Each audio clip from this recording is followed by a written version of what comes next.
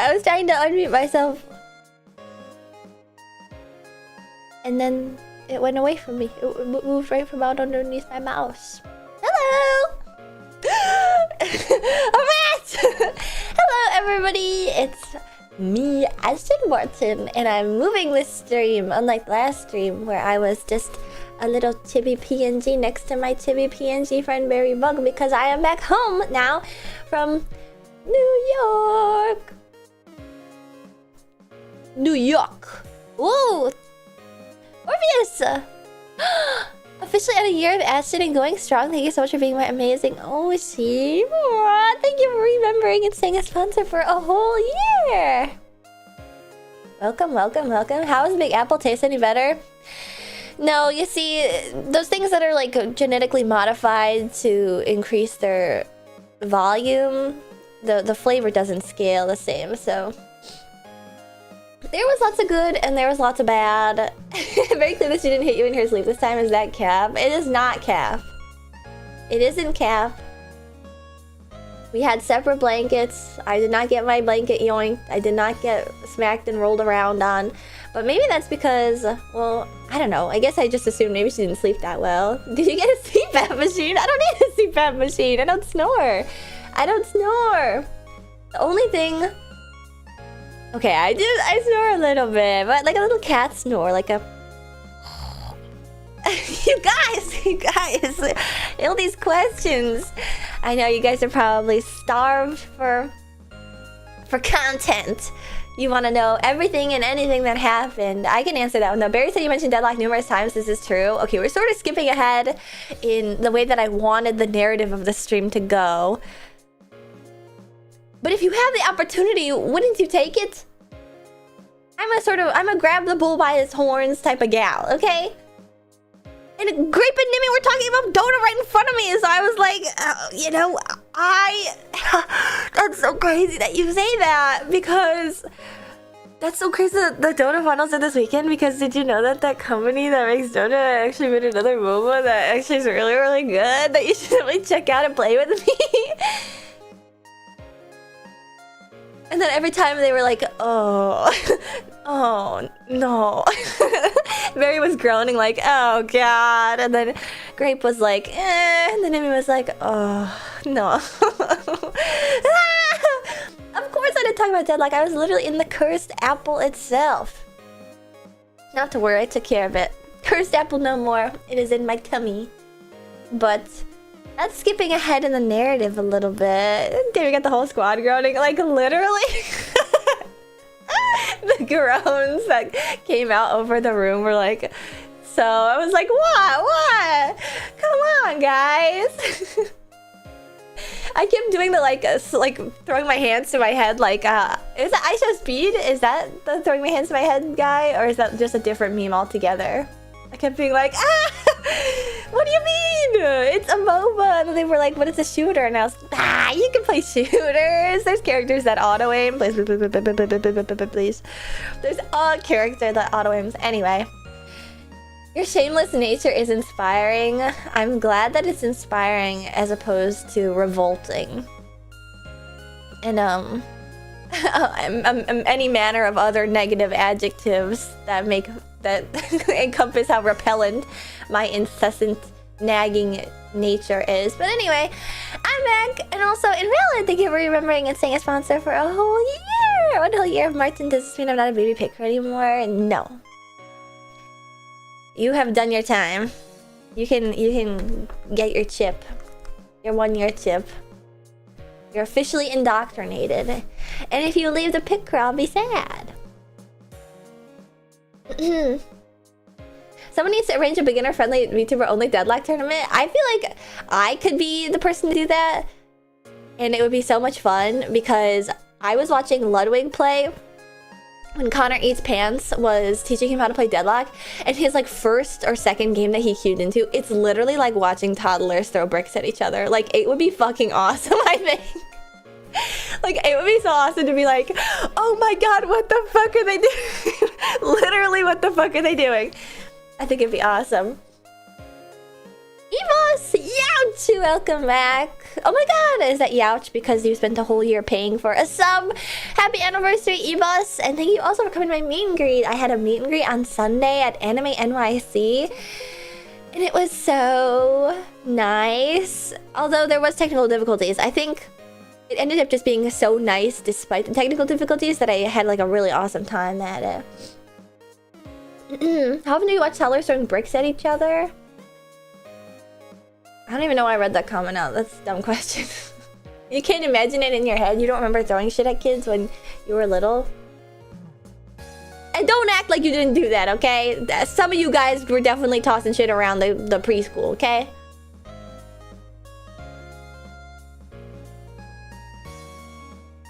Maybe not bricks, like building bricks, but like, you know... Oh god, the Fisher Price instead of the mini Legos and stuff. Nah, it was a perfect killer. Did Subtrain get updated? No, it's always like that. And thank you for the hype train on Twitch. Also, Seneclease, thank you for coming and saying a sponsor at tier 2 for 49 months. You are the oldest chilla ever. It's true. And it gets multiplied by 2 because of the tier 2. So that's 98. Wow. This chilla's old. I got in big trouble when I threw pocket change at strangers when I was 5. I was doing a myriad of bizarre things as a child. I've recanted, not that word. Anyway, me big word working overtime this past weekend, so me no use more big word. Hello, everybody. I'm back. Throwing pocket change? No, I was going to talk about how I used to bite kids in the head. Well, okay, it only happened twice, but that's still plural. Maybe I shouldn't admit to it, though. Hunky Dunk, thank you for resubscribing and saying a sponsor on YouTube for almost a year and 11 months. Thank you, thank you. We all tested the social boundaries as children, okay? Wait, you never said head? Not even finger or limb? No, it was head and twice. I would like perch on top of the playground and jump. You're like, ah. I remember one of the kids had a shaved head, so it felt like biting a peach.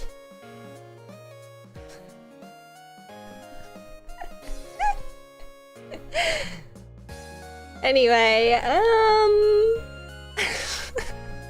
can you guys just ask me more about Anime NYC or something? Ask me what I did. I could go in order. I tried to write stuff down this time, but I can't deny I was a little bit nervous, like about pulling out my phone and walking and typing with it. You know, in New York. How much merch? Not very much. I held back this year. I also didn't really like go to the con for very long. I went for like a couple hours max, and I sort of just beeline for specific places. Oh yeah, the hiccups. What are your most favorite and least favorite things to do in New York? Things specifically. My most favorite is eating. My most favorite is eating because New York has so many amazing... Well, yeah, it depends. New York has like a glut of amazing food. The only problem is that... And this is a thing that like is normal in like most major cities, I guess, but it's just sort of like, you know, because I'm getting distracted by the messages. Whoa, I'm out of practice streaming. I'm getting one guide.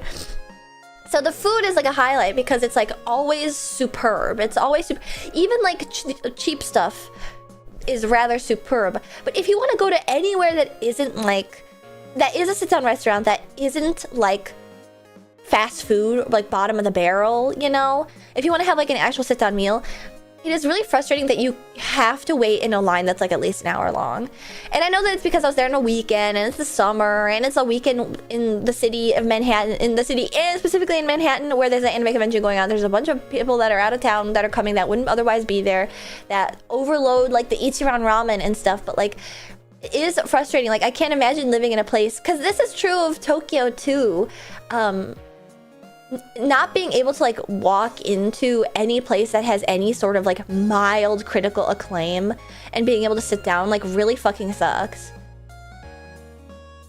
My favorite part of NYC is the fact that there's like food from everywhere in the world there if you look. Exactly! That was the thing that I really noticed this time too, that like, because New York is like such a melting pot also, that cultures tend to draw like even more distinct lines. Like, I know that there probably is a lot of like fusion restaurant places in New York that I just didn't get to see, but like there's also like way more authentic places than anywhere else in the country because it's like the actual people, immigrants are there and making businesses and stuff, so it's kind of cool. Like in other places where it's like you might have like non-Japanese Asian people running a sushi place like in the Midwest or something, just because like sushi is a fun buzzword and easy to sell. Like the people that run a lot of the sushi places in New York are like literally Japanese people, like trained Japanese chefs and stuff, you know what I mean? Every place I went to had almost no line. Really? I tried to go to a katsu curry place on my way out, thinking like, oh, this is like not a very populated area, and it's also like an off time. It was like 3 p.m., which is like between lunch and dinner. Like there won't be anybody there. There was literally a line out the door. So it was like, really? Like, I don't think this place is even all that critically acclaimed. It's just like good, you know? And I kept finding like any place that was like somebody had talked about on TikTok like once, that you could Google and find a video talking about. Because it's a Japanese restaurant during Anime Con, it's just that it's really authentic. Does anybody in NYC have good food trucks? I don't know. I didn't really eat any of the food at the con because the smell of the buttered popcorn is really overwhelming. It makes my stomach hurt. Actually, there was a lot of smells in New York that made my stomach hurt this time. So I would say the best thing is the food. I got a recommendation from Sister Martin, who had bookmarked a place, and she was like, okay, go to this place called Osakana, I think it was called. And I was like, okay, sweet. And so I make my way over there, and it's like on the eastern side of Manhattan. I don't know all the little boroughs names and stuff. And I get there and I walk in, and it's a Japanese grocery store. And I was like, okay, maybe it's like in the back. And then I walk to the back and I pass by a little ramen stand that's inside the store. And then I'm like, I'm not seeing it. And then as I get to the back, I glance at like a little refrigerated section, you know, like you find in a grocery store. It has an Osakana sign on it. Oh, okay, yeah. It's not a restaurant. It's just like pre-made bowls. It's just pre-made bowls. And I was like, what the fuck? I thought it was a restaurant. The restaurant is in a different location, but the Google uses the same pictures, so I thought it was a restaurant. But I had already made my way all the way over there, so I was like, fuck it, I'll get a little bowl. Because, you know, the bowls and the pre-made sushi at these places, even if the store is authentic, I mean, the workers are speaking Japanese to one another, even if that's authentic, like, it's still like, fuck, I didn't want a pre-made bowl. Like, I don't know how old this is. And then I got one of the bowls, and it was actually fucking awesome. It was so delicious. So that was, I think, a really pleasant surprise. That was, like, the only place I walked into because it was a grocery store. Yeah, that's East Village. I see. I gotta explore more of the East Village. So it ended up being very delicious. It had scallops and real crab and salmon and a little bit of ikura, and it was called the Hokkaido Bowl, I think. And it was $18, which, considering the amount of fish, it wasn't like huge. It wasn't really teeny weeny, but that's New York for you, baby. But I kind of liked it. It was still kind of funny to make my way all the way over there on public transit, thinking like, I'm gonna get some nice sushi, some nice fresh fish from New York. And it's in New York. It's essentially free for $18. The Kinokuniya Bookstore Cafe has really good Japanese food. Ah, that's good to know. But yeah, it was rather good. Wait, I don't think I answered the question properly. The best thing was it the best thing I did or ate? Well, that was good. The pastrami sandwich at Katz's is $40. Oh, of course. Of course. I think the best thing in general. Oh, that's what it was. The best thing is always the food. Even though it's annoying to have to wait for it in lines for no reason sometimes. But the best thing is the food. And the thing I didn't like, the worst thing is, unfortunately, the hustle and bustle.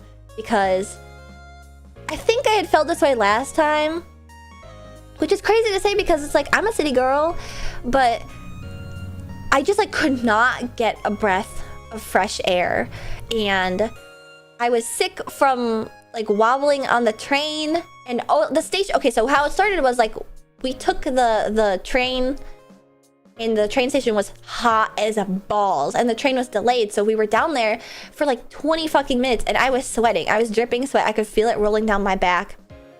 And it also smells like pee because it's the train station, and so it's like 100 degrees down there, and so I was starting to feel sick because of that. Then we get on the train, and then you're jostled because of the train, and we only went like 2 stops on it, but it was still like, oh thank god I'm off of this. And then we get off and we walk up to the street, and I'm like trying to get a breath of fresh air, and then I'm hit with the burnt food truck smell of like burnt sausages because they've been cooking shit there all day, and so it was like, okay, that's annoying.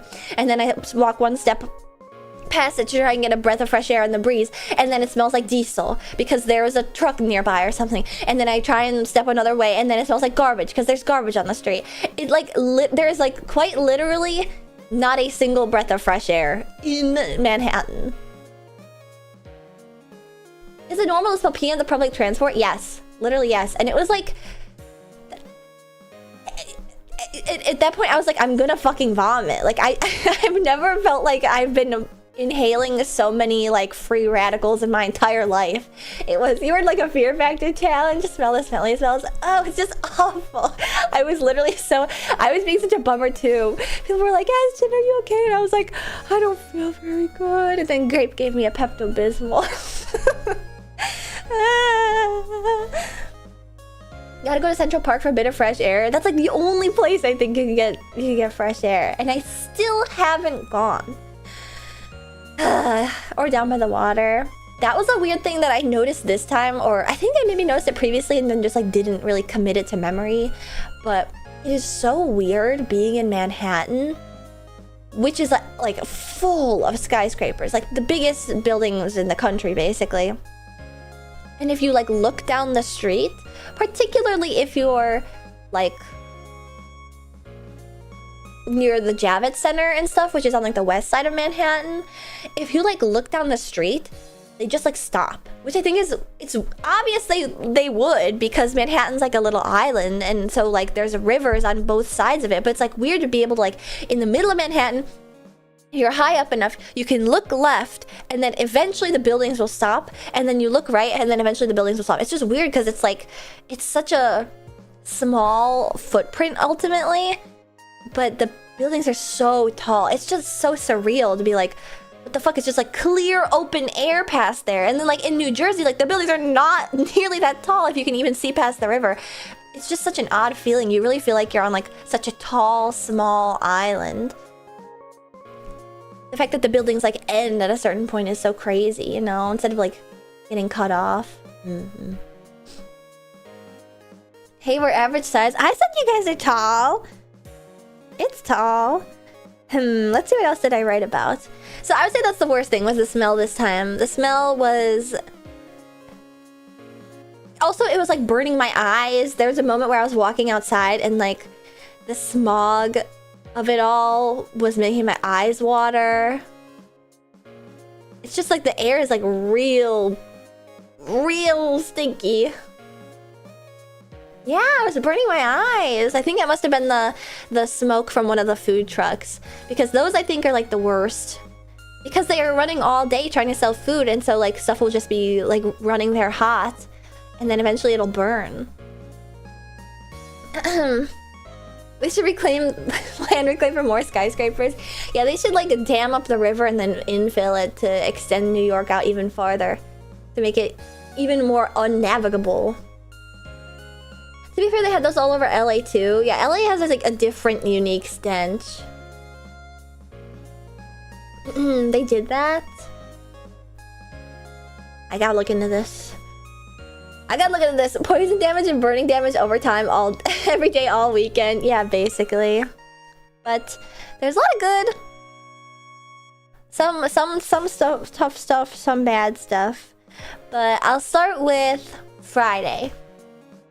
So I decided to fly in super early so that I could have time to work at the racetrack. that day because there was no reason to not work at the racetrack, but I didn't want to like fly during the day and overlap with work time. So I flew early in the morning out to New York, and then I was able to use a Setsuna hotel room that was unused to work inside, so I had some nice peace and quiet, and also a bed, so I was able to take a little nap, which was really nice, except for the fact that the housekeeping woke me up twice, and she woke me up and I thought it was like someone from Setsuna, so I was like, oh, I gotta like look normal, I gotta look like I'm actually working because they're letting me use the room to work from. And then I opened the door and the woman's like, oh, do you want your bed to be made? And I was like, oh no, like that's all good, because it was like an unused room, so it was made already, like we don't, like not necessary. And she was like, oh, okay, I'll come back later. And I was like, oh no, like it doesn't need to be done. And she said, I'll come back later. And I was like, okay. And then she came back later and was like, you want your room done now? And I said, it doesn't need to be done. And she was like, well, why didn't you put the thing on the doorknob? And it was like, can't you just take my word for it? And she was like, okay, and then went away. And that happened twice. That happened twice over the weekend. That is what it's for. I know it's what it's for, but it was just a room that I was like utilizing for the day. But that happened twice over the weekend. Like when I was like, oh no, like we don't need service today, thanks. And they'd come back another like hour and a half later and be like like mad that we didn't put the thing up, and it was like, I'm sorry. It's not that I was upset about being bothered the first time, but like I don't know why they can't just like write it down in a thing and like move on, I guess. Like, why do they have to clean? I don't get it. It's strange they came back, and it happened multiple times through the weekend. Their bosses probably get on their ass if they don't follow protocol. How is it not protocol to be like, hey, I don't want this today, mark it down, thanks? Like, mark it as done. Is it because like it's happened where somebody said that and then they haven't cleaned and then somebody gets all pissy? Probably, but mark it down where? On the little clipboard that they have on their thing full of the rooms that they go through? I've never had that happen before, is the thing. I know it's their job and I understand that, but I've definitely been like, oh sorry, I don't want the service to be done. I can see it both ways, unfortunately. I'm only pointing it out because I've literally never had that be an issue before, and multiple times throughout the weekend at different hotels, to be specific too. But that's another thing. Some places just do things differently too. Another thing that always catches me off guard is when I fly into a new airport and it's not illegal for taxi drivers to be hovering in like the checked bag area offering rides, because that's like super fucking illegal in most of the airports that I fly into, right? Not New York though, not New York. It's not illegal in New York, and so they are like vultures there, and they will like breathe down your neck and be like, you need a taxi, you need a taxi, you need a taxi. It's illegal in New York, but they do it anyway. Because they also do it in Tokyo too. They were everywhere at LGA, yeah. That's crazy ballsy. It is really not allowed. Oh, I got cookie for a second. Ugh. Sorry, I ate a lot of pasta for dinner before stream. But, so I come in early. And then I, work from the hotel, and then it is dinner time, and so I decide to go to Ichiran Ramen, and again, it's an off hour, and it's also the Ichiran that's, to be fair, I realized this belatedly, like, oh, this is the Ichiran that's like near the convention center, so it's all a bunch of like weeaboos that are trying to go get Ichiran. I was thinking like, oh, the Ichiran that's by Times Square is gonna be like way more busy. But no, there was like a 30-minute wait to eat Ichiran, and I am sorry to say, and I am like a crusader for mid things, okay? I crusade for mid things. I love the taste of cardboardy stuff, like plain Cheerios in handfuls. I love the crunch. But Ichiran was just like kind of eh. You know what? I had it with like the basic recommended like mild spice, like recommended the regular amount of garlic, you know? So I had like perfectly baseline. And I would say the perfect baseline of the Ichiran ramen is 2... Okay. I would say the Ichiran baseline ramen is like 2 plain. It was a little bit flavorless.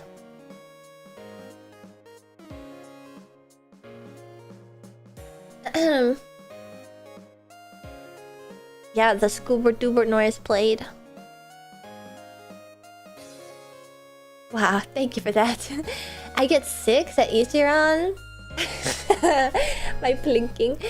But yes, I wanted to try Ichiran because I decided to go out of my way this time in New York to go to all the places that I should have gone previously and then just never did. Because, like, for one reason or another, like, I was too busy doing other stuff. I've gone to New York 2 times before this, both for Anime NYC weekend. And one time I did some, like, touristy stuff, and then the other time it was just like all ANYC and then like hanging out with friends and stuff near the con center, and so I didn't get to really do like New York stuff. So I made it an effort to do like the New York stuff that everybody wants to do, or at least some things that I've had like written down to do for a while. So on a previous trip I went to like Top of the Rock and I did that and got to the top and like got to look out over New York and Manhattan. Ooh, and that was cool. And then that was the trip that I went with Sister Martin and Mama Martin.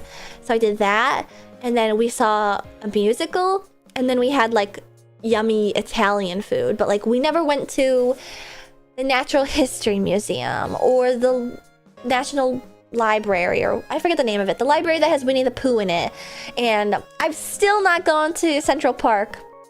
And so those are still on my list of things to do. But this time, I did go to FAO Schwartz, and I did go to the Nintendo store, which I didn't realize was right fucking next to FAO Schwartz. We could have just gone there previous trips. I don't know why it took me this long to get to the New York Nintendo store. Also, I realized too belatedly, is there a separate Pokemon store? I didn't fucking know. And so now I still have to go to that. And then I finally went to the K-Books. Is it K-Books? Oh, it's Book Off. I finally went to the Book Off that is also in Manhattan. And so I did Eastern Book Off and the Nintendo store. Those are all things where it was like, why didn't I do these before? I should have done them. And in Book Off, I got some cool stuff. It was full of stuff. The Nintendo store used to be a Pokemon Center. Oh, I see. I know, I need to hit the museum so bad. I just haven't ever gone to New York for more than like 2 or 3 days. And it really is just difficult to travel to plan stuff because of the like waiting and the cost of it all. And I am ashamed to admit I did take Ubers more than I wanted to because I was just like constantly running behind to planned group events and stuff. And so I did take Ubers more than I would have liked. But I noticed this. I don't know how I didn't notice this before. Or again, maybe I noticed it and it just like wasn't notable enough for me to write down. The roads fucking suck. Like, on top of the fact that like it is so slow to travel by car in Manhattan compared to the train or like even buses on the road, so it's just as bad. But like they fucking suck. I was surprised because I was like, well, there's so many people that take the train that like talk about taking the train, like maybe the roads are just gonna be like congested. I was expecting them to be congested and annoying and slow, but not like actually shitty. Like if you are in the back seat, it's like bong bong bong bong bong, like you're getting knocked around. I didn't realize it before. That's the entire state fun fact. It's fucking horrible. Like, the roads are so bad. I was in shock at how bad the roads are. Isn't it a thing that there's always roadworks? I think that's true of like every major city, but I guess they're not usually so... I don't know. To be fair, a lot of cars equals bad roads. I know, but you'd have to close down the entire city, to be honest. So that's another reason why you shouldn't go. I was getting jostled so bad. And 2 different times I made the mistake of being like, well, I need to eat, but I need to get to this place. So I'll pick up food and then I'll call an Uber and eat in the Uber. And then eating in the Uber is like... like an active talent. One that I am very good at. One that I'm very good at, but it's still like, holy fuck, what did I get myself into? Like, you have to hold your arm completely slack or else the bounces are gonna like spill your drink all over you. Soup is bad Uber food. Now I've come to discover. I'm a very good car eater, but it was definitely testing my limits. Very bad. And there are no alleyways, so if they close the street for repaving, the block doesn't have a trash service till they're done. And everything is one way, too. And also, a lot of stuff is just closed, like, erroneously. Uber driver nervously watching you eat food in the back. I kept wondering, like, are they gonna tell me not to do this? They never did, though, and I tipped them. You're a good car eater. How many cars do you eat?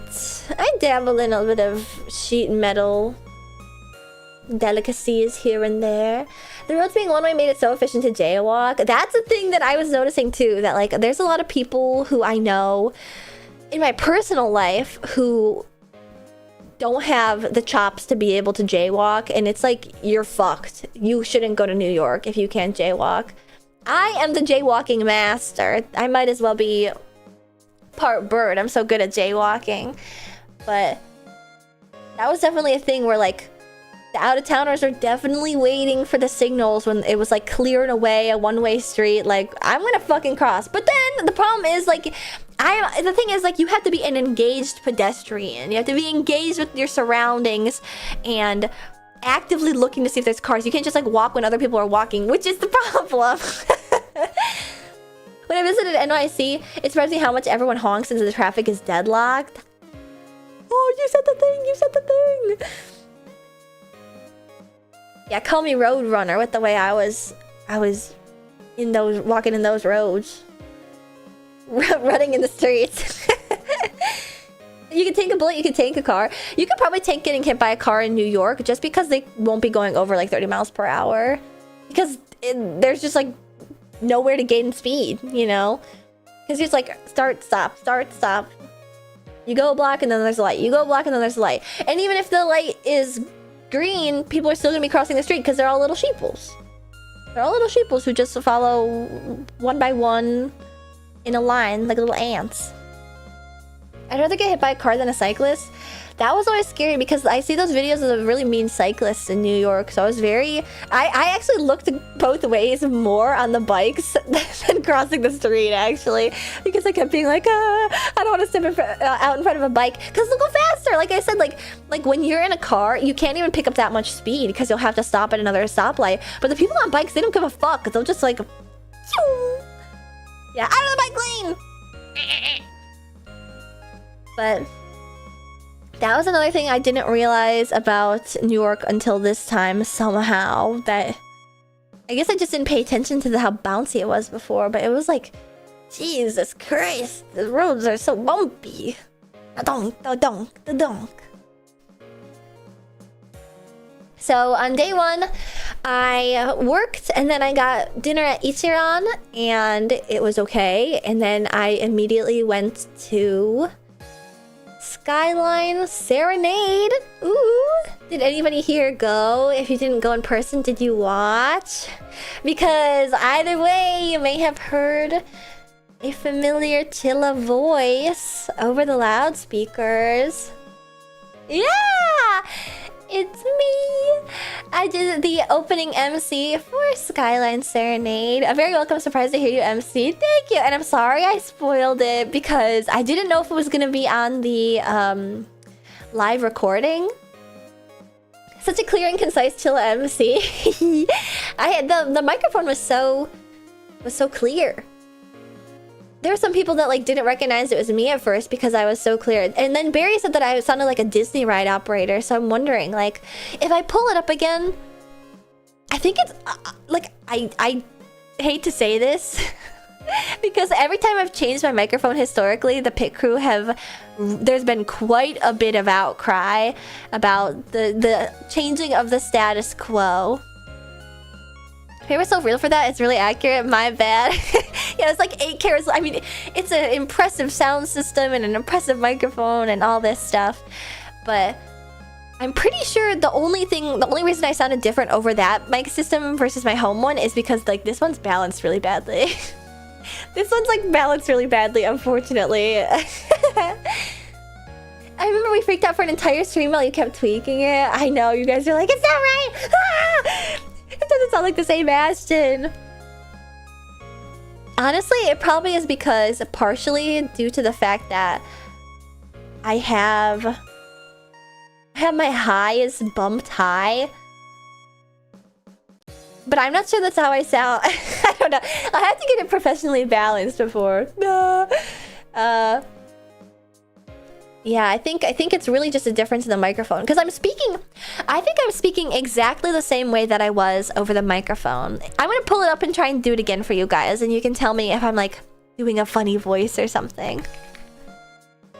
Also, I did make a little fucky wucky during it, but it's not my fault because the script had an extra word in it. And I'm probably gonna mess it up again. Alright, I'm gonna try it again. Welcome everyone to Skyline Serenade. I am Ashton Martin, the roller rodent race queen VTuber of VTuber Racing, and I am your MC for tonight. Are you guys ready for the show? You put on a voice, I bet. I know. I mean, it's MC. Who is ready to be healed by the Baku nurse Nimi Nightmare? Who is ready to be haunted by the otaku ghost maid Mint Phantom? Yeah, I'm just doing the voice. Who is ready for to bloom with the flower fairy Phoebe? I remember when it happened, I was like, oh, what? What? Oh, that's not right. Anyway. I know, I'm doing my voice actor voice. I'm not interested in buying insurance. You sound whimsical. You sounded confused. It was funny. I was hoping that the confusion didn't get across because I was like, whoa. But we just gotta roll with it. We just gotta roll with it. No, I'm sorry I can't sound like that all the time, okay? I'm sorry I can't sound like Disney ride operator voice all the time, if you guys prefer that. Some of us have to keep it locked down with the nasty Fujo voice. Chachikor thought you were Doobie? Literally, why? I told Ray when that happened you were gonna bring it up after. He owes me money. Of course I'm gonna bring it up. I was like, that's like a pretty big fuck up to make in front of so many people. It would be great if they recorded the line and it was looped over and over again. So a fun fact, or not so fun fact, about the MC was I wasn't sure until... You know VTuber Philly and what happened to her? Nope. Sorry. You'll have to find your answers elsewhere. I mean, I know of her, but I got no clue what happened. Unless this is all part of the ARG. Ooh. But anyway, prior to the event, I wasn't sure if I was going to come in before or after my workday. And if I had come in after my workday, I would have been cutting it really close to when I was supposed to MC. And so I asked like, hey, can I record my MC? And Oshi Spark was like, sure, this is like what we want to say, but like, can you record 2 versions? And I was like, okay, what should the difference between the 2 versions be? And they said, well,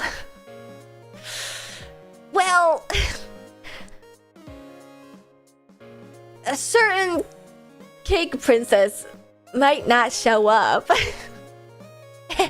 And we do want to have you do the MC, but like if you say like Keiki is there in your MC, then... So I would have been the one to break the news, maybe. If she hadn't made it. Thank God she made it though.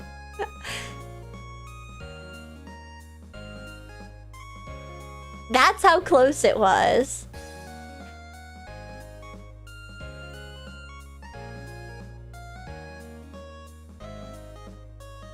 Also, I just realized that 25 minutes ago, Cosmo Sickle and Outrun gifted me 5 subs each. Thank you. I'm sorry I missed these. Thank you, thank you, thank you, thank you, thank you. They would have booed you. I know!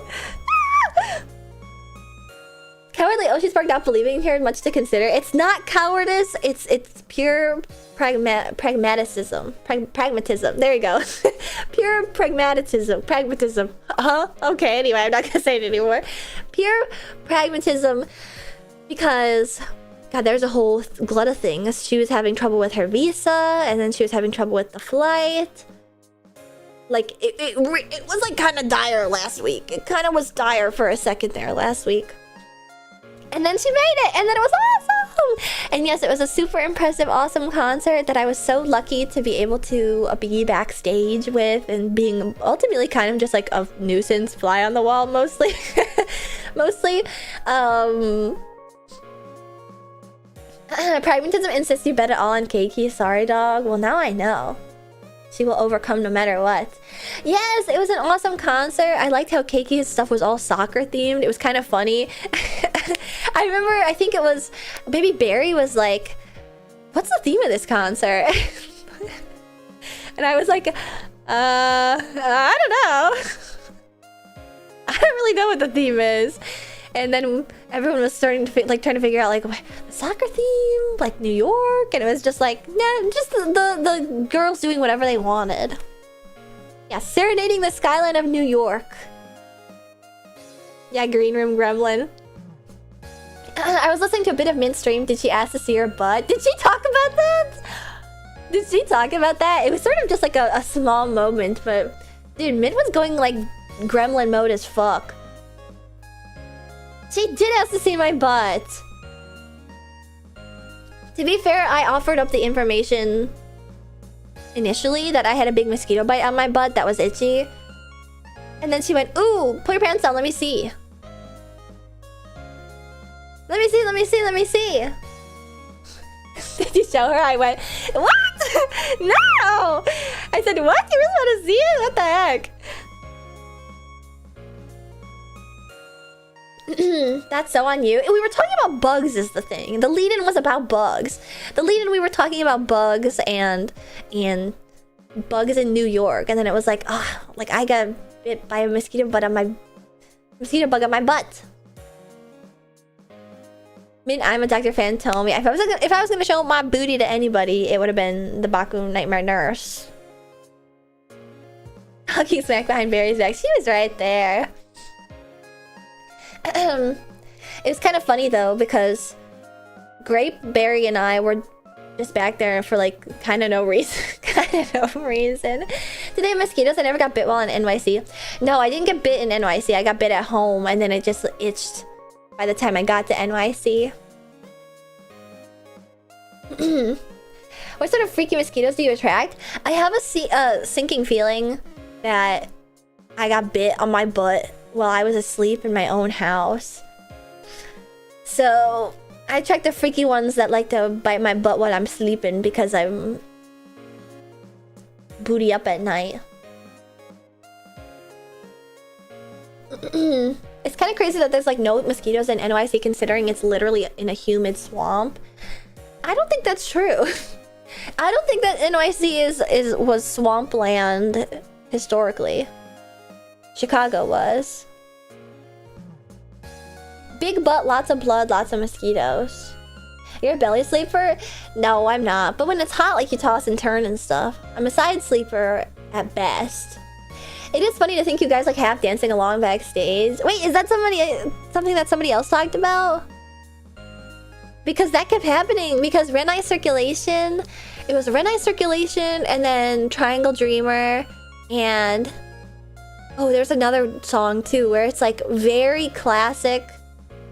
No, you just did. Oh, like a very classic, like dances that are iconic to the songs that were made on Nico Nico Doga like over 10 years ago.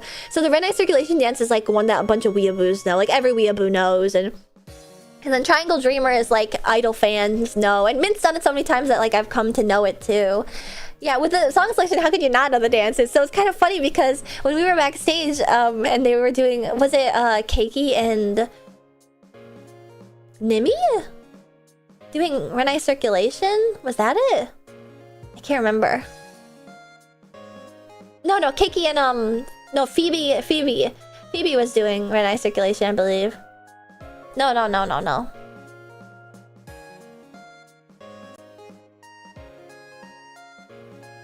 Anyway, I messed it up. I saw the clip muted. I can tell they were doing red eye circulation. Yeah, it's got an iconic dance. Keiki and Numi for red eye circulation with the Numi cast. Oh, yes, that's it. When they were doing that, Mint and I were backstage, like, watching the monitors, being like, you know, doing it together and stuff. And then I looked over and was like, oh, yeah. All weeaboos know this dance, huh? Everybody knows it by heart. You might have seen the post. I see. Kiki and Phoebe combining Idol Soul Power for whatever that Hello Project song was awesome. Yes, the Hello Pro song from W. Dude, and she did a Barry's Kobo song, which was like the ending to Inazuma 11. And then... well, she picked that because it's a soccer song. So it's like, it's all part of this overarching soccer theme. And she had the backup dancers, Katie did. And I remember when I saw them afterwards, I was like, oh, like, I get it. Now you guys are dressed like the Inazuma 11 characters. Because for some reason, to me, they sort of looked like the Inazuma 11 characters. And then they were like, what? We just got these these soccer outfits off like Amazon, and I was like, what? I thought you guys were perfect. Like, and then I said, oh well, it's like an Inazuma 11 song, right? And they were like, yeah, but I don't know what characters you're referring to. And I was like, oh fuck, oh no. And then I had to like look it up on my phone, and no, they don't look like that. They like sort of do if you only ever like saw Inazuma 11 in like doujinshi or like 10 years ago and had to like conjure it up from memory. They sort of looked like they were dressed as the Inazuma 11 characters, sort of. Look, I'll defend my honor, okay? Dude! Okay, this is perfect. This is a perfect picture. Oh, my tummy hurts. I ate too much pasta.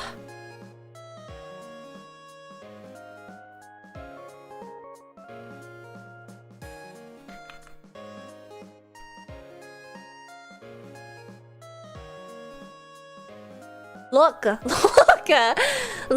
Okay.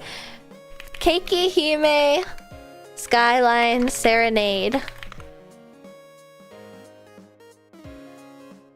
Let's see if I can find a picture with the backup dancers. I found one!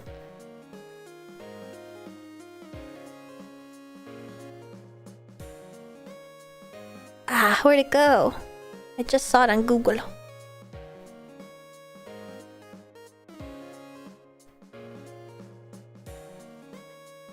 No, you guys are better off, by the way, with pixels only.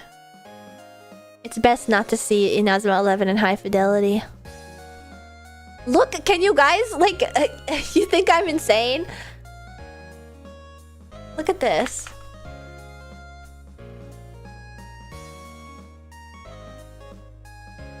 Look! Fuck, there's so many pixels on this one, too. Look!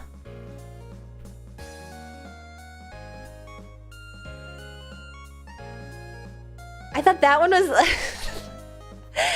this person was this character, and then this person was this character. But from my memory of like... there's probably like there's a character with like a little bob in Inazuma 11, and I know there's a character with cornrows in Inazuma 11. And so I was like, oh my god, they're just as Inazuma 11 characters. No, I was wrong. I was completely wrong. They just have hair and are wearing a different color. Come on, dog. Oh, my bad. Excuse me for not fucking completely one-to-one remembering every single character in the worst anime ever. My bad for misremembering and misrepresenting Inazuma 11, the show that nobody has seen that's over 15 years old.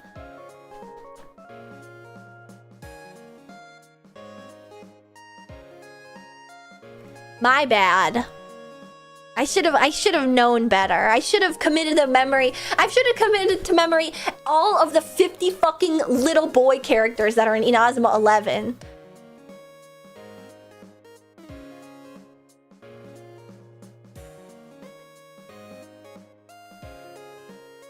Ugh. Fake Shotokan.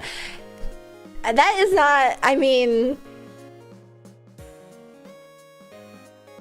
I was gonna say something bad. That's all I had growing up. Really, pick Inazuma 11 to be... what were you gonna say? Inazuma 11 isn't the show I would pick to be a Shotokan over.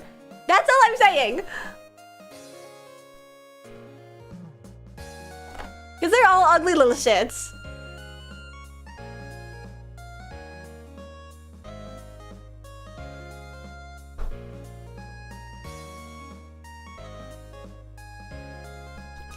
Okay, that was kinda... if I had to be... That's the charm, isn't it?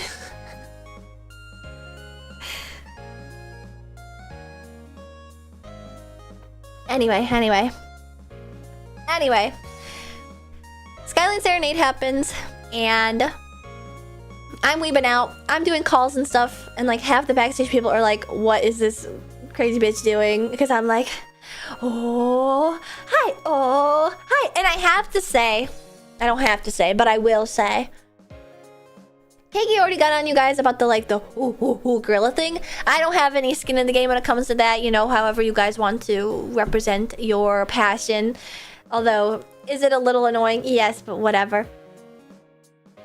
I was in shock at how this concert of all of the concerts recently had like the most random calls during it. I didn't know it was a bad thing. I didn't realize anybody disliked it or whatever. But the gorilla hooting sucks IMO, it sounds like jeering. Yeah, it sounds like bad. It kind of sounds like somebody's doing something negative. But it, you know, it's also like moment dependent. Anyway, this was like the concert where I was the most surprised at how few people knew the calls. Because I'd hear them like start a call, and it wouldn't go through like the whole... I think people would start to like get like back out and get nervous, you know? Like particularly like the slow ones where it's like, instead of just like shaking to the beat, like dun dun dun dun. I'm not very clear. This isn't very clear because you can't see me moving. So I'm gonna bring up a trusty light stick.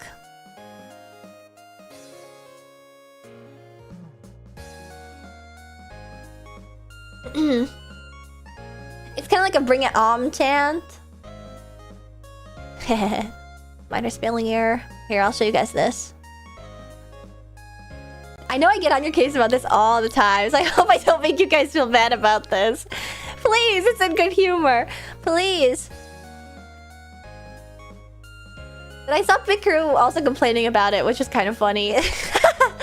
About, the beat being off during the calls and stuff. And I know it can be tough when other people around you are like overwhelming your brain and stuff, you know? This was happening at the Whole Life Super Karaoke in NYC. People weren't even standing cheering in the front. Like no one was doing calls or mixes in my section. I was surprised because I was like, if any concert's gonna have it, it's gonna be like the idol ones, right? Like the ones with like 2 real life idols. But I was surprised there was less than Densetsu. But yeah, if your section gets upbeat, it's really difficult. I'm trying to pull up my paint.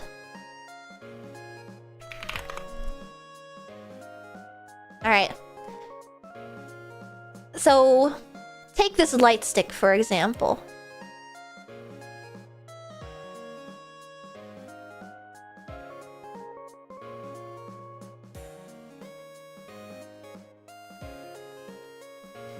So what you'll do is, to the beat, the most thought-provoking complaint was that they chant Ankoru instead of Encore. Like, why do they do that? Because that's how you do it in Japan. That's how they say it in Japan. That is not a complaint to me. I like Ankoru. That was confusing the staff, though. The backstage people were like, why? Why are they saying it like that? First blurry JPEG, now MS Paint. Shush! It's demonstration purposes. So when you go to like the beat of a song, you know, I'll go, for example, like Sankake, Sankake no koi wa kyuguru.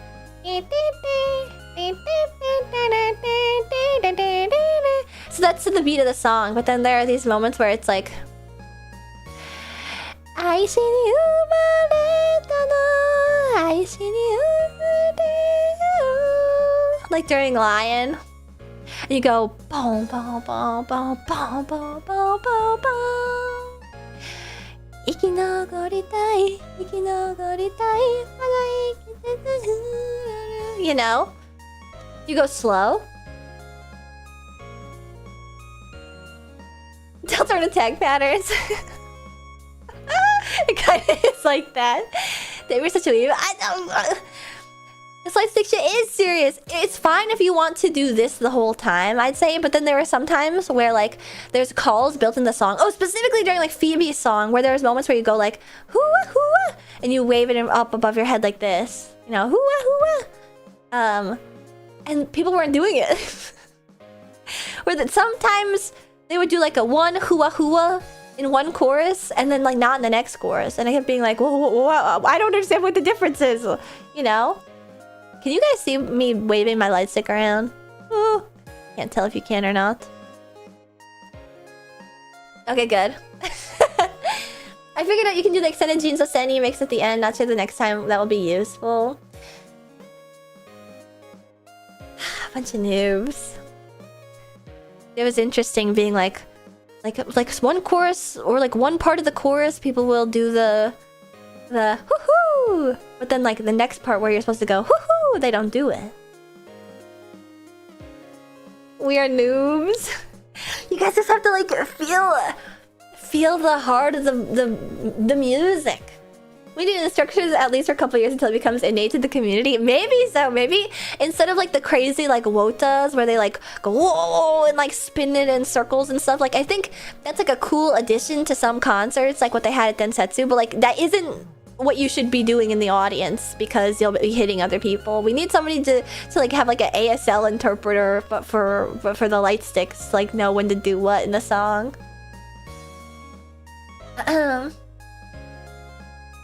As somebody who had attended holo concerts, I think some folks may not have the energy to follow along, and that's okay. That's totally okay. I want to make it clear it's okay. I think it's just when you get offbeat that it can become an issue. The vote does distract the crowd. Yeah, that's meant for performing in itself. You know, you're not meant to do it like in the audience, really. Yourself for light sticks, yes. Yeah, we need a leader at the front. I'm trying to think what I could do as an example. What's an idol song? You know, I'm gonna pull up an idol song and I'm gonna play it, and then I'm gonna wota to it. Let's see.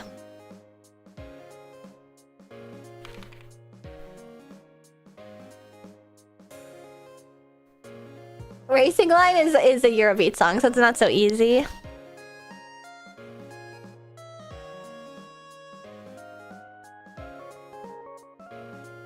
I still haven't memorized the standard chants. I just go Aiga a bunch of times and hope no one notices. What would Aiga be used in? I know the ones that are really hard to remember are like the Jinzo, Senni, Waiba Waipa, Taiga, Taiga, Tata Tata Taiga, Chape Ape Karakina, Chape Ape Karakina, Myohon Tusuke. That's a hard one. Because that's just like gibberish. That's gibberish even in Japanese. And then like the typical one that Mint fans know. And then there's the one where it's like Iitai koto ga aru nda yo. Yappari omae wa kawaii yo. Suki suki daisuki yappa suki. Yatto mitsuketa ohime sama. Ore ga umarete kita riyu. Sore ga omae ni deau tame.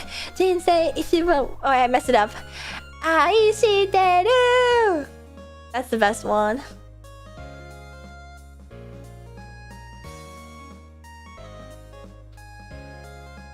I will say though, I definitely heard you guys cheering my name though when I was doing my MC, and it made me laugh at one point. It threw me off because I heard somebody say, "I love you, Ashton!" and I snorted through my nose.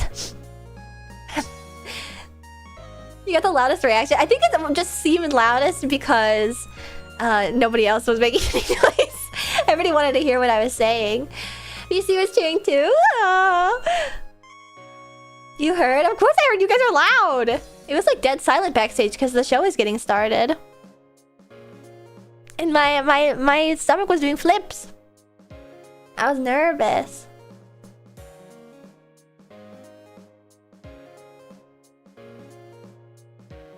Here, I'm trying to... What's a good idol song? To do a little Wota routine too. What's the one that they did do the... Gachikoi Kojo at? Yes, I felt all your love. Shiny Smiling Story? Okay, we'll do Shiny Smiling Story. I'm trying to find one that has like all different parts that you could do. You can play Triangle Dreamer. I think that's the one where they do Gachikoi Kojo in it, right? No, because Gachikoi Kojo happened at the end of the concert, and that was like really early on. It was awesome though seeing Phoebe dance to it alongside 3D Mint, alongside 2D Vicky. It was awesome! It was so awesome. Alright, here we go.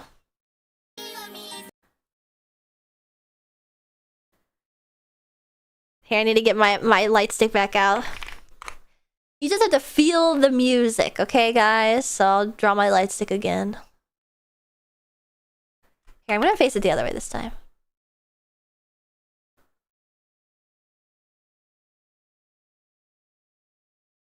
I'll make it red.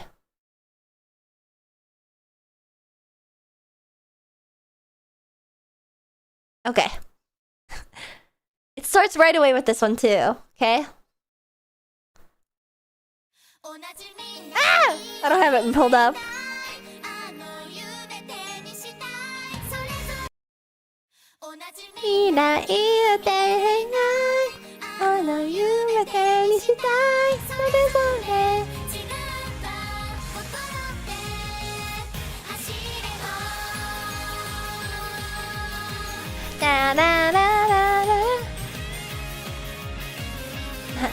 And here's the normal on the B.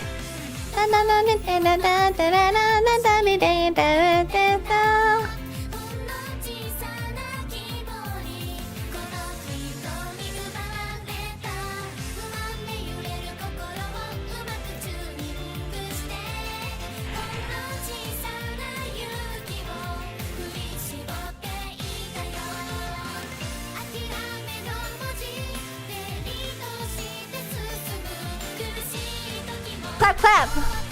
Clap, clap!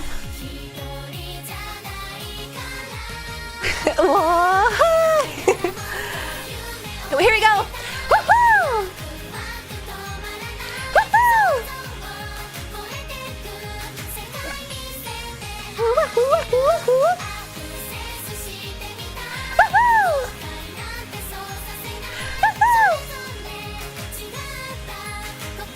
How do you clap with light sticks? You clap them together or just clap?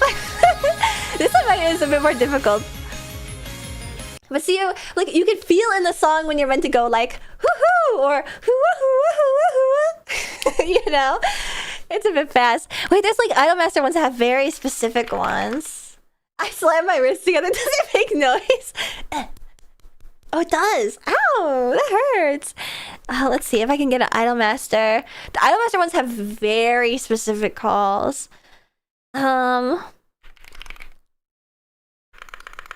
see. Let's see.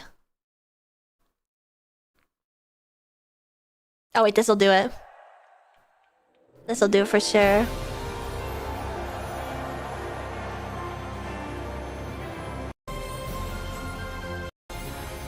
Sorry, it's the opening of the show, so it's... Domo desu yo! Here we go, here we go, here we go!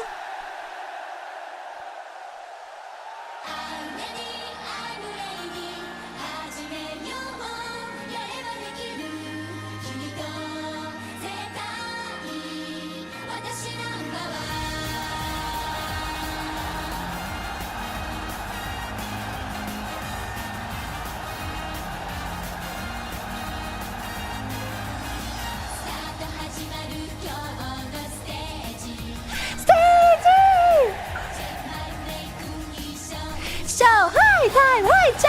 Hi,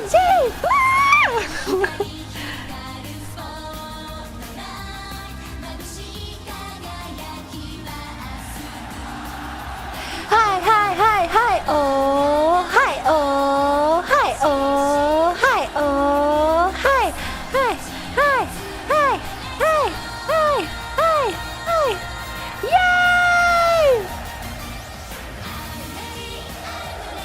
Woo!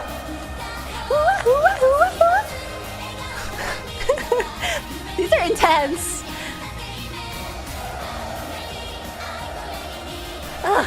You can hear them doing the calls in it too. The echoes of the calls are crazy. But yes, it's difficult to do. Like the Idolmaster ones are like intense, and it's in the entire song. It's so awesome. I know. Which is why like that feeling is so awesome when everyone's like in tune, which is why I want you guys to be able to experience that. To be able to experience the feeling of everyone going together, you know? Yeah, the IMS ones are also kind of tough because it's like really dependent on if you know the song. So they're probably not a great example, but once you start to hear where like the da da da da da da or like the woohoo woohoo, I only know obvious calls like the ones you've shown. Yeah, well the IMS ones are very specific to each song. You have to like know. But the ones for Shiny Smiley Story are like very.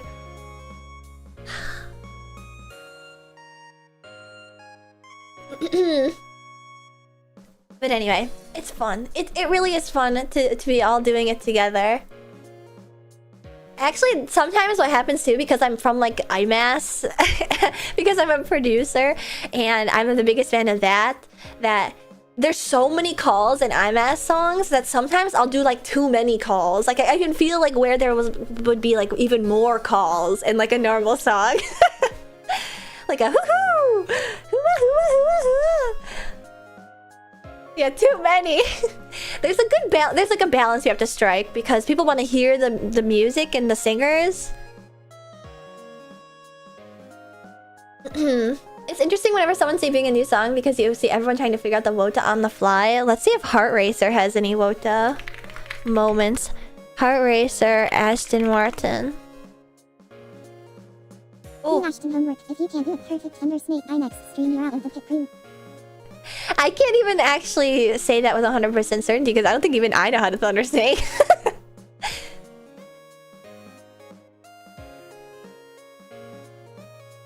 Here, let's see. So what I would do is... Even I know that? Well, what is Thunder Snake again? I can't remember. I can't keep all the names straight, to be honest. The concert was tough. We had no idea what the set list was going to be because they can do idol, anime song, western song. See, that's another thing because I guess I can't even get on people for not really doing calls during it because, I mean, Keiki did like Waka Waka and Wonderwall, so it was definitely a mixed bag. It was definitely a mixed bag. Actually, there was multiple songs where I was like, I've never fucking heard this before. Like the song that Keiki and Phoebe danced to where they were like wiggling. I hadn't heard that in a super long time. That's a Hello Project song. And oh no, there was another song that I was listening to and I was like, I've literally never heard this song before. It was real niche. It would surprise me if a lot of the audience members knew. How do you make Ten Ten Tengoku Jigoku Goku? The Digimon song? I think the Digimon song was the one that I was like, what the fuck is this? Oh yeah, Cheerleader too. Ooh, I think that I found myself a cheerleader. I have to draw my pen again because I keep closing MS Paint and going, wait, let's do another WOTA session. WOTAing without the pens, though, is like... It makes you look so silly, but it also makes you look like a hardcore otaku. Like, if you know, like the smack... It's hard to show you guys. You'll know when you see it though. Like a real. Have you guys ever seen that meme where it's like the guy that's like really into house music that scares the DJs because he's just standing there like nodding very lightly. Like one of those real house heads. That's what it's like to do the calls without a light stick. Like, whoa, like they're deep in this. They're really deep in this. Maybe Ashton's giving controversial takes. Hello, Grog! I'm trying to remember. What would they say? Like a house head? Is that what it was? I can't remember. Here. Down. Down. And then you go, nah, shake up in the air. Hi, hi, hi, hi, hi, hi, hi, hi, hi, hi, hi, hi, hi, hi, hi, hi, hi. This might be a lot of highs. Hi, hi, hi, hi, hi, hi, hi, hi, hi, hi. 12, please.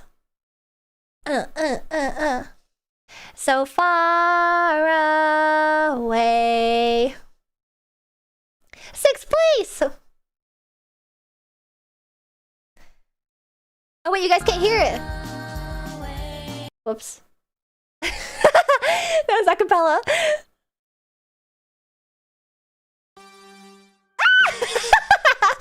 That's embarrassing. Woo! Da da da da da. Hi, hi, hi, hi, hi, hi, hi, hi. Hi, hi, hi, hi, hi, hi, hi, hi, hi, hi, hi. 12, please. Far away. 6, please. Far away. Now this will be slow. Shoulder to shoulder, heart to my heart, tears. Start, stop.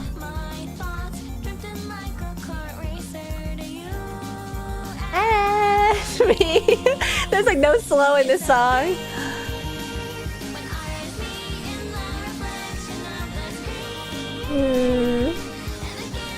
You gotta sing those parts.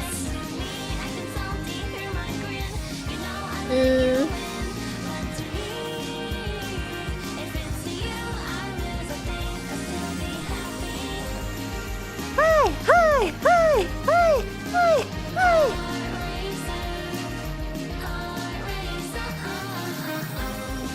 Hi, hi, hi, hi, hi, hi, hi.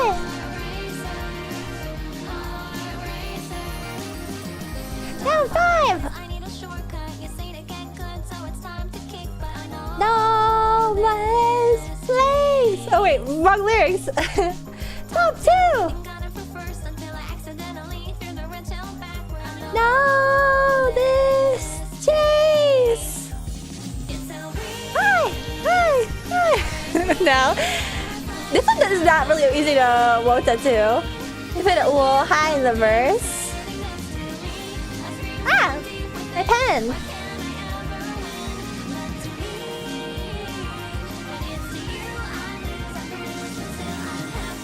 Whatがあるんだよ。やっぱり明日も可愛いよ。好き好き大好きやっぱ好き。やっと見つけたお姫様。俺が生まれてきた理由。それがお前に出会うため。人生歩むが愛してる。See, it fits perfect in there. I messed it up at the end.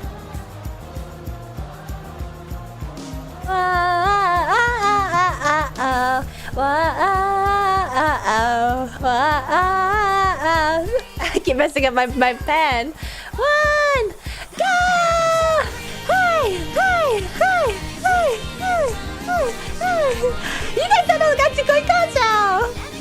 Oh yeah, now this will be the part where you go like in a circle, like oh with the other light silk.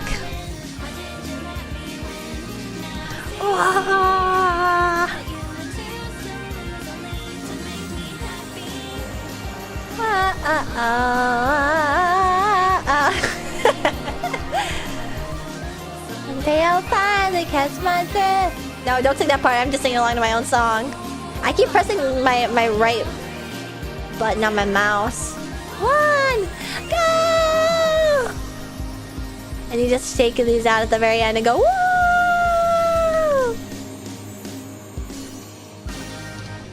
Ah, there really isn't a lot of moments there for... Is that an eggplant? Yeah, guys. Eggplants in chat. To cheer for Heart Racer. Can you make the pen light drawing an emote? You like this? You like my shitty little pen light drawing? Where would be a good place to put a hoo-wah hoo-wah? Or like a oh hi, or a hoo-hoo. Yeah, it's hard.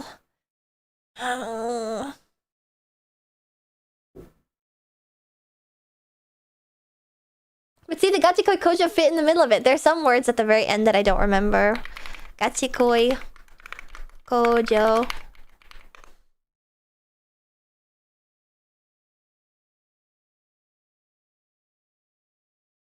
I'm trying to remember the last couple words.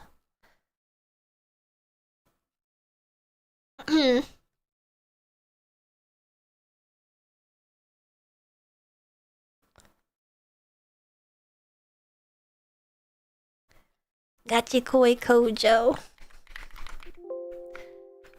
There we go. 言いたいことがあるんだよ。やっぱり明日も可愛いよ。好き好き大好きやっぱ好き。やっと見つけたお姫様。俺が生まれてきた理由。それはお前に出会うため。俺と一緒に人生歩もう。世界で一番愛してる。愛してる。Okay, I'm gonna put it in Heart Racer. Where did it go again?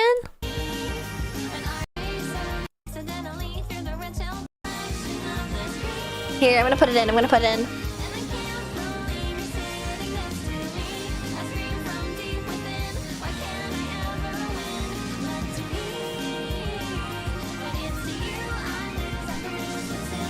言いたいことがあるんだよ。やっぱり明日も可愛いよ。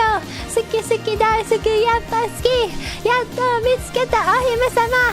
俺が生まれてきた理由。それはお前に出会うため。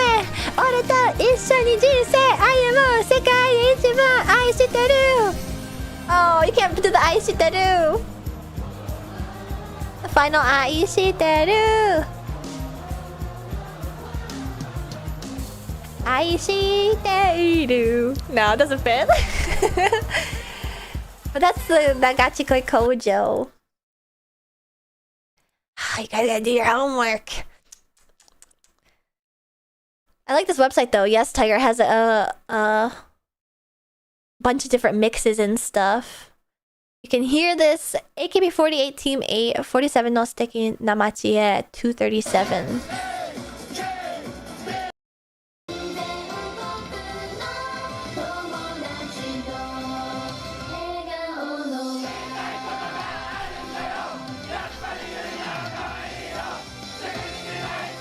Wait, they're a little offbeat.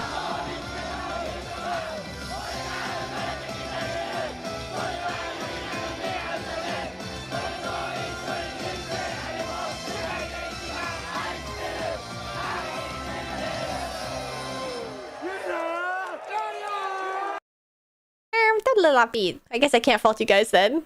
Even the AKB, the AKB won't deserve a little offbeat. That one's a hard one to get on beat. Hangul mix, Spanish mix, Pan mix. I hate Pan Pan Pan Pan, Pokemon Pan, Fureshi Bredo, Ito Pan, Matsutakako, Matsutakako. Wait, actually, you guys should know all these specifically just because I did a cover with Huni and friends of the song called Idol Life Starter Pack that has all these calls in it, you know? I thought it coded the second because it down that was the unnecessary pose. Tusuke, Kasan Toby Joko, Zaza, Fibo, Wipa. Ooh, I, yeah. Ja, ikuzo, Todo. Wait, Saiba, Ja. Ah, Mari-chan. I sound so bad. Can you link it so I can review it? Yeah, I'll post in the Discord. But this is like a song full of calls in it. I'll post it in media links.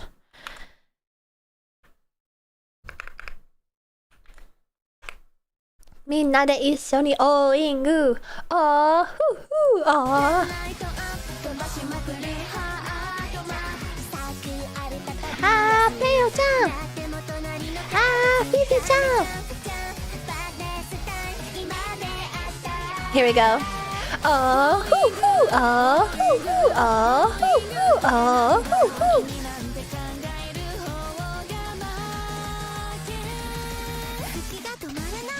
Oremo! Woohoo! Woohoo! Hai, seno! Hai, seno! Hai, oi, oi, oi, oi, oi!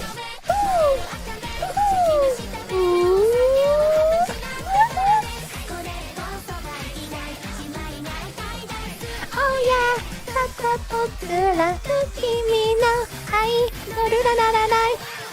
Wait, I sound cute in this cover. Can you tell that's me?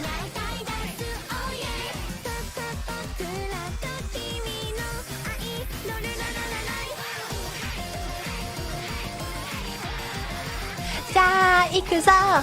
Hora, hi, jizo, sani, ama, shizo, kasen! This is just mixed so well. What the hell are they doing upstairs? Can you hear that?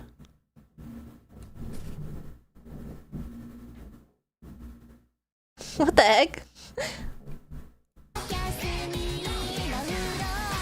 Pam pam Pokemon pan, fresh bread 糸パン、松坂子山崎春のパン祭り、3拍子手拍子入れたくなっちゃう。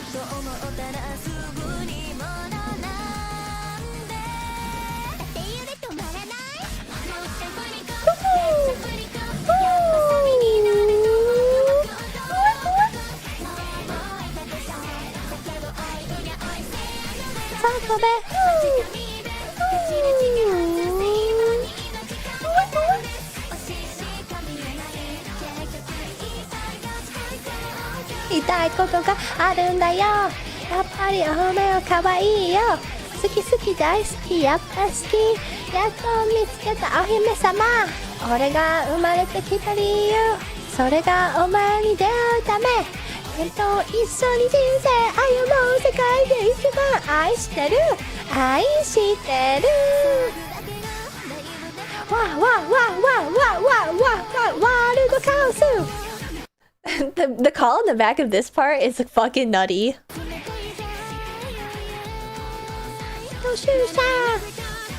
A lot of the ones in this one actually are pretty high level. Pretty high level calls.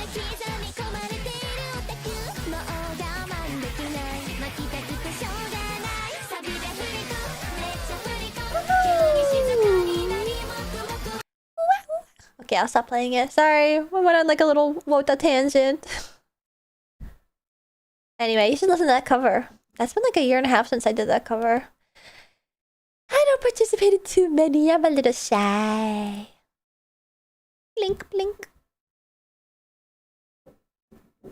They're practicing their Wota and chants. No, it sounded like they were vacuuming. Someone gifted me a sub. I don't know, but thank you. Thank you, Mysterious. Picker who gifted subs, and also not Mysterious Picker who gifted subs earlier in my Twitch chat. But anyway, sorry for the tangent. We gotta get back to the concert. So concert happens. Oh wait, I'll put my BGM back on. Concert happens, concert ends, and then they start breaking shit down like immediately. Like they get to work and they're kicking everybody out of the venue and stuff, but lots of us lingered behind to chat and figure out like what we wanted to do after.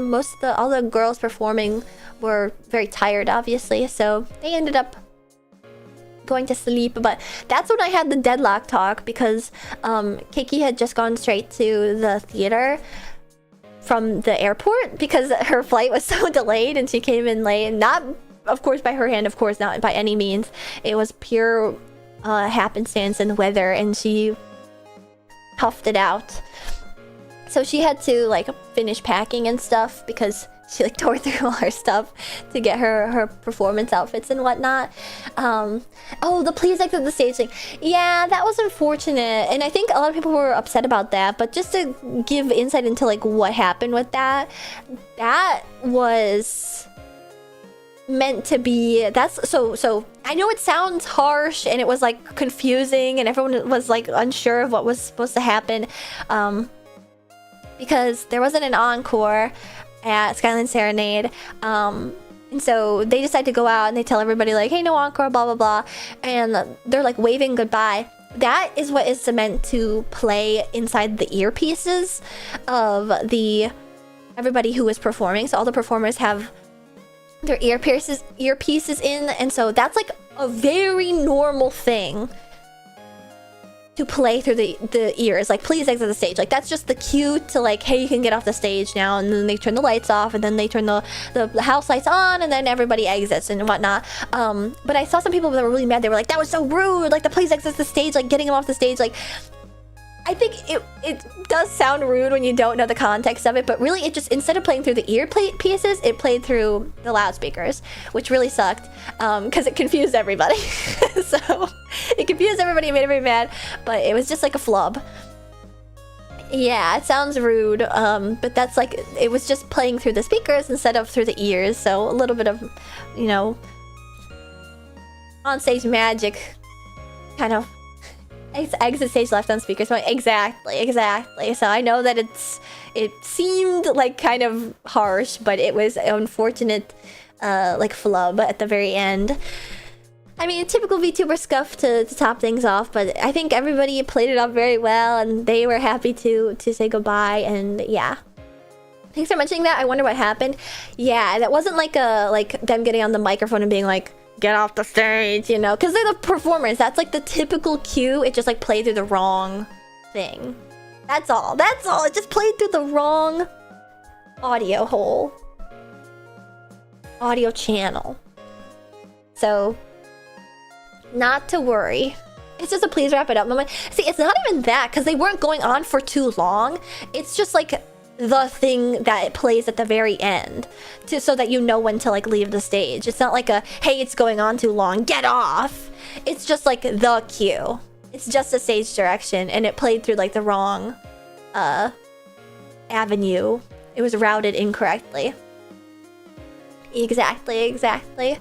So not to worry. And it was a very fun concert, and I hope that everybody that attended and watched had lots of fun. Even more minor. Yeah, it was really minor. But you really need a cute anime girl to give the stage exit cue next time, just in case. I mean, I was definitely like, shouldn't I do the outro? Should I tell everybody to leave? Like, hey, thank you for it. Because I was thinking, like, if I come on the mic, everyone's gonna know like it's over, right? Like everyone's gonna know, like. But then they had the good idea, Phoebe and Keiki, to be like, oh, we want to take a picture. And I was like, oh yeah, that will definitely be the thing to do, is to take a picture and then be like, no encore, goodbye. But yeah, the first thought was like, if Ashton comes on, like, it'll definitely make it clear that it's over, you know?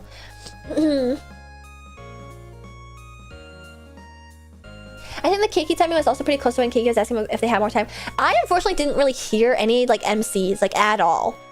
Like backstage, the way that like it like bounces off of the walls and comes back to the backstage, like it's impossible. It's like pure gibberish. You can't hear what anybody's saying. So I unfortunately didn't really hear what anybody was ever talking about. I heard like the whistling when she was pulling the red cards and stuff out, but other than that, like it was all gibberish. Every single MC from every single person backstage is like, I don't know what they're saying.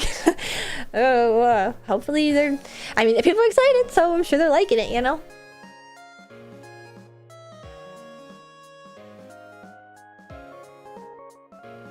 It's trying to listen to someone 50 feet away. They're 50 feet away, and they're also yelling at a wall that's right in front of them. So like you're hearing the echo off the wall.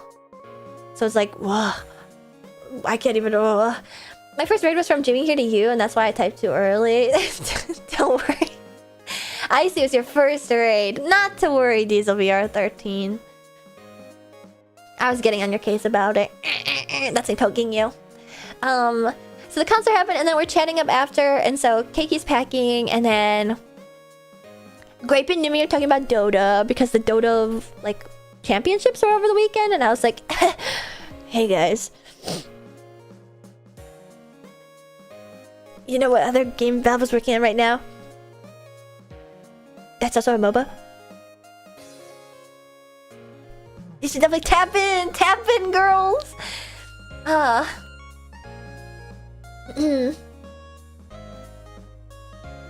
We got rushed out at the end, so I think everyone on site got it, especially people who stuck around until they closed up, since I heard it was pretty prompt on the hour.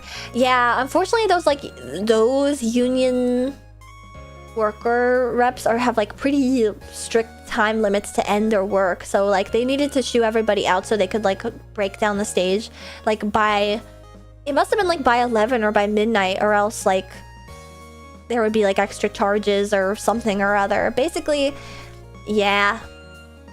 Basically, it's really strict times to adhere to. You gotta respect it. Contract is absolute. Yeah, 11 makes sense. Dota heads on the deadlock fan walks in. That's the wrong emote. Oh no, that's what the Dota heads do, and then the emote for me would be like me wearing a clown wig and a honking nose. Did the pics from the stage ever get posted somewhere? I don't think they got posted yet. Maybe they'll post it for the 1 week out, you know? Deep walking in gym. No! That's what it felt like. That's literally what it was like. Barry and Nimi and Grape were Homelander, and the other guy was like shaking their heads like, oh fuck, like she's gonna talk about deadlock. But yeah, we were just sort of like wrapping up, waiting on everybody to chatting, you know, going over the show, being like, this was so good, and blah blah blah blah, this, that, and the other, and everyone was like coming down from the adrenaline and stuff, and so we got to chat, and finally, as we were leaving, like Mint said, blah blah blah blah blah blah blah, Ashton to me, and I was like, oh, you know, I reacted, and then Keiki goes, oh, you're Ashton, and it was like, yes. And then I realized, because, you know, she was so busy, and it was like, you know, I am just part of Setsuna, I'm not part of the production, I'm just doing the, like, opening MC, you know? So, I'll hang back and let the headliners do their thing, you know? So I didn't introduce myself because, like, she was running around and getting ready, doing makeup, etc, etc. And so I never got the chance to be like, hey, nice to meet you, because, like, I'm not important in that moment. Like, the concert is much more important in that moment. Like, there's no reason to, like, you know, butt in about it. But it was so funny, at the very end of the show, she was like, you're Ashton! Like, oh, yeah. Hi, sorry I didn't introduce myself. I didn't want to, like, interrupt you. But what was crazy is that she knew who I was. I think that was where I was like, who's this really enthusiastic girl backstage during Wota? Well, that's what I said. I was like, oh, did you think there was just like a stranger backstage? And she was like, yeah, I don't know. You were somebody's companion. And I was like, oh, yeah. Did you give her the whole roller rodent race, Queen? No. Did you speak German? I don't speak German well enough, but I did say, like, oh, like, I'm a big fan of, like, Morning Musume and Hello Project, so it was, like, awesome that you did 2 songs by Barry Kobo and W, and so she was like, oh, you like old music too, and, like, we have the same idol taste, and I was like, yeah, I like Matsuda Aya. I was, like, saying all her favorite words, like, Kawada Kusumi, Matsuda Aya, woo, you know. We have very similar taste in idol music, the classics. So that was a really cool moment where I was like, whoa, she knows who I am. Whoa. And yeah, that was basically the end of night 1. Oh wait, was it night 1? I think that's when we got dinner at the Korean barbecue place. And no, I already talked about it with Barry on Sunday, but I enjoyed the tteokbokki. Basically, I like just wanted the tteokbokki, but you know, at these places, if you go there to have a table, they want you to order like a minimum amount of stuff, so we had to order like way too much food. And I ordered the tteokbokki, and I was literally just eating the rice cakes from it because I love them so much. I tried to get Jimmy to raid you again, but we raided Sneak Snag. Oh, thanks for the badge, GSLBR13. I always appreciate when he comes through. Thank you. But what happened was, I was eating it with my chopsticks and I fully fucking flubbed and dropped it right on my shirt. And it left like a trail of tteokbokki gochujang sauce, bright red on my new white shirt from Japan. I was like, ah. And then Rocky was like, oh, I hope you don't mind that'll stain. And I was like, ah. It definitely is gonna stain. Wash it out quickly. It happened on Friday. It's already in. It's all solidified. 4 Mile Stream, thank you for the raid. Welcome.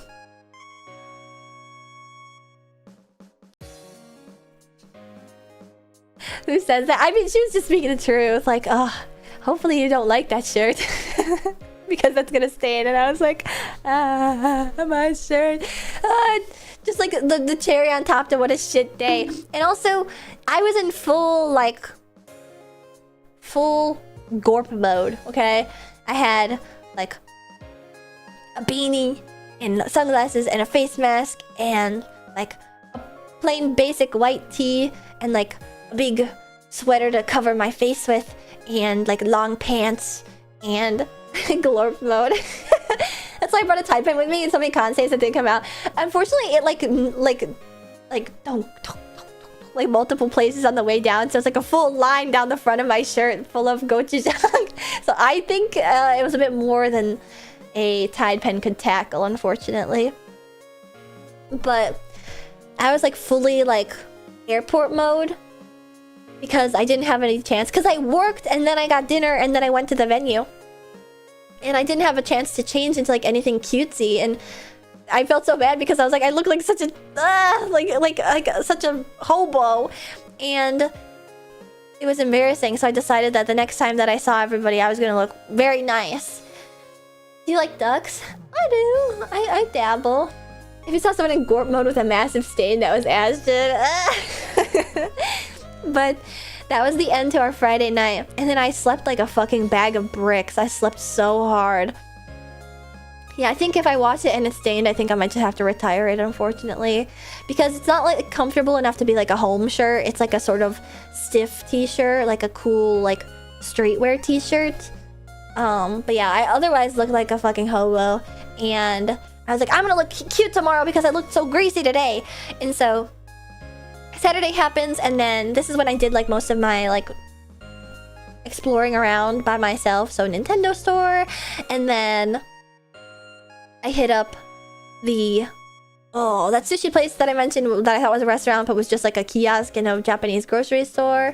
And I slept so late the whole weekend. I was rocked up to the counter around 2 to 3 p.m. I don't know what it was about, but I was like exhausted. I mean, cons are always an excessive amount of walking, but like it was just intense. And I think part of it is this is so dumb, but the elevation change of like being in a hotel on like a high floor and it popping your ears, I feel like that really does fatigue you, like to go up and down and up and down, and you flew up in the air and then you flew down and your ears popped. The constant like popping of my ears like really messes with my head. And so try some OxyClean. Oh yeah, I should try some OxyClean before I get rid of it. And so it caused me to like be sort of dizzy and sleep very heavy. You must have been in a really tall one. It was only like 30 floors up. The pressure changes kept messing with my head. I slept a whole 8 hours on Friday night, except for the short bit where I almost called an ambulance from how bad I was cramping. You went too hard at Skyline Serenade. Oh, the ear pressure issues. Ugh. And it was hot, that's true.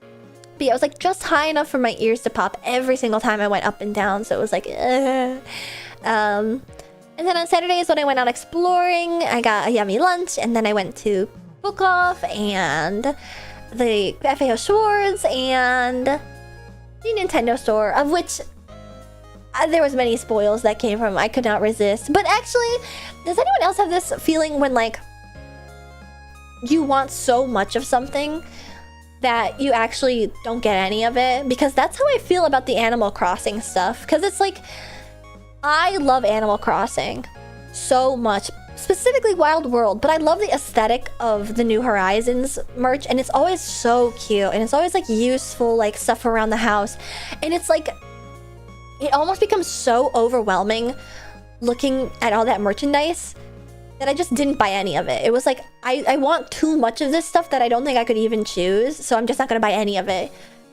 I did not do the same with the Zelda merchandise because it was a much smaller section, and I definitely indulged a little in the Zelda merchandise because how could I resist? So I got a Zelda shirt, and I got... What else did I get? I would fold the Pikmin, and there's a huge Pikmin section. This is my first time going to the Nintendo store before... I mean, after playing Pikmin and Kirby. Yeah, you gotta pick your battles. Because the Zelda section was smaller, I felt less intimidated by the idea of like getting multiple things from it. So I got like a shirt, and I think I got like a pen. I love little stuff like that. And did I bring it with me?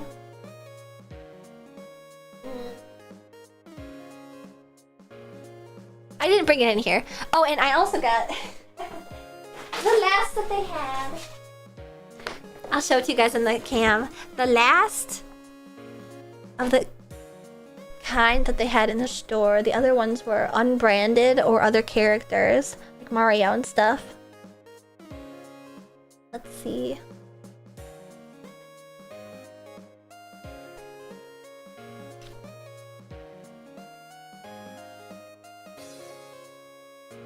My Link bag! I didn't put anything in it. I ended up getting the reusable bag and then was like, can I also have that bag?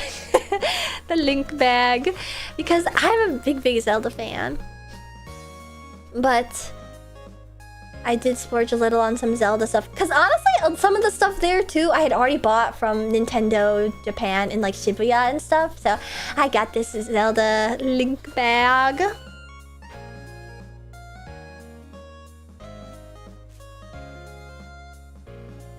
And like I said, it was my first time. Oh, also Dot the Dash, thank you for saying a sponsor earlier. Favorite Zelda game? Twilight Princess. And they kept using the Twilight Princess link for splash art, but then going like, actually Twilight Princess is the game that we hate the most, which pisses me off. Yes, quick hand cam to show off the stuff that I got. This was also my first time going to the Nintendo store while I had played Pikmin and Kirby, and so I did indulge. I did resist buying the single flower pot Pikmin because they're so cute. They were so cute, but I didn't have enough room in my luggage, which definitely caused me to reconsider a lot of things that I was interested in purchasing. But it was so cute because it was like a porcelain Pikmin, and with a really skinny top that you could put like one single flower in to be like the Pikmin in the game with the bloom flowers. I know you didn't get the Louie. Yeah, I skipped right over the Louie. There's a whole plush toy section, and there was like a fuck ton of Louies. Did you get the Ice Pikmin plush? No, because I haven't played that Pikmin game yet. I got spoiled on all the Pikmin. There's like an Ice Pikmin and then like a butterfly pink Pikmin. But I decided to get this set of magnets. It came in a box that I already like took it out of, but I'm gonna pop out everything and put it on my fridge. Look at this ballboard magnet. And the big 5. I'll make a little Pikmin scene on my fridge. So I love magnets, and these are a little bit less practical, but I couldn't resist. So they didn't have any yellow Pikmin, which are my favorites. So if I had the yellow Pikmin, it would be like my trio of favorites. But they did have purple, and they did have a white pin. So I got a white guy Pikmin and a purple guy Pikmin. Reddit's new merch. Wait, fuck you. He is not one of the snoo-snoos. That's white Pikmin to you. Thank you very much. And then there's a much smaller Kirby section, but I still got this Kirby wallet because I'm actually like on the search for a tiny wallet. Like, it's really tiny and it's really skinny because I have like teeny purses. I've got like a wide range of purses, and I have like a normal size wallet that's like kind of thick, and it just like doesn't fit in the teeny purses. So I'm like on the hunt for like a nice little wallet that isn't a card holder. And so that's why I got this Kirby wallet. It's like real slim and like very tiny. Hello? There. And so I got that. What material is it made out of? I don't know. It's like kind of cheap. It's something that you'd buy from like Hot Topic basically. But it's cute. And it's got the cool like, checkerboard, which is very Kirby Dreamland Kirby. And there's also a Pokemon section. And I did refrain from getting the Statue of Liberty Pikachu because I was thinking maybe I'll get that when I come with my sister Martin some other time. But I couldn't resist getting this Mew. It's made of terry cloth. And it's so cute.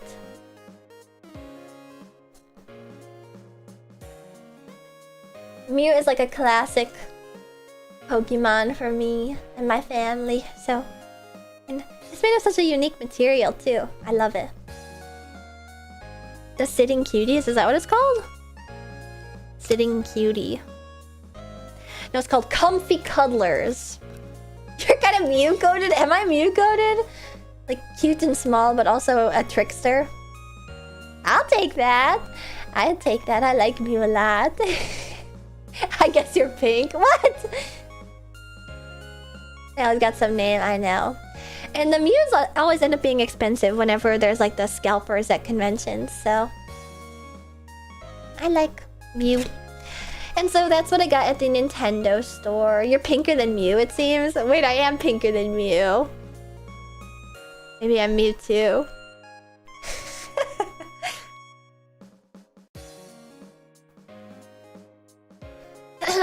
As you can learn every move, so talented. They do say I'm a jack of all trades, master of none.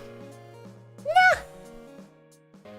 And so that's what I got at the Nintendo store. And then after the Nintendo store, so I did say I went to FAO Schwartz. I didn't buy anything. Okay, I had incredible self-control, so please pat me on the head for that.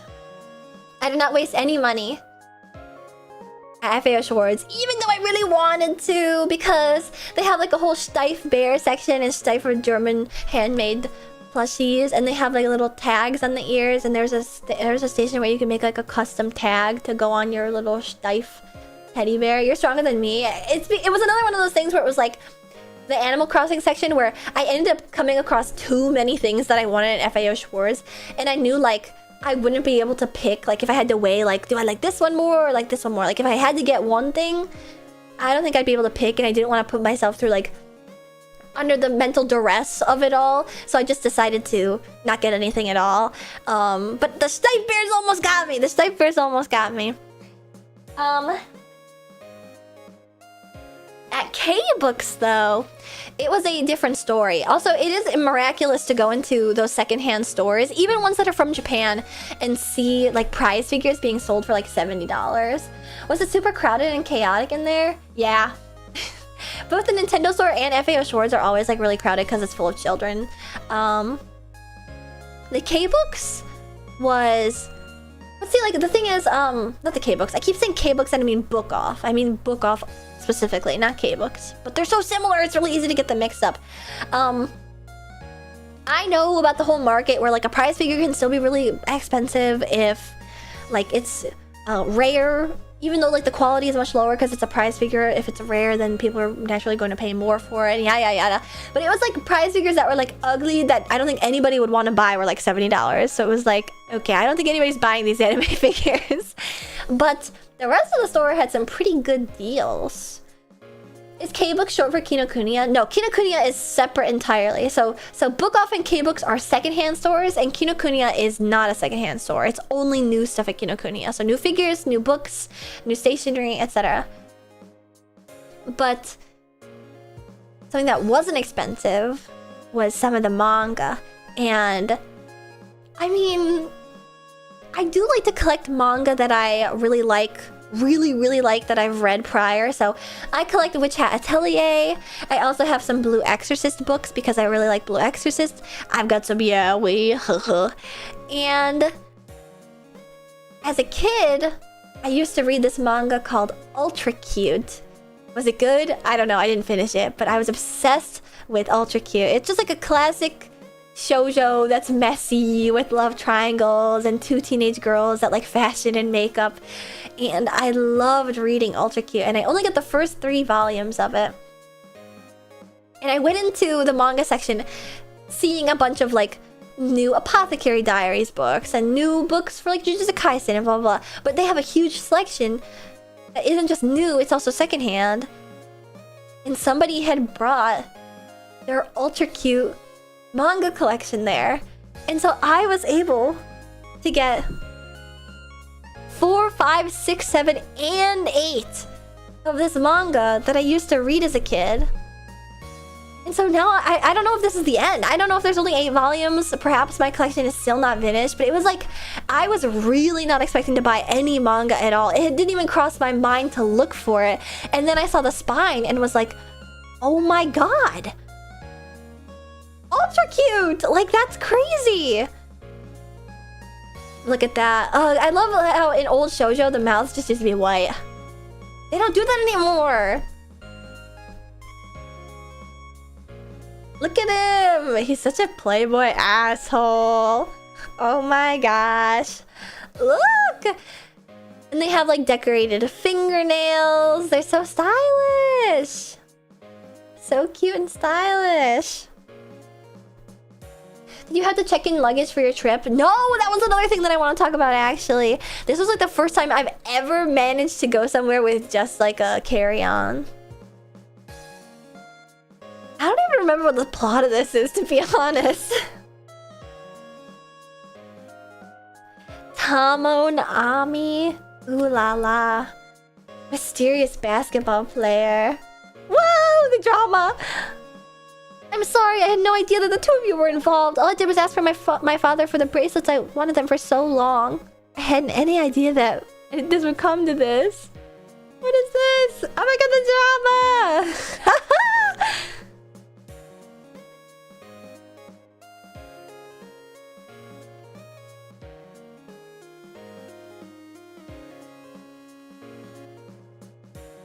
Oh my gosh. What was that? It's been 4 years. Wow! What's happening?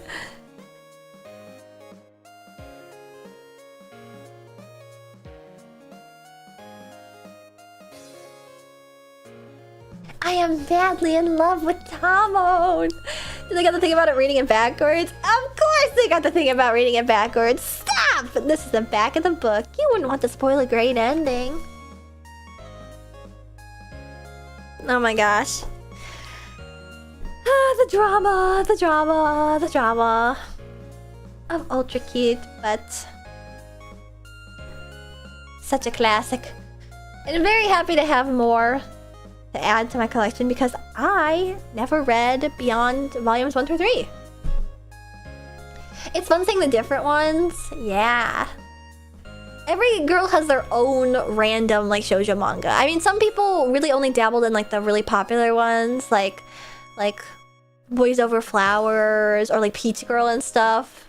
I'm over here. Somebody's gotta hold it down reading Ultra Cute, okay?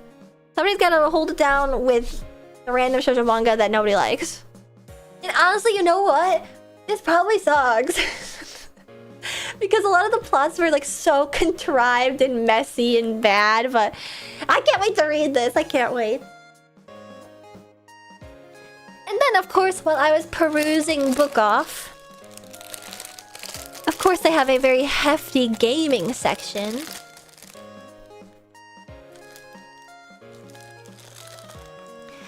And I'll take a little look over. See if there's anything interesting. I look over the Wii games and then I get PTSD seeing all the really shitty shovelware games. I'll pass on those, thank you very much. And then I look over the retro games. Just like taking a look at all the cartridges. Ooh, ah. It's kind kind of fun how that used to be like both the case and the game were all in one, so you could just like give the cartridges out instead of having to have like a case for like a little CD or like a little, you know. And then completely serendipitously, what jumps out at me? What's Mappy? I don't even know what this is for. You knew it was Mappy? It says Namcot right there. It's Mappy for the Famicom. So I was like, even if I can't play it, I asked the girl at the front counter and she said, I think it might be NES. And I was like, okay. I don't know, your guess is as good as mine. You need an adapter to play on NES, but they're cheap. Namco is Namco's distributor company, I believe. I see. But yes, I've got a physical copy of Mappy for the Famicom now. But I don't have a Famicom, or an NES, or an SNES. I only have an N64. But I was thinking it would be cool to own this physically anyway, even if I can't play it. And it's fully Japanese. So I don't even think that this came like to, who knows if this was really adapted to English, because the back is all in Japanese. How cool! How'd you know it was Mappy? Good find though. I know! Because they were all in like boxes, like lined up, like a plastic box, and it just, of course it's Mappy, so it just jumped right out at me. I was like, oh my god! I own history now! Isn't that fun? Exactly, it's a very cool display piece. So it ended up being a very serendipitous book-off visit. Just crazy! Like, I get like the 5 volumes of a manga that I wasn't able to finish when I was a kid, and then Mappy for the Famicom. It's crazy! So I'm super happy. I love Mappy. I love too how like the background is like directly a picture of a CRT TV. You can see it's like super pixely and stuff. I love it. It almost looks like this was like made in modern day. I know, perfect for retro streamer. And I like how it says Mappy in Japanese there. Mappy. Mappyを something something. Koronto ro shite? I can't read a lot of these kanji.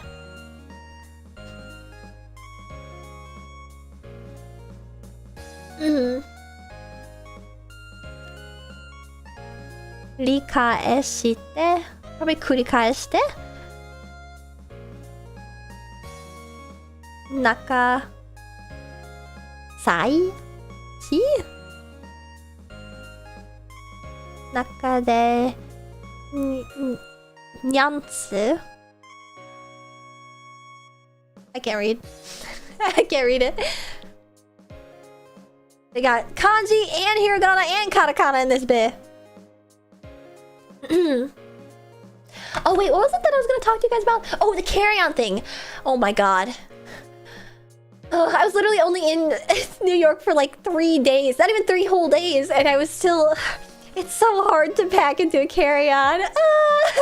Especially because I didn't know what I was gonna wear. I was like, oh, I gotta match an outfit here, I gotta match an outfit there, or like, I'm gonna be going to this thing, and I wanna look nice for this, but I wanna be comfy for the daytime, so I gotta get this, and I can't wear what I wore the day before, and blah, blah, blah. And then I have to have extra stuff in case I spill gochujang on it for when I go to the Korean restaurant, or when I'm eating tteokbokki, and blah, blah, blah, blah, blah. So it was tough, but I managed, mostly because I brought vacuum seal bags. And my god, those vacuum seal bags sure can vacuum. That's genius. That was a genius move of mine to last minute get some vacuum seal bags. When in doubt, Google Lens. I know, Google Lens, it's just a description of what happens in the game from what I can tell. And the characters' names and stuff. But I like to try my hand at reading it. But you guys have to pat my head and be proud of me because I did the unthinkable for Aston Martin. I was able to travel in just a carry-on and a backpack. Can you believe it? How do you re-vac them when you left? It's like a little handheld vacuum thing with like a trumpet on the end. So you pack it all in the bag and you seal it up and you unscrew the cap and you go brrr, and you screw the cap back on. So you do have to carry on like a little handheld vacuum thing, but it's powerful. I just started bringing a tech bag, but it's just a second carry-on that's mostly empty to bring stuff home in. Yeah, I was already like vacuum sealing the stuff to bring into there. So once I got to the Nintendo store, I was like, I can't buy anything. I'm kind of fucked. Had that machine off? Oh no! I didn't realize this whole time. Sorry. So, how'd you bring stuff like gifts back home? Gifts? All I brought back was my stuff. Oh, you mean for the meet and greet? Oh, most of the box is gonna be sending that. Hopefully it was not perishable within the day. Was it? I hope not.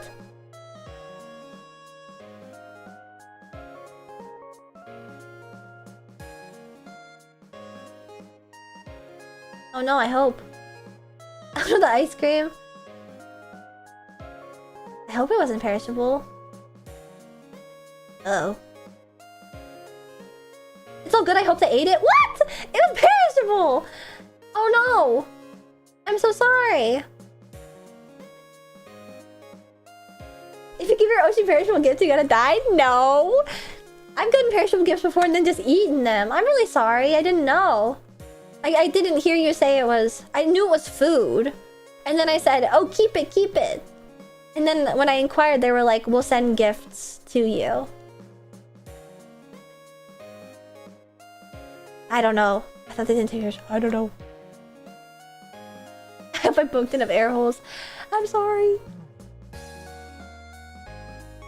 Wait, what was it though? Wait, I'm sad. I feel bad because Blaze, your meet and greet wasn't even that long either. It wasn't that long, and then you were like, here's some food, and I was like, yay! Welcome back from Mamdani-san was opening MC at Skyline Serenade. Thank you, thank you, thank you. I'm gonna go to the bathroom real quick, and then I'll be right back, but mostly to wash my hands because I handled secondhand stuff, and now I'm like icky about it, so I'll be right back.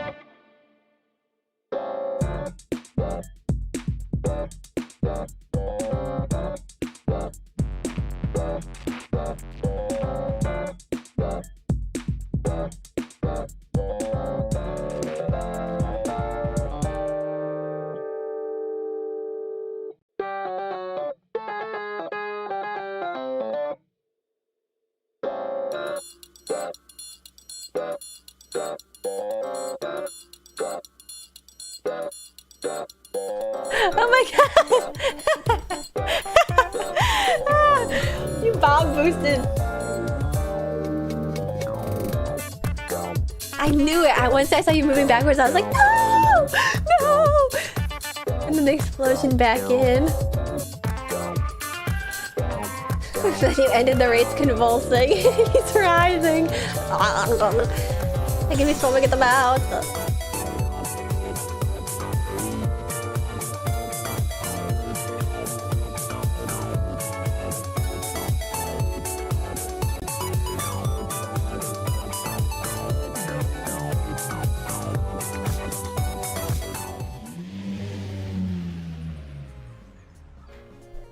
And I'm back, and that was it for my hand cam because I really didn't get much else. Actually, let's see. Yeah, the rest of this is just like stickers from friends. A sticker from Bodega Rat. And so on. Just stickers that I will promptly be putting in my ASMR sticker book. Did you go to the artist alley at all? I did, just for a little bit. I meandered a little. A perishable gift. How perished is Tamagotchi Ashton? Oh, it ran out of battery. Oh, it just turned back on. Oh no, it said please charge. Okay. I don't know. I think it told me she was handing out stickers I made for her. LOL. Yeah, I got a hot tungsten sticker via a new channel through Bodega herself. I'm collecting them all. That's like extra perished. Can it even really die? You can't tell if she's there or not. You can't turn If you can't turn the device on. Well, no, I can turn the device on. I'm just going to leave it like this. I'm gonna leave, it's like Schrodinger's Ashton. I refuse to open the box because I don't wish to put in the extra effort to continue caring for it. But it's probably fine. It's not like the screen works is the thing. The main problem is that I can't really like give her the quality of care that she deserves. So being in stasis like this is ultimately the best for her. What the heck? I had hiccups again! But anyway, Saturday is when I did all that stuff. I went to the con a little, and then I went to Book Off, Nintendo, yada yada yada. And then finally it was time for the musical. And so that's when we saw Hades Town with the Skyline Serenade headliners and Barry and I and I already talked a bit about it. I really don't want to get into talking about Hades Town because I'm gonna start being like a D1 hater because I've had more time to like mull it over and consider the themes and such, and it's we already dissected it. Yeah, it isn't my favorite. Is all. That's all. That's all. It's a mercy, really. Yes, mercy upon my Tamagotchi Ashton. Tamagashton. Did you get a battery one or a hand pump one? Oh, it's a battery one. I hate musicals, so I went to a musical and I hated it. How did this happen? I don't hate musicals! I do like some musicals. I just think I'm like, unfortunately, a annoyingly critical viewer. I don't know.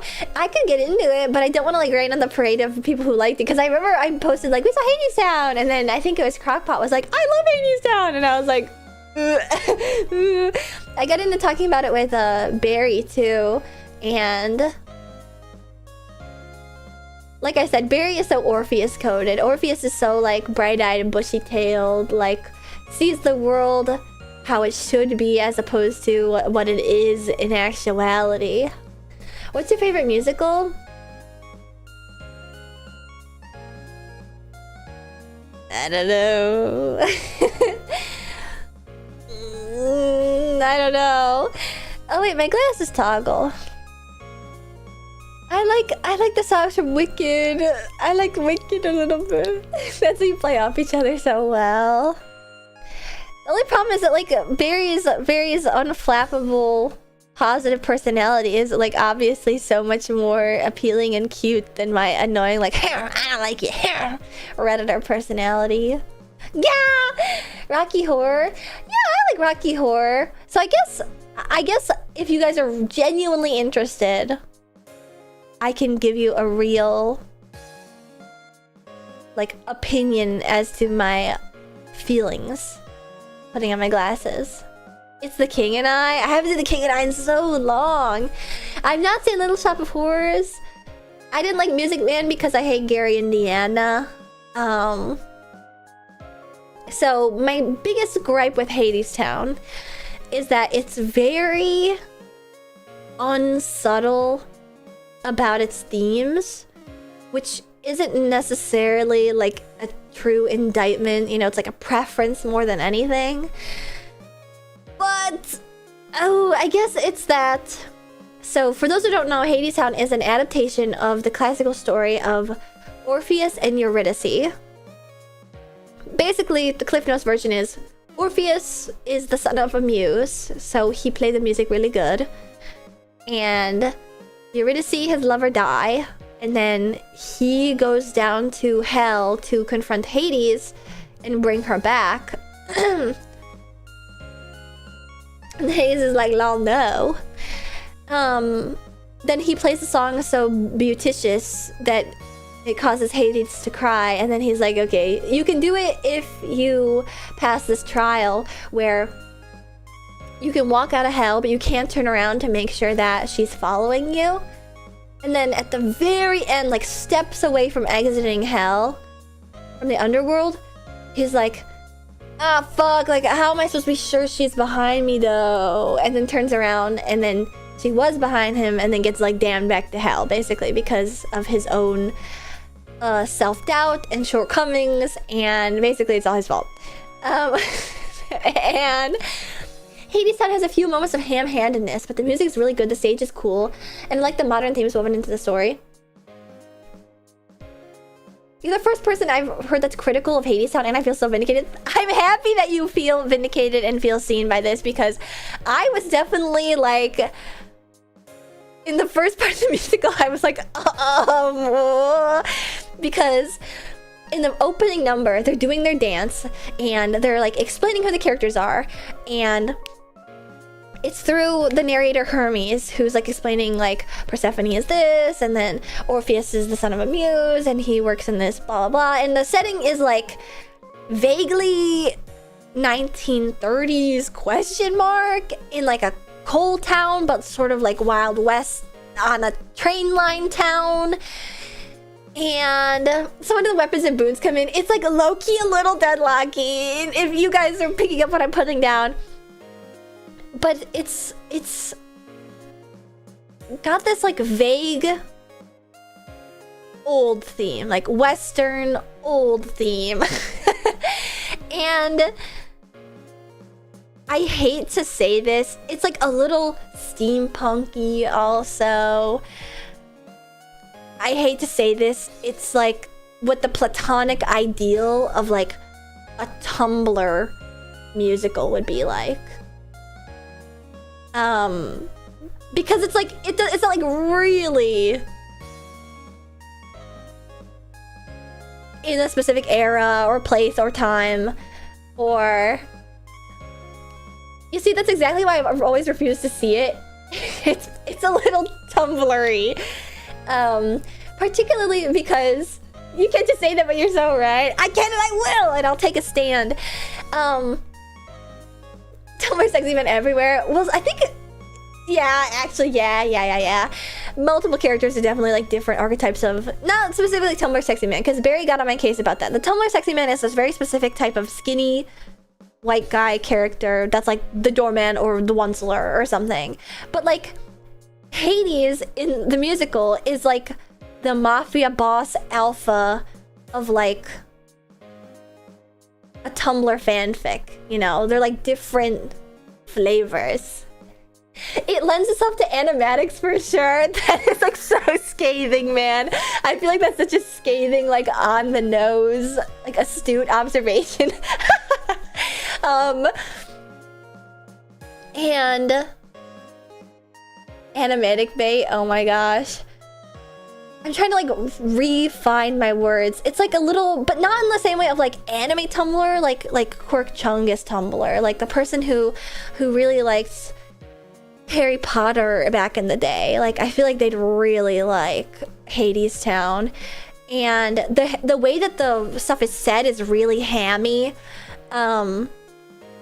Like the script is pretty hammy, and it's super hula coded for sure. It's super hula coded for sure, and millennial Tumblr. Yeah, it's also like, you guys know about like, what is it, like Lore Olympus? It's this webcomic where like it's another adaptation of, I think it's specifically Hades and Persephone too, but it's done in this very like romance novel sort of way. Literally, have you ever read the Lore Olympus webtoon? Wait, every sentence you say makes me think I'm gonna fuck with this heavy. You should see it, because like, even if the plot is like a little too schlocky for my preference, like some people like that, first of all, and I can't even really judge because I'm literally an anime character on the internet and I like garbage a lot of the time. The only like actual genuine issue I have with it, so these are just reasons why like it's not attuned to my tastes specifically. The only thing that I think is like a genuine like disservice, like actually kind of nearly offensive to the viewer, and why I'm like aghast at the fact that people are like, it's so deep, is because they are very clear about the themes and such specifically. So clear that they say it out loud to your face because you're too stupid to pick up on these themes and such. I'm not saying that's what they say, but it's like, why else would they have to like say it outright? You know, I could pick up on the themes of it through like the context of it, but at the very start of the show, they introduce all the characters and they're like, and this is a story about love and capitalism or something similar to that. I don't know. And like, what a person will do in poverty, and it's also about you. And all the actors that are on stage that just got introduced all look at you, and it's like, oh my god. You don't say that the musical, which is a vehicle for like criticism about society and values and whatnot, is going to be criticizing society's values and whatnot. Like it's so funny, and they do that twice. And they're like, and remember, this is a play about mythological gods, and so, but it's also a play about you. It's like, yeah, I get it, man. Like I get it. Like it's very clear that the original myth doesn't involve like poverty and like capitalism and discussions of that, or like classism and whatnot. Like, yeah, I'm kind of picking up what you're putting down, that it's like supposed to be like turning a mirror onto like society at large as we know it now. I kind of understand that. You don't have to like say it out loud like multiple times. That was like the thing where I was like, that's actually crazy that they I get you, but also I can't think of the musical where the theme or the message wasn't explicitly sung out. And see, Maverick Drifter, that's where I realized like maybe I'm crazy. Because, or not maybe I'm crazy, but maybe musicals just aren't for me. Maybe musicals just aren't for me. Because you're right, they are like very much like they're just gonna it's about us. This fucking play is about us. And they all have sort of, but I actually do think Hadestown is a little bit more egregious than anything else, because they are like, this is a musical about real life, but like they're all about real life. You don't need to say it like that, because like we all are very much aware, like the themes that appear in this are very much applicable to modern life as we know it. The wrong number of sincerity/irony layers. There's not a lot of subtlety in musicals. And see, it's one of those things where like, I think I actually just discussed this with my mom too, because when we were in New York before, we saw this musical called Cabaret, which is also really fucking unsubtle. But the thing about Cabaret, and maybe I'm doing like, oh, everyone back in the day is like stupid, you know? So I could be in the wrong for this one. But also, I think there's some truth to saying Cabaret is a musical from the 50s. And it's about Nazi Germany, basically. It's about the Nazis' rise to power as like a background to sex workers in a cabaret. But even though it's like pretty like obvious where they're going with it, I'm watching that with like a modern lens of like, you know, I'm aware of like where the characters are located in space and time in the musical. It's like France in the 1930s, and I'm aware that like there's they kind of breadcrumb this like socio-political unrest, like, oh, but they're not like specific about what it is, you know. So it's like, well, if you have like any semblance of like, you don't have rocks or brains, you know, you're like, okay, well, I can kind of understand where they're going with this. And then there's this like final reveal at the end, spoilers, where like one of the characters is a Nazi and the other character's like, oh no, it's like, it's just like his ideology, or like, you know, this and that, or they're like willing to let it pass because like the Nazis haven't fully come to power yet in the context of this. And the one American character is like, hey, this is like really bad and I'm gonna leave. And then the one character, the main character, chooses to be blind to the issues of that are happening around her that are going to imminently kill everybody that she knows, but she doesn't know that yet. But like, there's a really good, like, you know, it's politically charged, and I'm okay with something like that being like sort of like, it's kind of easy to see through. it's a lot less easy to see through than Hades Town, to be completely fair, but I'm okay with something like that being easy to see through because it's from the 50s. And so I come at it from this angle of like, yeah, it might not be like... It's show versus tell, honestly. I think that might also be like a big part of it because I think Cabaret does it like a lot more gracefully. But like... musicals back then probably didn't tackle these sorts of themes, and this was probably like very like crazy out there for the time or something like that. And so I'm willing to give like more grace to like things that might be like a little bit ham-fisted or schlocky that are like older, because like the themes are not nearly as like more socially acceptable to discuss as they are today, which is why a musical like Hades Town, where it's like not only is it incredibly unsubtle, it's unsubtle to like a point that's like nearly offensive as a viewer, because these sorts of things are not like negatively like shunned in day-to-day discussion the way that they were like in the 50s. You know what I mean? Anyway, basically, Hades Town is just a little... and if you'll allow me to go even this far, you'll allow me to go this far. I don't even think that it makes real commentary on the things that it engages as story points. Like the things that it pulls in as like auxiliary themes that aren't part of the original myth. I'm going for the kill. I don't even think that there's really actual succinct, interesting commentary about capitalism and about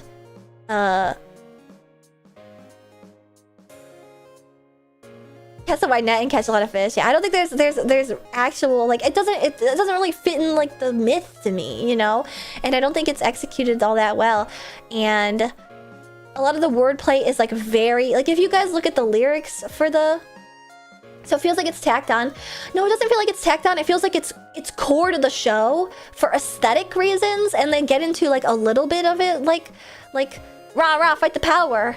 But then it doesn't actually like make much sense, I guess. And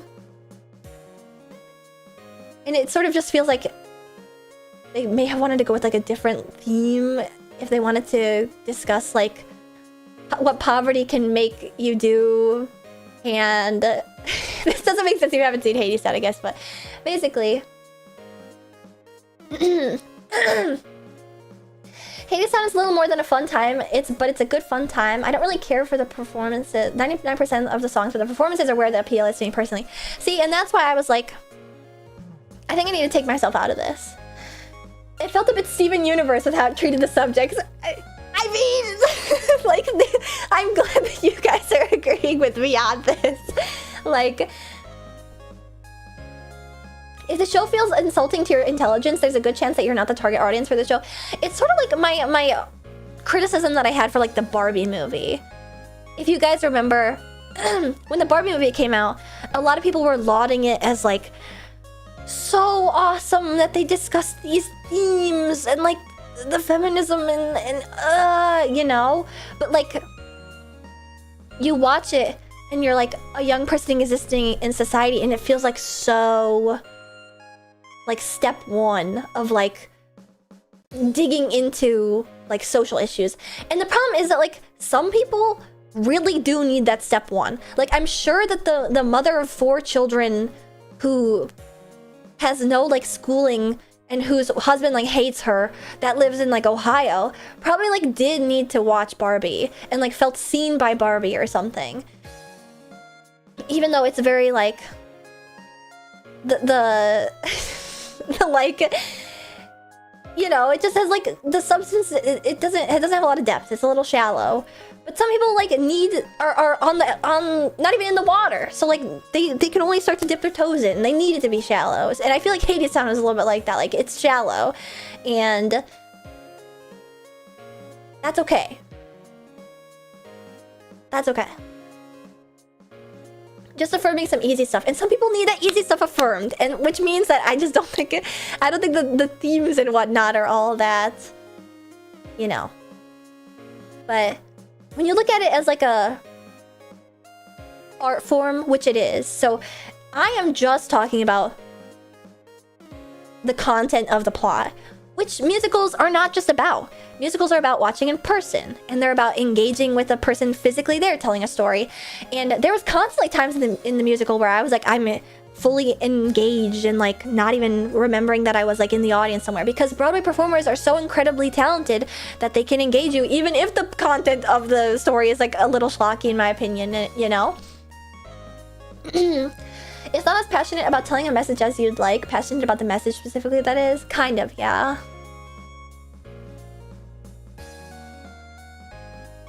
There's a lot I could say about it. The more I think about it, the more I'm like, I don't think Hadestown's really all that. I guess it is interesting too, of like, I was interested in like the diegesis of the stage within the musical, because it takes place on this like stage that spins and raises, and I love when a musical does that because it's so epic. Like I can't wait for it to start spinning, and then when it starts spinning, you're like, oh my god, it's so cool. And it just like it lends itself well. Wow, like Skyline Serenade, yeah. That was actually really cool. I love the set design for Skyline Serenade so much.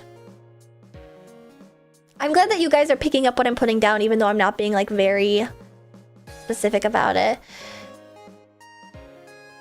I think it's always going to be fun to watch a Broadway musical, you know?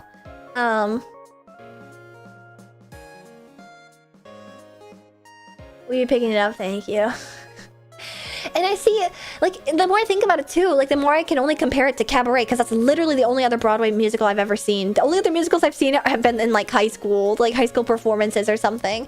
And that was, like, Seussical, or The Wiz, or other stuff like that.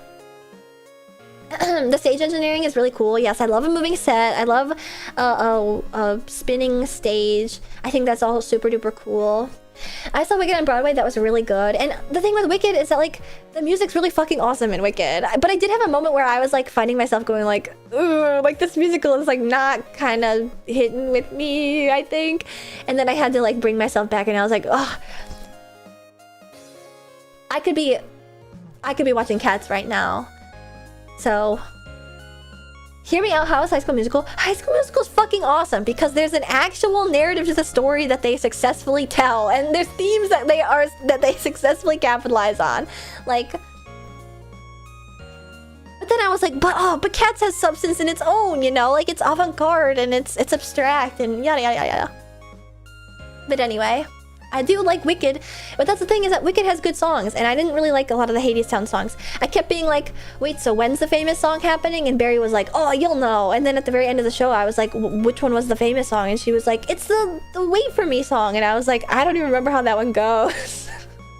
So it just was like a disconnect with my own preferences and stuff on basically every single level.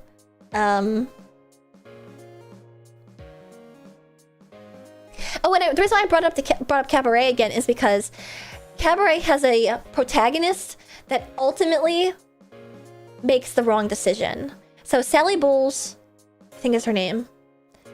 She decides to ignore what is happening in politics because it doesn't affect her. She ignores what's happening in society because it doesn't affect her. And then finally, the American guy that she's with is like, you know what, I just cannot stay because, like, things are really fucking bad. Like, things are going to be really bad and you need to leave Europe because, like, World War II is about to happen. We know that, but the other characters don't know that. And she decides to stick her head in the sand and ignore it. And so she's ultimately, like, wrong and an unlikable character as a result of these decisions she's made. But it's, like, made very obvious, like, why she's made these decisions. She's like a complex character and she just feels very human. And then by the end of the musical, which, if I already told you guys, like, Orpheus turns around, he doubts himself and turns around, and then Eurydice gets taken back to hell. He is also an unlikable character, but it feels like for no reason. It feels like basically a lot of the characters don't have much substance. And then at the very end of the musical, they're like the cycle restarts again, and then the narrator is like, and then we're going to tell it again because we always will retell these stories because we want to see the end we want to see like a good ending, so we're gonna keep telling stories. It was like, what the fuck is what are we trying to say here? Like, maybe I'm stupid. This is definitely like, I'm willing to concede and be like, I don't know if I am going to like like, I don't know if I'm like really that bad with like media literacy, but I can't really like figure out what is so like hopeful about this ending. And like, you know, like, and we're gonna keep singing this song because we want to see another hopeful day. And I think what they're trying to go for is like a things may end poorly, but the indomitable human spirit, we're always gonna like try again or some shit like that. But it doesn't really fit with the narrative of the story because it hasn't changed, because it doesn't change, because it's a story. And the reason it doesn't change because it doesn't even change in this like adaptation of it for a musical. So it just is sort of like an exercise in futility, question mark? Question mark? I wonder if that part is referencing how stories are passed down and can change. See, that would be epic. I would be willing to change my opinion if that was it. And I just like didn't understand it because I'm stupid.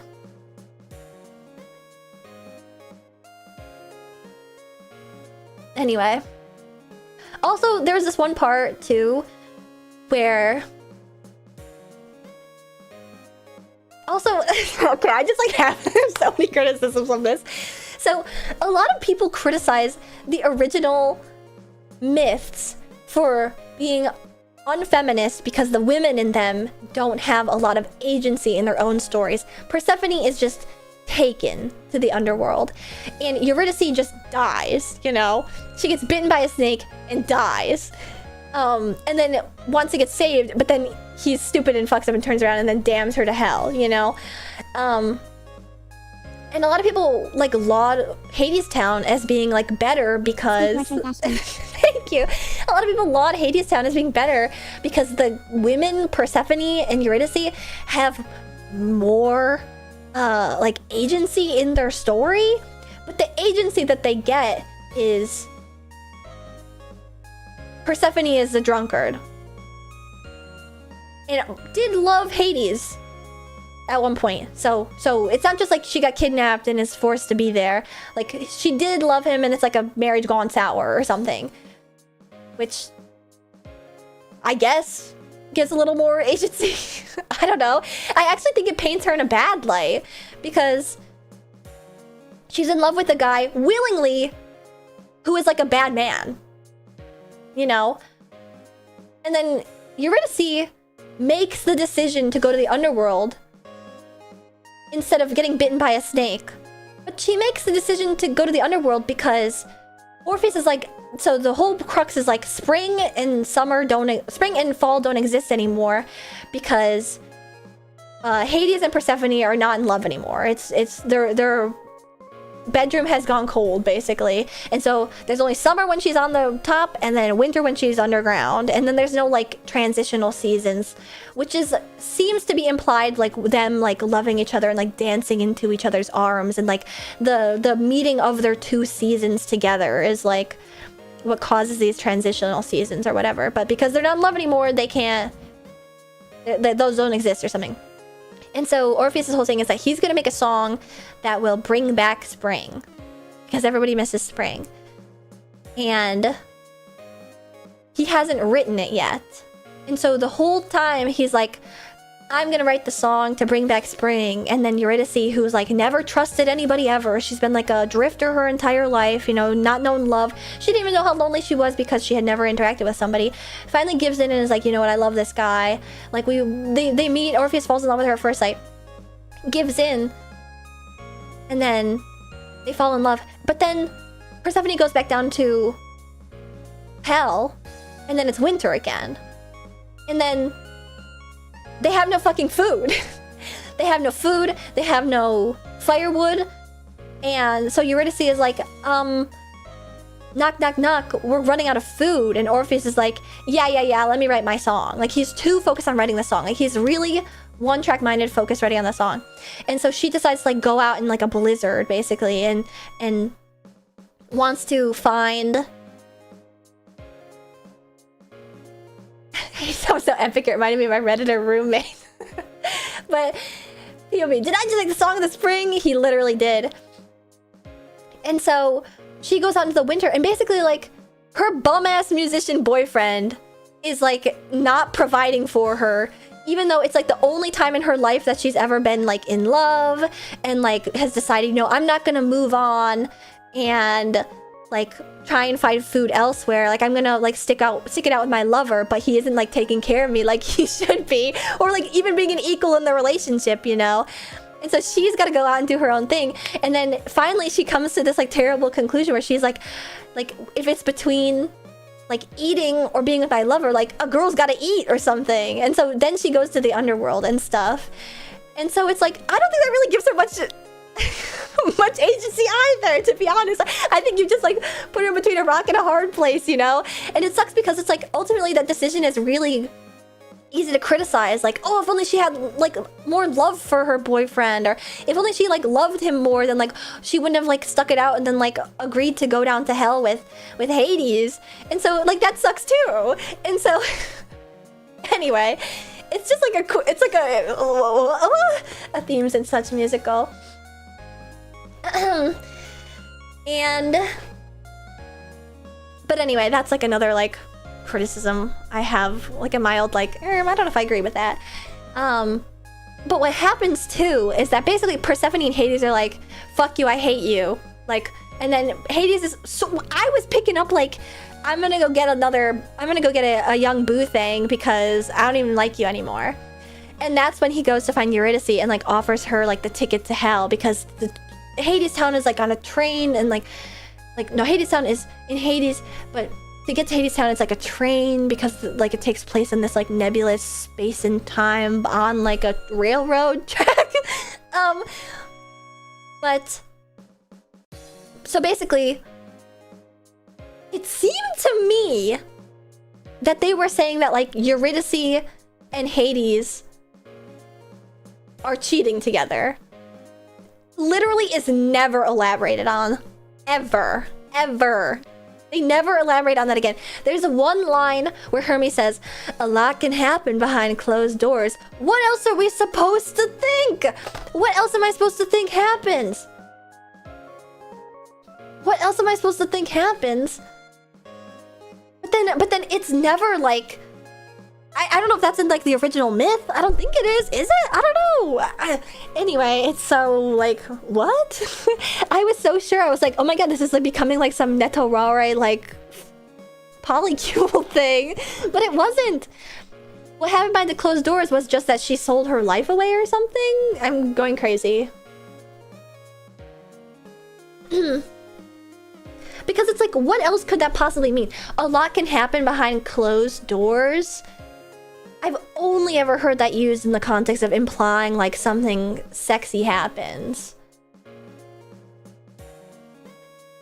But that doesn't seem to be what they wanted. Without that line, it could be more easily interpreted as just a predatory contract she signed, right? But that line made me think like, oh my god, like there's some crazy fucking happening in there. And then this was like right before intermission too. And I remember when intermission broke, I was like, yo, like they're like cheating on each other. And then Nimi and Keiki are like, what? I don't think so. And I was proven wrong. NCR musicals will be fire. 80% of musicals. Yeah, musicals are always very messy, which is why I was like so sure. I never got that impression, but I did read the original back in the day, so that might color my interpretation of the musical. Well, specifically, it's because there's this one scene when she sees Hades for the first time when he comes to take Persephone, where she like stares at him longingly and was like, oh, I wonder what it'd be like to have that much like money, you know, because she's like a poor kid. But I mean, when it's like a woman with a guy, you kind of like, I don't know, it kind of seemed like they were going for a different thing. And then they say like a lot can happen behind closed doors, and I was like, it happened. And then nothing happened, apparently. I'm very stupid. But yeah, it's an interesting musical. It's an interesting musical. And you know what? I've already been like on a tirade about this. I would like you guys to recommend me more musicals to watch. Because I want to become... Like, should I watch like Sunday in the Park? Isn't that like a famous musical? Hades even says she meant nothing to me. Like... I want to see Book of Mormon. Heathers is so fun, but I haven't even seen the original movie for Heathers. I hope you see Aladdin one day. I think it's the best Disney musical. I was pleasantly surprised. Ooh. Ooh, and West Side Story. Yeah, Sunday in the Park with George. Moulin Rouge. I'm so sorry to say, but Moulin Rouge is a movie I put on and I was like, this fucking sucks. But now I think I could watch it again. I'm not sure what I expected from Moulin Rouge. I didn't know it was a jukebox musical. It's just like so silly. It's sillier than I expected. Was that your first Baz Luhrmann? I think it may have been my first Baz Luhrmann. I watched Book of Mormon and Gutenberg, but they're very good. How about an anime musical? Ooh, like a Takarazuka Review or something? Of the classics, I'm a big fan of Phantom. See, Phantom, I think if I ever saw an Andrew Lloyd Webber musical, I'd probably have to like turn my brain off because I know for a fact like the music in those is like astoundingly good, but the plot is like secondary, possibly even tertiary. You don't have to watch the movie for Heathers. I didn't know it was based on a movie until later on. Oh. Sweeney Todd was what finally sold me on musicals. Yeah, Sweeney Todd is like a very physical musical. I've only seen the movie for Sweeney Todd. Would Phantom be considered another NTR musical? Yes, literally yes. Well, I'm getting kunky. But you know what? Now that I'm already on my hate train, I was saying it just to placate the musical nerds earlier. I don't even think that the physicality of Hadestown was that good, if I'm being honest with you. If I'm being like a critical asshole. They do this thing with these like swinging lights. Maybe it looks cooler from like the bottom level. It looks fucking dumb from upstairs. They attach these lights and then they swing them around and it like kind of just looks pretty stupid, to be honest with you. I do not care for the lights. Damn, you've been dragging. But like, this isn't, again, not a comment on any of the actors. Because they were really amazing. But like, the swinging lights, which actually played like a big part. They swung those lights often. They were kind of dumb. But I've only seen from orc level. Is it good from the orchestra level? I'm so curious if it's good from the orchestra level.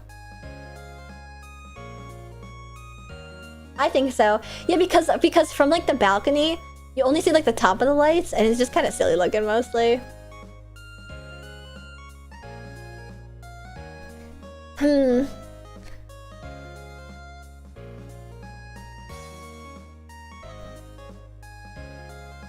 Liza with a Z is so crazy. Man, there's so many musicals that I've not heard of. Kunky the musical. But you know, even after all that's said and done, I think I still want to see Hadestown again. Just to be like really pick into it, you know? To really get a better idea of like what they were trying to do with it. Like what they were intending with a lot of the direction. Like the stage direction, with like the writing of the script. To enhance your rage.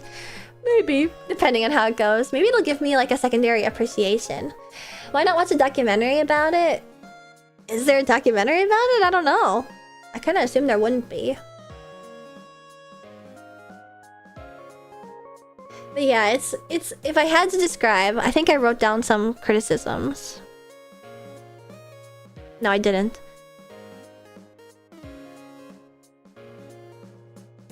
Basically, it's just very Quirk Chungus.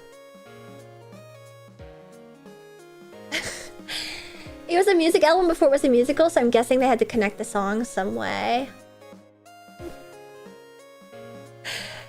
I feel like you've got to remove that from your vocabulary. No, it's like so apt, I feel. It's so apt. I think if you're like a real... Yeah. You guys have already heard so many of my criticisms of it. If you're a real lover girl, lover boy, I think you... Because I do like the relationships. I love the like puppy love of Eurydice and Orpheus. I loved like the love of Persephone and Hades and like the spiciness and like bitingness of it. I really did enjoy those parts, but and it seems like those were meant to be like the most important parts of the musical. I'm so sorry, Crockpot. I'm so sorry, Crockpot, because I feel bad when I mentioned Hades Town. I remember you were like, I love Hades Town, and you've just been hearing me tear into it. Orpheus and Eurydice is so stupid, though. It's like puppy love. It's puppy love. It's puppy love. But yeah, I think the Hades and Persephone relationship is interesting. No, I mean, they make bad decisions. Oh yeah, they're like very stupid. But that's why it's so sad when he like turns around and like sacrifices her life, because it's like, you are actually fucking dumb. Well, because I think a lot of the characters are just really shallow, and I hate to say it, the relationships are also really shallow. Like, Orpheus falls in love with Eurydice at first sight, and Eurydice is like a drifter who hasn't trusted anybody in her entire life, according to the narrator. And she just is there to like warm her hands, like with a candle that she has somehow. That part always confused me, the candle part, where she'd be like, give me a match, and then lit it up and then like put her hands over it. But I guess, you know, desperate times call for desperate measures. But there's even like a line in it where one of the characters goes like, oh, Orpheus is like this with every girl, which is like, I don't think... Anyway, even ignoring that, I think like their love for one another isn't substantiated in like very much, to be honest. Particularly Eurydice, who has like no reason really to trust this guy. He just is like very eager. But I think the reason why she does is because like he is essentially like the most purest being ever. So like if you use that as an excuse, like it makes sense why like if she was going to trust somebody on their word for the very first time, it would be Orpheus. But even then, she still gets burnt by it because he's obsessed with writing his song and doesn't, like, go get food or firewood to keep her living in the winter. Yeah, he just wants the la la la la la la, or however it goes. I think that's the beauty of human nature. We always make bad decisions. I don't think every decision is a bad one, though. It is just a story that's too common. I don't know if it's too common. I just think it's like a lot of the decisions that they make are kind of like not substantiated. So like when I see them like in love and singing to one another, it's like that's all nice and all, but like I can't really understand like why, you know? And then Orpheus is like basically totally billed as like this like headstrong like golden retriever boy character who loves Eurydice like blindly. So when he does like doubt himself at the very end, I'm almost confused as to like where it even comes from. Because you're supposed to think like, well, he's human, but like he hasn't done anything else that reflects that, you know? He hasn't done anything else that like makes him seem human, that like, you know, because he's particularly the son of a muse, so he has like the power, he has like incredible power behind his singing and stuff. It's just as odd. It's kind of like wants to have its cake and eat it too. Rocky raid from YouTube. We get a raid from Rocky Kazuki. Welcome raiders, welcome. My name is Ashton Martin. I'm the roller rodent race queen of VTuber Racing. I don't know what he sees in her. I mean, he just like the best way I can dumb it down is like goth baddie, you know, like aloof goth baddie. He was like, I need that. I can fix her. Which I think many of you might even be able to relate to. I'm the same, to be honest, but maybe it works if you like the main guy. My brain's falling out time for bed. Good night! Welcome, readers. My name is Ashton Martin, the roller rodent race queen of VTuber Racing, and I'm discussing a musical that I saw over the weekend. The way you're selling this does sound like Tumblr University wrote a musical. Yeah, it's like, you know, like coffee shop trope. I can't believe it. Like you could make the town that it takes place in, like a coffee shop, and essentially like nothing about the story would change, to be honest. Like the barista, that's the son of the owner. That makes the best latte art ever. Obviously, as part of the tragedy, Orpheus is destined to fail and he shows the weakness of mankind, but IMO Hades' test is one he would fail himself, so the failure represents man's inability to surpass gods. Yeah. And there's a lot of people say, like, he couldn't have won no matter what, because nobody ever gets resurrected from the dead. So I think, like, maybe Hades Town, like, focuses a lot on, like, oh, the folly of man. I heard your MC and jumped out of my seat. Pee pee papa pee! Pee pee pop! Pee pee pop! Peepo! Pee pee pop peepo! Thank you for listening to my MC and Skyline Serenade! Rocky talked about watching Hades Town with you. You guys came at a good time then because I'm tearing it apart. Because I didn't think it was very good.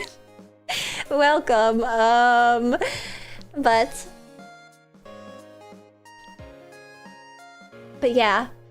Because of that though, like the original being like mostly about the themes of like how man can't surpass gods, they focus really hard on like the folly of man in Hades Town, and so it just makes Orpheus be like really like a not good guy, you know? Like he's blindly dedicated. He's sort of like, have you ever... Me and one other picker in our section pointed our pen lights together. Oh my god! I heard cheering during it too, so if you cheered, I definitely heard her. Ashton's whimsy is on full display. Yes, I'm just so whimsical. Actually, I agree that I'm whimsical. I think I'm so whimsical that I'm just very strict about what I'm whimsical about, okay? But what was I gonna say? Yeah, just like much to think about. Much to think about.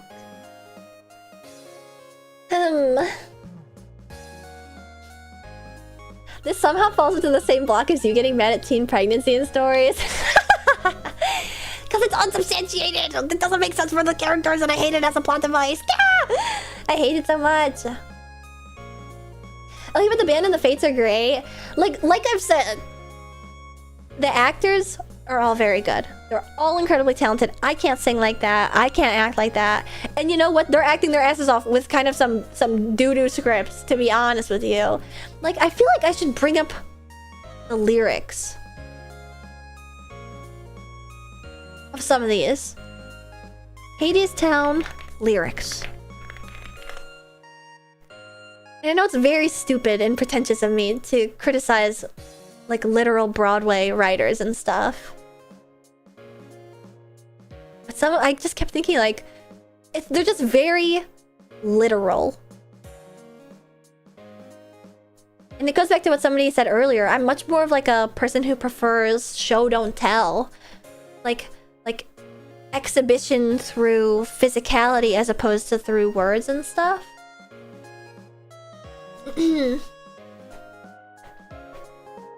I take it Ashton's not a big fan of Juno then?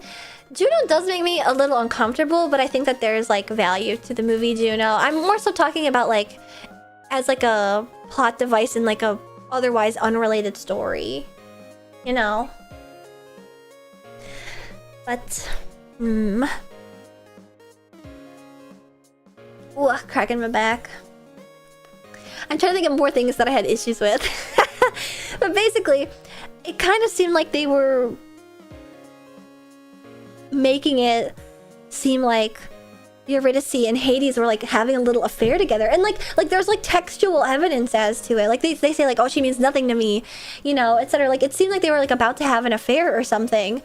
And then I told like Nimi and Kehi like they're gonna fuck, like what? And they were like, what? And looked at me confused.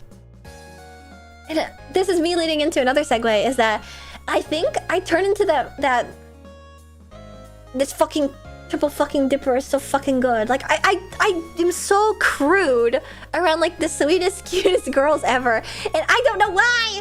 I don't know why. I think I become so like.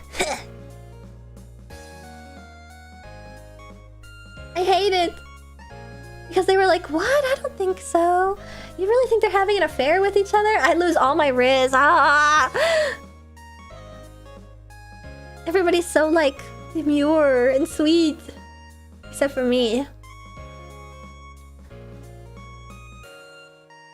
I was saying enough swears for the whole group. Ah, it's so fucking embarrassing. I'm like a 12-year-old that just found out a new swear word. They're pure maidens. Well, and I was also a little bit like flustered myself because I mentioned before that the day before I was like really dumpy looking because I had just been wearing my airport outfit and then I spilled sauce all over my shirt that stained it. But then the next day I was like, I'm gonna look good because I was like, Broadway is like a fancy affair, so I'm gonna wear something nice. I was the kind of uncharacteristically fancy because apparently you can wear like shorts and whatever to Broadway. so I looked kind of fancy, and then Keiki kept calling me Miss Bombshell. Apparently you can't. Apparently like Broadway's cash. Barry's like, oh no, Broadway isn't fancy affair. Like it's not a big deal. You can just wear shorts. She was just wearing like normal clothes, and then I wore like a fancy outfit, and it flustered me. And then I fell up the stairs. You're not the one on stage, but it's fun to dress up. You can, but I'm glad you did go fancy. It's about the vibes. Yeah, I agree. Because whenever I go to the movie theater, I'm like, I'm gonna go in my pajamas because I have to sit here for a couple hours. But there's like an intermission, so if you wear something fancy to Broadway, it's like you can get up and walk around and... Excuse me. I have to get rid of my hiccups. Yeah, I got all dolled up from my date with the ladies. They were so... I didn't know how to respond when she called me Miss Bombshell. It was like, was it to watch Hadestown? I don't know. I was just given a ticket. To be honest, that was like the biggest reason why I went, because I was like, wow, I'll go have fun with VTuber friends and meet new people.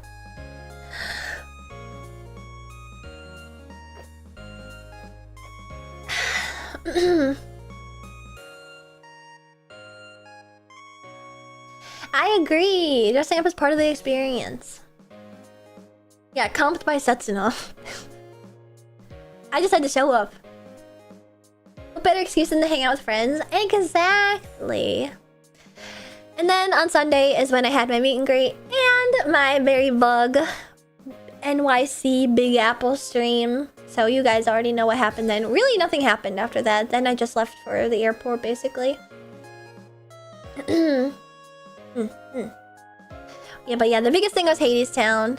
And unfortunately Grape didn't go, but I got to see Grape after. And I loved hanging out with Grape so much. Grape is so awesome and nice and fun. And it was really nice to hang out with Rocky and Pillow and a Berry Bug, of course. And unfortunately Mint was sick and Keiki was jet lagged and doing her own thing. And the Berry stream was funny as fuck. Dude! That was like, the agreement was like, okay, I don't have any room in my carry-on because I'm just living on my carry-on for this weekend, so you bring the microphone.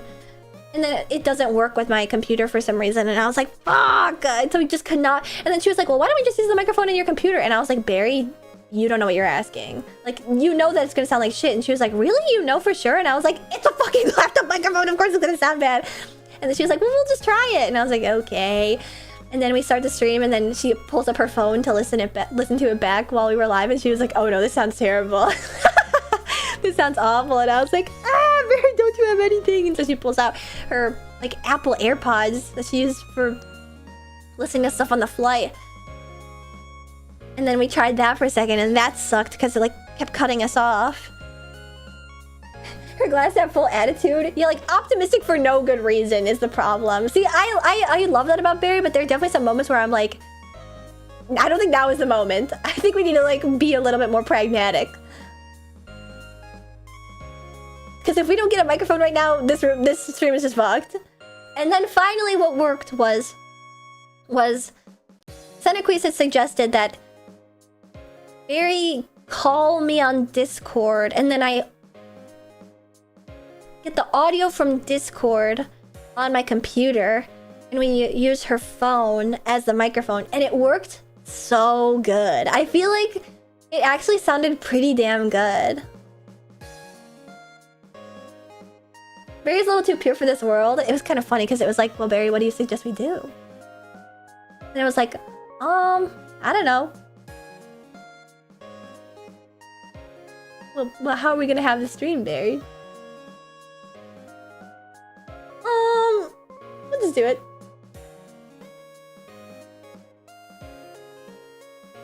SpongeBob and Squidward moment. Barry, where's the door hole?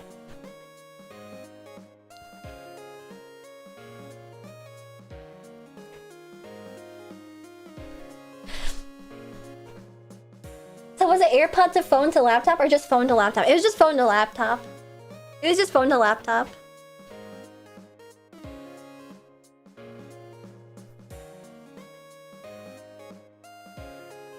And it worked super well. And we were laying on the bed. Oh my god, you're definitely the Josh to Barry's Drake, I know. It's spherical! Wait, so you were just both in bed? We were originally gonna do it on the couch, and then I was like, I just want to lay in bed. And then we just laid on the bed together and chatted and stuff. It was nice. It was fun. And we talked about such random, stupid stuff. I think we were intending to talk more about like the weekend in New York, but then like Barry slept all fucking day on Saturday, and so we didn't even do anything on Saturday except for see the musical. I like how Barry was so defensive about we are not doing anything weird, guys. Brand safe bug at her best, the finest moment. Yeah, she didn't like when I went. Wait, we're not doing anything. I'm still sad that she wouldn't Superman with me. You know, I was trying to describe like it's where you lay on your back and then you stick your legs up, and then the person like puts their stomach on your feet and then like balances and stuff. She was like, no, I don't wanna. And then somebody said that their brother cracked their head open doing that, and she was like, no, I don't want to do it. Don't make me do it.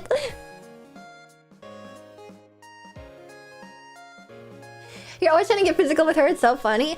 I mean, it's just so much fun. Like when you're there in like a room together with your friends, it's like I want to start beating everybody up. I want to start to become like hyper as fuck and start swinging. Ah! It's sort of like how once I get like a few drinks in me, I start to do the autistic like I'm gonna run away. Like there's definitely a moment where like if I've had like a few drinks where I'm like, what if I just ran away right now? What does that mean? Like autistic kids are known for it's not absconding, it's like elopement. They're known for eloping. I'm like whenever I get a little drunk, I'm like, what if I just ran away right now?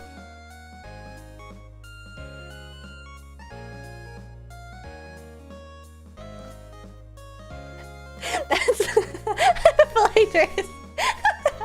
Yeah, that's what it's called. I looked up elopement the other day and it is indeed a clinical term. I've never experienced that as an autistic person. It's a thing that happens when you're like pretty autistic.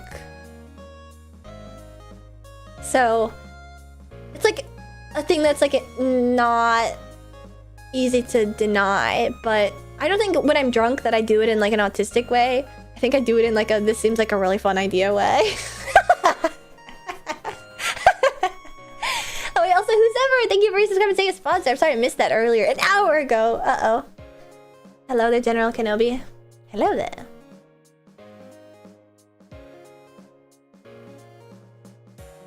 I've never had the desire to run. Not since the incident. The only elope I know is to do with marriage. This might be an autism level 5+ skill. It is. It is.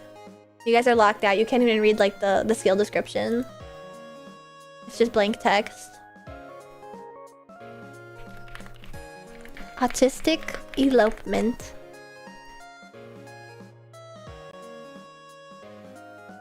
Nearly 49% of autistic children attempt to elope or wander at least once after the age of 4. Autistic children are 4 times more likely to wander off than their neurotypical siblings. Seeking stimulation is a common cause, enjoying the physical feeling of moving or running. Sometimes I just want to run. And then I feel like Spirit's sailing to the Cimarron. Need to finish your collab, bud, but it was really cool getting to meet and greet both you and Barry on Sunday. Yeah, Miss Insanity, thank you for the $5 super chat. Thanks for coming to my meet and greet. Is it like just running or running away? I think it's running away. Well, because running away makes it more fun. Just running for the sake of running is not nearly as satisfying as running away and having all my friends go like, wait! Somebody get her!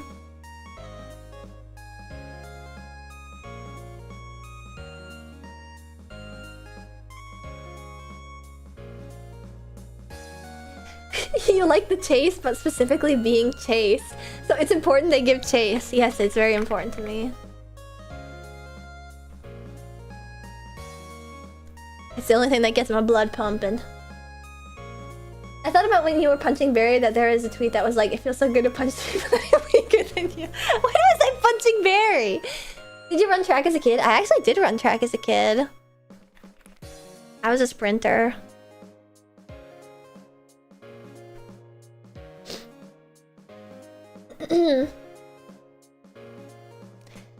I don't care why this sounds familiar, but I do tend to run away. That might just be an introvert thing, though. See, I'm not specific. Like, I'm not talking like symbolically running away or like turning inward. You know, shielding yourself from the outside. I mean, like, legitimately, like you're in a group of people and you're like, I'm gonna fucking run away. Jock Ashton hates musicals and wanders. It's all coming together. Yeah, I'm such a jock. This fucking musical nerds, unlike me, who plays the intense sport of color guard. That isn't dorky or nerdy in the slightest, and embarrassing at all. You're freaking Jerry Mouse. Wait, yes, that's what it is. I feel like Jerry. Just a Jerry looking for a Tom.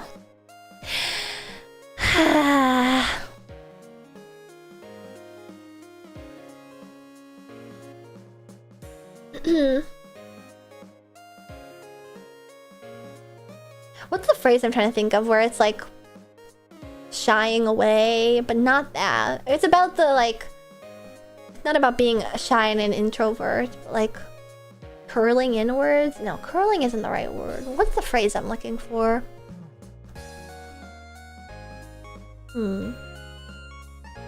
What else is there to discuss? I think I really covered everything. Turtling, soon. No, it's not turtling or soon. Retreating into... Yeah, maybe retreating inward is the phrase that I'm looking for. Not clamming up.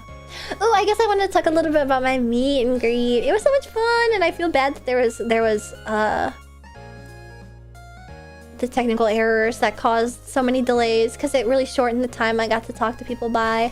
But it was so fun to talk to so many new pit crew, so many stylish pit crew, so many dripped out pit crew with Aston Martin merchandise. Withdraw, that might be it. Withdraw inward. Were you supposed to sing like last year? Oh, like a Moso Matsuri? No. Did you like my full suit? I didn't see it was a full suit. I guess I should have assumed based on the fact that you were wearing a suit. But the thing I liked most about the suit was that you were wearing my happy over it. Looked hot as balls. You're gonna have to have longer time slots with the way things are going now. No. What? You think? I think that was just because there was time for people to like queue up, you know? Sometimes people just like to loiter because there's a group of people. If I had started on time, I do wonder if there would be the same amount of people. I don't know. I'm just little old Ashton. I don't need more than an hour. Speaking of Ashton merch, my umbrella is stuck in customs. Oh no! It's rainy season too. I hope it gets to you soon. Hopefully you don't have to pay much in customs. Ooh. It looked like more people this year. Well, that makes sense because I think I've grown since last year. Technically, last year I had a lot of notoriety because of Virtual Vacation. But this year, I think it's mostly me holding my own with a bunch of pit crew that enjoy watching, which is cool. And there was people that... You guys heeded my advice. Good job, pit crew, for listening to my suggestions. I love that mostly everybody introduced themselves, save for both the girls that were there. I don't think I know who they were. And if you didn't introduce yourself, there's probably a high likelihood that I just recognize you anyway, which is still fun. Oops, sorry, I forgot. Oh, I'm not sure which one you were then.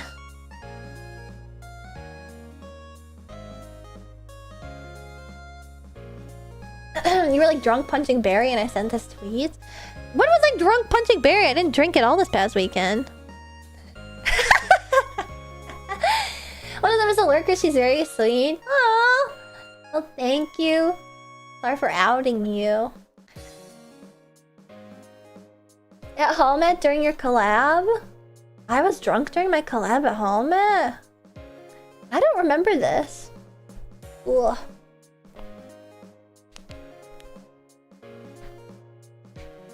Oh no, just punching Barry. Oh. See, I think it happens so much that I can't really like pin down a specific time or place that this happened. I'm always shadowboxing Barry. Like an annoying boyfriend. My plan was to actually get you to guess who I was, but that would not have worked with the time limit. And I'm so sorry to say, E-Boss, I don't think I would have guessed it was you. Not anywhere in my train of thought would I have guessed that there was a pit crew that was so drippy and stylish. That's why it's punch buggy. Wait, I'm like so kunky.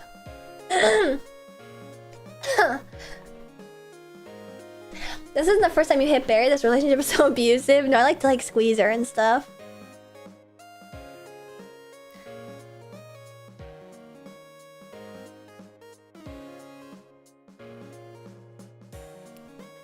Keiki is so short too. Keiki and Nimi and Mint are all so short, and I think they're like all about the same height-ish.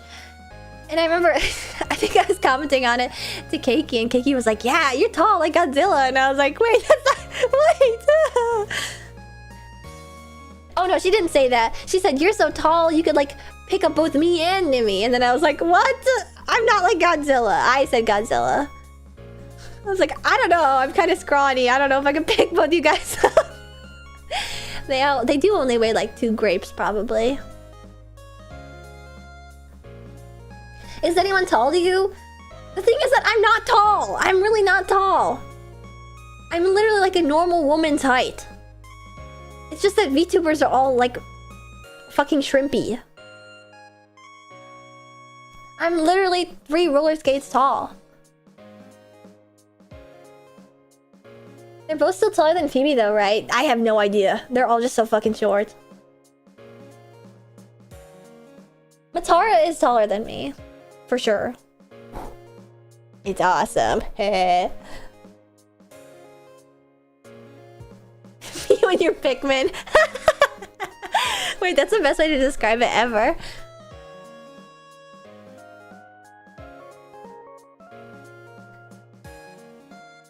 I'm gonna draw that someday. Me and my little Pikmin VTubers. Now, am I Olimar or am I Louie? Or maybe I'm Bossoon. Gotta get a whistle to use on them. See, that's the thing, like, I'm honored to be able to go backstage behind productions and stuff and, like, partake in the experience of, like, getting to celebrate with my fellow VTubers, especially ones that are in the show, but sometimes I can't help but be like, oh, it would have been so epic if they did this. I want to produce a show someday too. Like I don't mind running around and giving people microphones. I don't mind running around and like putting down gaffer's tape and stuff. You said your height once, but I'm not reiterating it for the sickas, but yeah, that's not really tall. I mean, Louie! What? Just because I'm conky. Tell Sony you want to produce a show next. I wonder if they'd let me. If anybody would let me, like, have input in that. Also, Hidden Flare! Thank you for the 5 gifted subs. Because that's the thing that I've been seeing, like, specifically with Rocky and... Whoa, Invalid, thank you for the 5 gifted subs. Also, what the heck?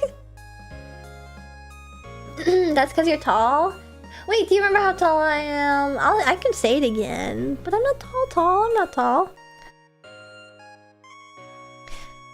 But it's been crossing my mind because I see it often in Rocky and Lazaly's posts about Surge because the VOD for that is still up. But I see in their posts they talk about it like being self-produced. And I was thinking to myself, like, that means they made it, right? And then I was wondering, why don't I say that I produced my... Because Oshi Spark had a hand in, like, is it produce or the direction? So I guess maybe they could say, I could say Oshi Spark produced my concert, like Space Cadet. But I directed, like, a lot. Like, I did everything myself, basically, for, like, picking songs and, like, what to do when, and MCs and dances and stuff. So, I mean, I feel like that's gotta count for something, right? Like, I feel like I should give myself more accolades. Like, I feel like maybe I should say I directed it. Like, I directed my own concerts. I'm almost tempted to say I did. We all kind of did that in Virtual Vacation, too. You know?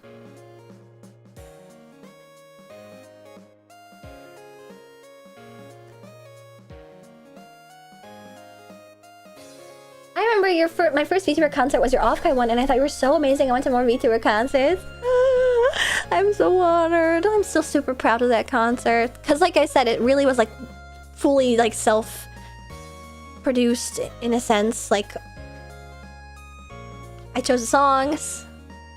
I did my dances. Oshi Spark helped with the funding and like sourcing of like studio time. And also the promotion side of things. So it definitely wasn't all me. But I feel like, you know, I think maybe I'm just assuming, but I always thought that by saying like, this is my concert, people would see it as like, I did like the creative efforts for it. But a lot of like musical artists don't like write their own music. I mean, even I don't write my own music really. So like, they're kind of just like a mouthpiece, like a pop star that's like a figurehead, but like the backing is like a different mixer and like a songwriter and then a composer and so on and so forth. But then I sort of did it all myself. Basically what I'm trying to say is that like, I had assumed that people might think that it was all self-made.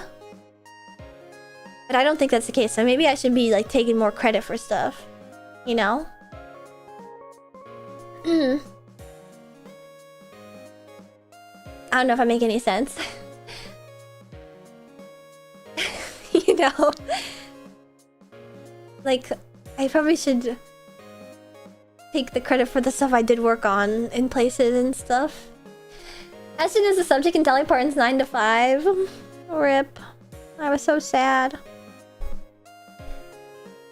And literally the other day too. Oh man, when we were backstage before the concert too, I don't remember what we were talking about that led into it, but we always talk about so Barry and Mint always talk about like Metal Gear and like going to MGS Con and stuff. And then when we're all together, it always turns into like talking about theme parks and stuff. And we had this like funny ass moment where where I think like we brought up Dollywood again because we were like, oh, I want to go to Disney and then I want to go to Dollywood.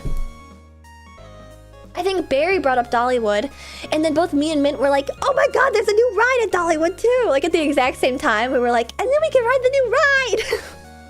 We're all such fucking nerds. No, there's no Metal Gear theme park. They were just talking about like traveling together and stuff. And then obviously that comes to like, well, we should travel to go to theme parks, and the one theme park that we've always talked about was Dollywood. But it was so funny being like, the new ride at Dollywood! Woo! It's so awesome that we get to share that interest together. Idols going to Dollywood seems really fitting. Yeah. Rest in peace, Queen Dolly.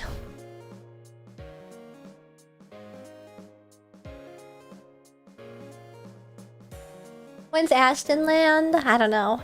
I feel like that was so sudden. But actually on the topic, I know because when Dolly was announced to have passed away today. Whoa, hey, what do you mean RIP? Oh.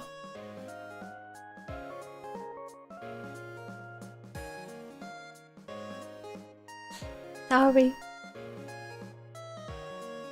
Well, turn on the news. Honestly, any channel probably. Or go on Twitter.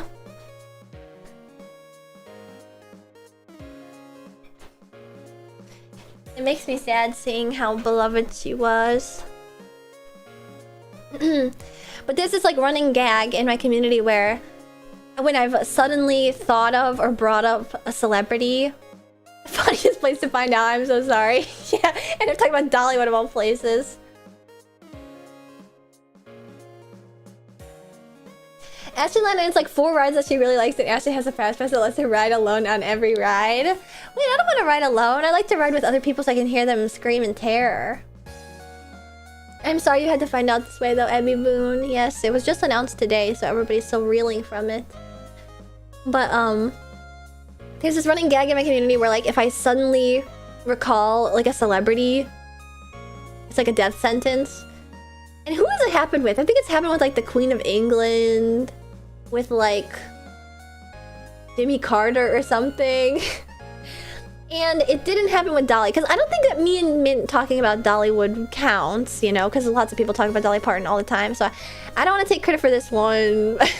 not that I want to take credit for the deaths anyway. But low-key, I didn't talk about it because it was like in my mind and then like gone from my mind. But I actually thought about Hayden Panettiere before she passed away, like completely randomly. I think it's because she has such a name that's like child star name. You know, I think another one is like Chloe Grace Moretz, you know? So Hayden Panettiere, even though like I never really kept up with her career, she was one of those names that just like is like an earworm. It gets like stuck in your head. And she just like popped into my head recently, probably because like Hilary Duff has a tour or something. And like literally like 2 weeks ago, she just popped into my head and I was like, oh yeah, Hayden Panettiere. I didn't remember anything that she was ever in. I knew that she was like a Disney Channel kid and I didn't realize that she was Kyrie, but she like fully popped into my head completely randomly. And then I just forgot about it. I didn't realize it would be like a death sentence. Spiritually hyphenated name, always brutal on the life expectancy. That might be what it is. I loved watching Heroes as a kid. She's rewatching Heroes right now. What's Heroes? Heroes. Ugh, but oh man, the smog was so bad in New York that one of the nights when I was sleeping, I woke up in the middle of the night and was just like hacking. And I was half asleep during it. I just remembered it right now, but I was like, you know.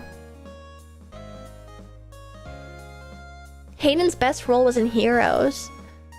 Jeez, I only knew her from like Disney Channel stuff. Heroes. Heroes.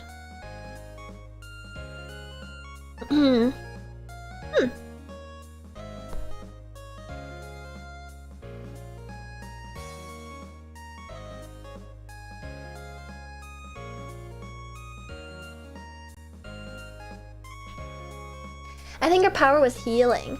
It was proto-prestige TV stuff like Lost. Man. You're speaking like code sometimes, Mint. And just like Lost, it fell apart very quickly. See, I know about that because I remember the cultural backlash from that happening. But I remember the Game of Thrones cultural backlash a lot more. Specifically the ending. Calling Heroes a Toonie show is wild but accurate. It fell apart way quicker than Lost. Wait. What's the thing where it's like only the good stuff gets through to like that has like a cultural legacy and stuff? What's that phenomenon called?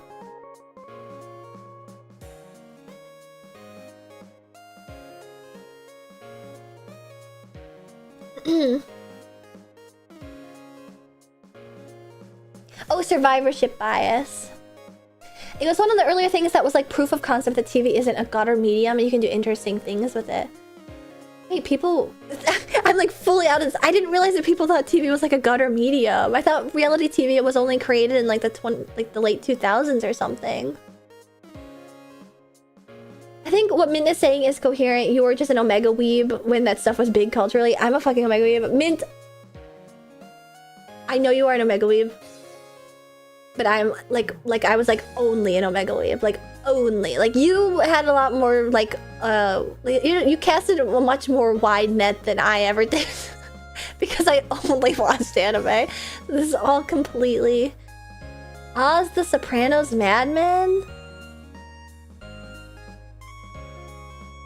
Yeah, my major was too specialized. Before that, it was like sitcoms and crime dramas. Oh. Going band for band on weeb power level. See, I think Mint could definitely go toe to toe with me. So you might even beat me when it comes to like retro stuff. But I think I could beat Mint when it comes to modern stuff, for sure. Not that that really has a lot of honor, to be honest. For a long time, TV was only seasonal anime tier. Oh, thank you for explaining it in weeaboo terms. Oh. That makes way more sense. I'm watching 3 anime this season, so I'm doing okay. Ooh, what are you watching? HBO helped move the needle in the 90s. I see. You know, there's always like these older shows that I get a lot of like stuff on TikTok about that I'm always curious about watching. And there's this one where it's like this girl, I think it's like a comic book character, but I can't remember her name. But she has like a black hair and bangs. And it's not Daria. And it's not a cartoon. It's a IRL 3D show. Live action with... And is her name like Jane or something? IRL 3D live action. Yeah, Jadugar is really good. Are you thinking about Jane from Breaking Bad? Oh, it's Jessica Jones! But it's the same actress, isn't it? That's from Breaking Bad. Jessica Jones. That's another one that I think I see a lot of people really like. That has had like a... But yeah, I was like not tapped into Vampire Diaries. I wasn't... I was tapped out fully. I wasn't even in the ring, baby. I haven't seen anyone talk about Jessica Jones since it aired. Pretty Little Liars. Gossip Girl. No, I'm fully Gilmore Girls? Wait, what's the difference between Gilmore Girls and Gossip Girl? I ran out of water and I'm kunky. The OC. Which OC? It's always so awkward when people call me an OC instead of like a VTuber or myself. Different shows? Are they related at all? Gilmore Girls and... well, Gossip Girls?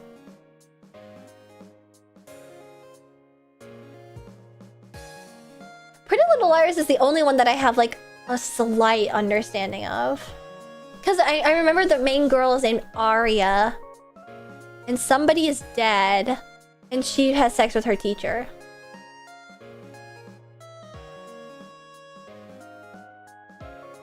Gilmore Girls was about mom and daughter slice of life. Wait, this isn't Gossip Girl? Gossip Girl. Whoa, I don't know who any of these are. And then there's also the show Girls, which has like the insufferable characters that people don't like.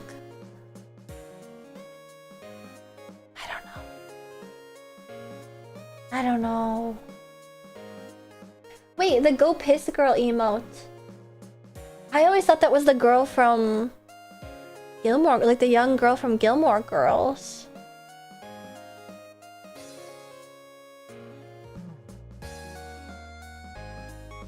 You know, part of it too was that like I always felt a disdain for like, that's the Gossip Girl, Lorelai. I don't know. You ever watch Arrow? I don't know. Holy crap! The fairy has arrived. The subathon is over. Congrats, Tori! Congrats on the subathon. Welcome, Raiders. My name is Ashton Martin, the Rollerboat Race Queen of VTuber Racing. Welcome. We're currently trying to figure out... Excuse me, I had to clear my throat. We're currently trying to figure out a difference between Gilmore Girls, Gossip Girl, and what was the other one? Golden Girls? Is that it? Golden Girls? Hope NYC was fun. Have a good rest of the stream. Thank you, Tori! And I hope your stream went super duper well. And congrats on the successful finale of your subathon. That's awesome news. Welcome. 3 completely different shows. Ah, I was too busy watching anime. I don't know anything about any of these. You know what it was? Part of it was like... I had a very judgmental... If you guys... if this surprises you, I had a judgmental pawpaw. And... he was very like...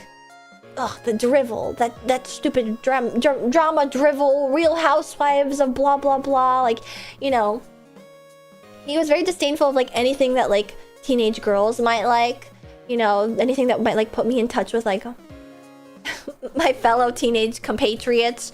So of course I was naturally out of touch my entire childhood. I literally lived a youth of that one Onion article where it's like dad gives daughter like great music taste that will put her completely out of touch with her fellow student. I have to find it again. Onion article. Dad gives daughter good taste. Cool dad raising daughter on media that will put her entirely out of touch with her generation. That's literally the story of my life. So I never really...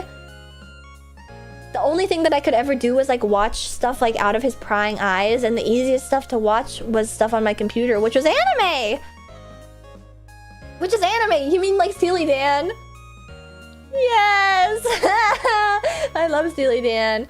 I can identify a Steely Dan song by like the first couple notes. I'm like a sleeper agent for Steely Dan. Also, Kelly Jester, thank you for the 5 gifted subs. What the heck? Thank you! And for gifting Tori a sub, welcome to the sponsors. Now you can use my emotes all over the website at twitch.tv. No way, he loves your VTubing? No. No. Your dad rock levels qualify as Gap Moe to me. I'm happy they qualify as Gap Moe. The fact that you can request Operator by Jim Croce, however you say it, during my karaoke, and then I can actually sing it. That's gotta count for something with my old dude points. Operator. I'm pretty sure the only VTuber I've ever seen do a Steely Dan song during karaoke. What? What? You've never seen another VTuber get Steely? That's crazy. Actually, have I ever... Does Papa Martin call you like a YouTuber or something? He doesn't like to acknowledge it. Because... Dude, my dad's just like kind of an asshole. Whenever it comes up, we're like, why are you doing this? Why are you doing that? Like, business. He goes like, ugh. You know, like rolls his eyes or something. My mom is super interested and proud and is like, that's awesome, great news. But my dad is the type where it's like, I can't understand why anybody would even care to watch you, you know?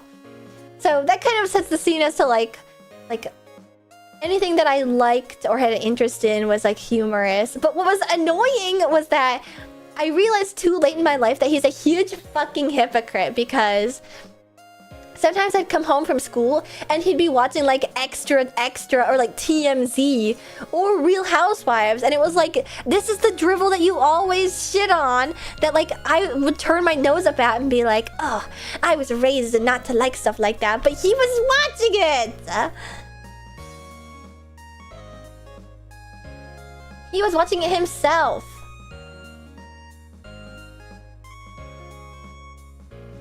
That's dad slop. It's literally mom slop. It's totally different. Like daytime talk show television. And then he'd be like, oh, it's the only thing that's on. And it was like, no! He was a closeted slop enjoyer. He's like an Asian dad. That means you're gonna love all the stuff you think you hate. Probably. My dad secretly likes anime, but only certain shows, but he won't admit it. I just know when he's enjoying it. Yeah! That's like... But they're so stubborn, dads, about the things they don't like. It's just virtue signaling. It's so dumb. I realized way too late, being like, ugh, I don't need to play with toys like other kids. Like, I'm mature. And I don't need to watch, like, this. I'm mature. And so... Whenever he caught me like watching anime, he'd always be like, I can't understand like why you'd want to watch like stupid shitty cartoons from Japan of all places, you know?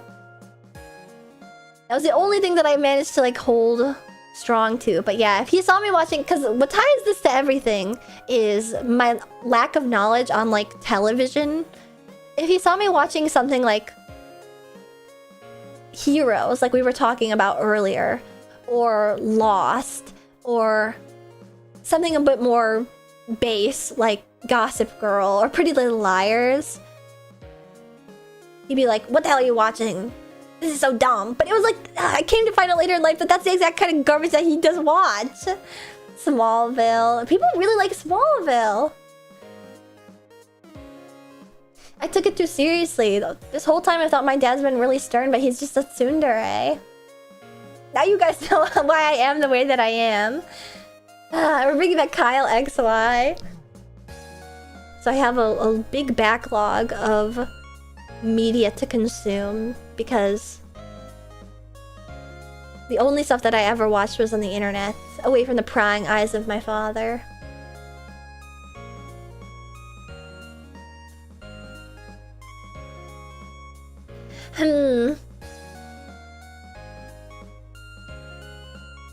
Speaking of consuming media, better start with like I Love Lucy and work forward from there.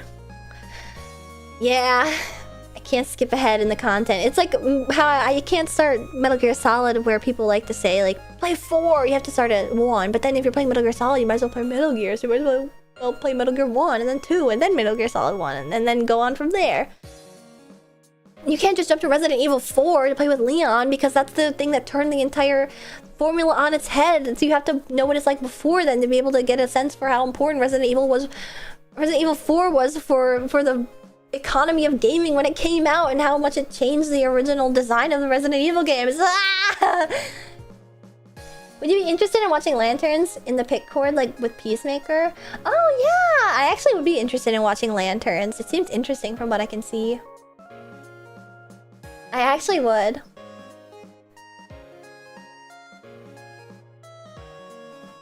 You gotta do that with Star Wars? I did do it with Star Wars.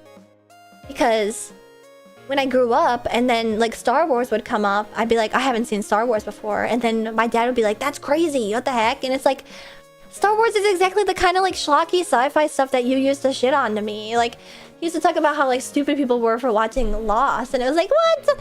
Arrgh. I missed out on so much important cultural stuff. A part of it was that I don't think that we paid for some of the channels that showed like Lost and stuff.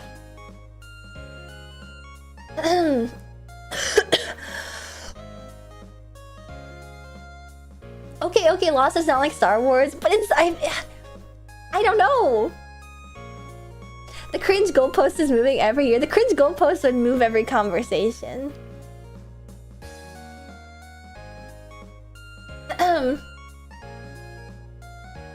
You have to start with Hideo Kojima's Penguin Adventure before you can play any of the Metal Gear games. My dad would be like, what, you haven't seen that all the time? It's like, man, you said you'd show me when I was older. My dad would do that too. Like, what? You haven't done?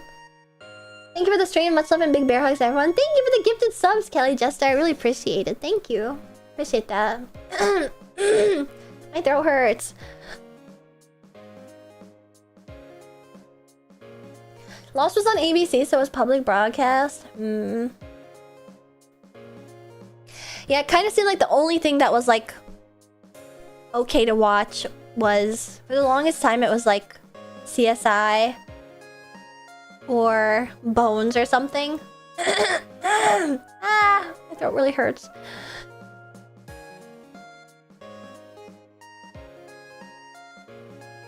Okay, I think I'm better now. Will be CSI or Bones, and then eventually when HBO kept coming out with like experimental stuff like Game of Thrones or oh, what's the other one? I can't think of it. It's the Wild West one.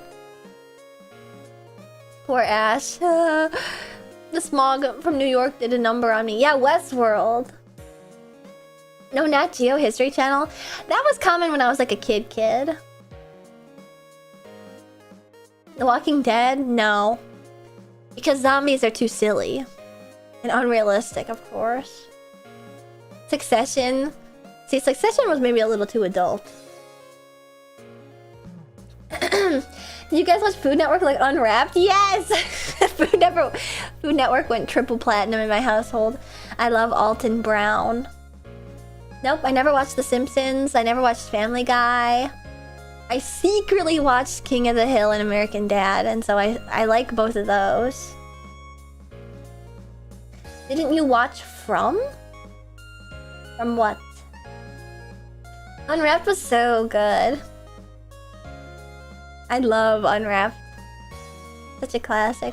My parents would watch Mad Men with me, but I'd have to cover my eyes. Bizarre time for TV in the 2000s. See, Mad Men is actually a show that I'm interested in watching. I get a lot of clips on TikTok about it. Oh! Speaking of clips from TikTok, the little cherry on top to my trip was she would learn so many cromulent new words in The Simpsons. I really thought Northern Line came up with that one. I felt so stupid when I brought that up on stream. Speaking of television, though, on my trip home from New York, I was sitting next to a guy. Well, okay, so I was the aisle seat, and across the aisle was a guy who I wasn't even paying any attention to. It is awesome you got on him for making up a word. Oh, it's just an elaborate reference all along. I should know better than to think anything that he does is anything but a reference. But I was sitting next to this guy and I like didn't pay him any attention because it's just some old dude, right? And then at the very end of the flight, the stewardess is coming through picking up garbage, and she stops and goes like, "Oh, I recognize you. Thanks for flying with us," and then walks away. And I was like, what the fuck? And then like I guess like everybody in the vicinity turned around and looked over, and I was like, huh, that old dude looks kind of familiar. I didn't notice it until just now because I wasn't really looking. And I thought about it more, and I thought about it more, and I was like, he looks like one of the doctors on Chicago Med, which I've only seen in parts on TikTok. I've only seen him being like the asshole doctor from Chicago Med in like 2-minute bursts on TikTok. And it was him. And apparently he was in this other show called Wings too. His name is Steven Weber. It was so crazy. Honestly, really impressive you remembered him even from that. He's got a very distinct looking face. His eyes are really close together. That's Chicago royalty? That's like meaning Jeremy Allen White. I would say that he's more than just Chicago royalty. Your memory for people is wild. He has a very unique look. You know? I like your depiction, thanks. But yeah, no, he sticks out in my mind. But I guess, you know, you guys are probably right. The fact that I remember what he looks like despite only watching it in parts on TikTok is kind of nuts. And I was considering like, well, I don't really like know anything that he's been in besides for Chicago Med. And I was considering making him stop and take a picture with my standee, but then I was like, fuck, it's gonna be hard to explain what this is to like an old guy, and he probably just wants to go home. And then before I could think of even like tapping him on the shoulder and asking him for a picture or anything after we got off the plane, he did the thing where like everybody got up to go, and then instead of waiting to like go out at the same time as your aisle, some people, when the plane docks and everybody like takes their seatbelt off and grabs their bag, some people just like run to the front of the plane, you know, and skip other people that like are too slow. He did that, and I was like too I was too shy and my backpack was too heavy, so I was like, oh, maybe I'll just like see him walking outside. But dude, he was gone. He was only like 10 people in front of me on the plane. Massive aura loss. I know. He was only like 10 people in front of me on the plane, but then I was like, he's out of here. He was running away from you because he was scared. He could sense my overwhelming aura. He felt the aura. He eloped. His cover was blown. Dude, it was the stewardess's fault. He kept it on the DL like the entire flight. Yeah, the flight attendant blew his cover. He probably was exactly that. He was like, fuck, like I don't want to like talk to anybody. Let me get off this plane as fast as possible. You know? But that was interesting. What was interesting too is that I brought it up because I had to go to like a family dinner yesterday with some family that was in town, which is always torturous. And I mentioned it to Papa Martin, and I was like, oh yeah, I was sitting near this guy on my flight back who was like from Chicago Med. And my parents don't watch Chicago Med, I don't think. So they wouldn't really know who he was. And then my dad was like, oh yeah? I said, yeah, his name's like Steven Weber. And then my dad was like, what? He's way more famous for like this other thing called Wings. And I was like, what? I don't even know what that is. And then he said, yeah, that's like a real like TV star. And I was like, I don't know. But what was funny too is that when I was like disembarking from the plane, the stewardess that like clocked him was talking to the other stewardesses like up at the front of the plane going like, yeah, he's like a regular on Chicago Med. Like, you don't recognize him, you know? From Wings is such a boomer call out. See, I can't believe you guys even know what I'm referring to, because I don't even know what it is. It was an alright sitcom, but nothing crazy. I forgot he did Wings. I have no idea what Wings even is. It was a shock to me. I only know him from TikToks about Chicago Med. And the craziest fucking thing in Chicago Med, let me pull this up. Let me pull this up for you guys right quick now.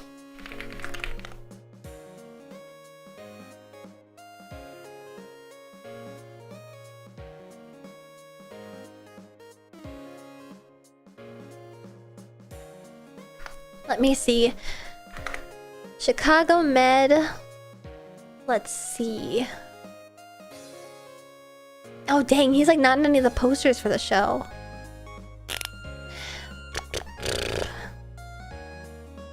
But that just goes to show like he's pretty like secondary, if not like tertiary. Here we go, here we go. Here we go. This is a picture with him in it.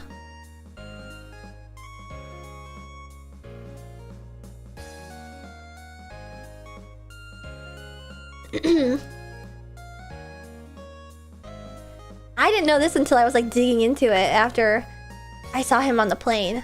So this is the show Chicago Med, and here's like the cast that I've seen on TikTok.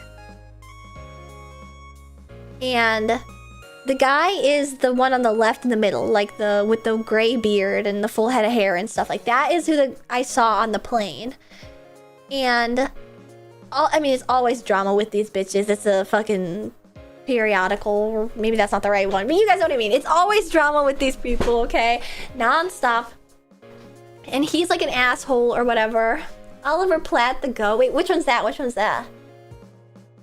And then there's this guy that's in the bottom left with the red hair.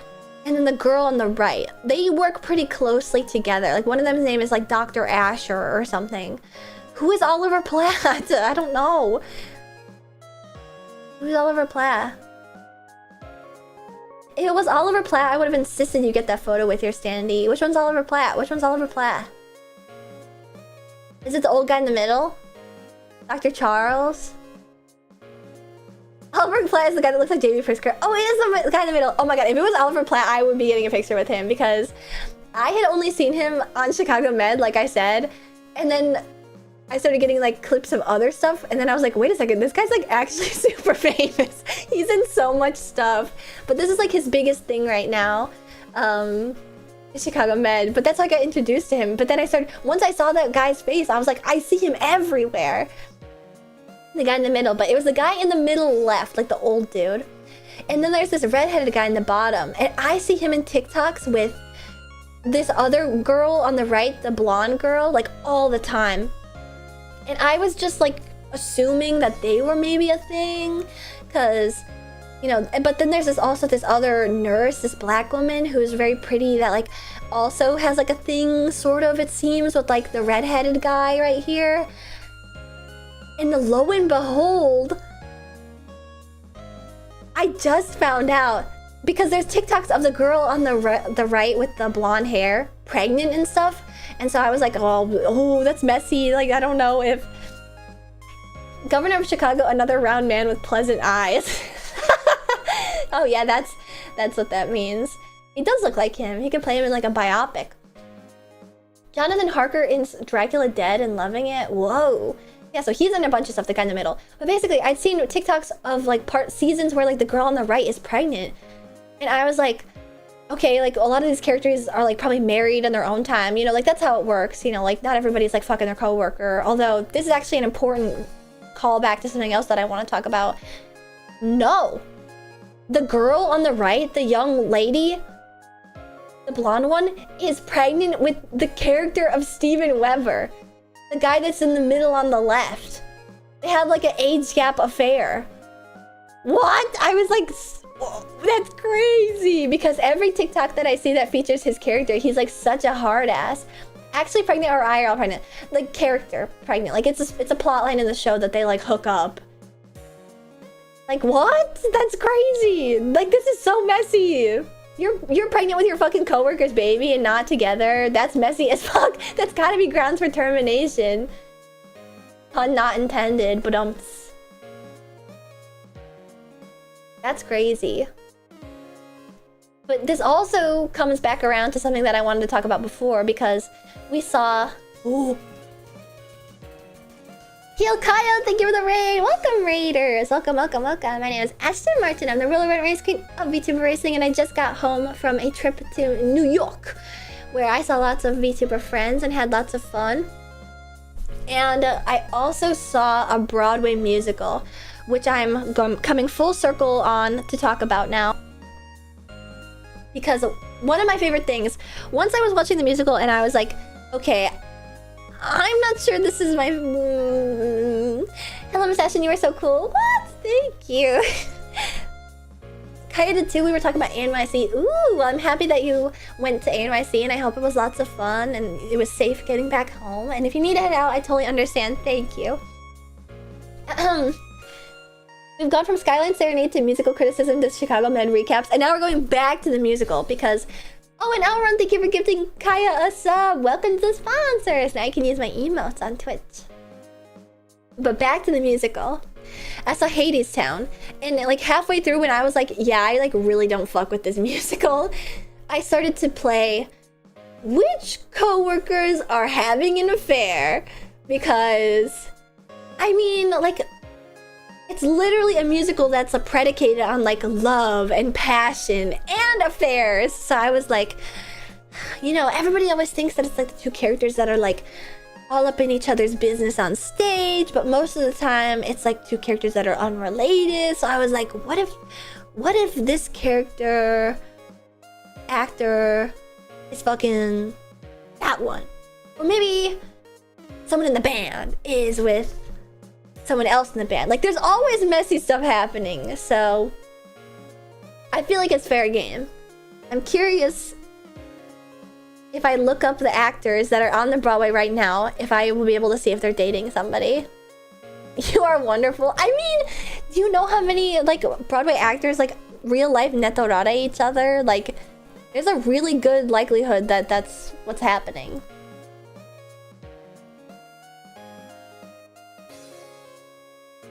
Now I know why Nimi and Keiki looked at you like... See, that's not... I didn't discuss that with them. I was just discussing it in my mind, like...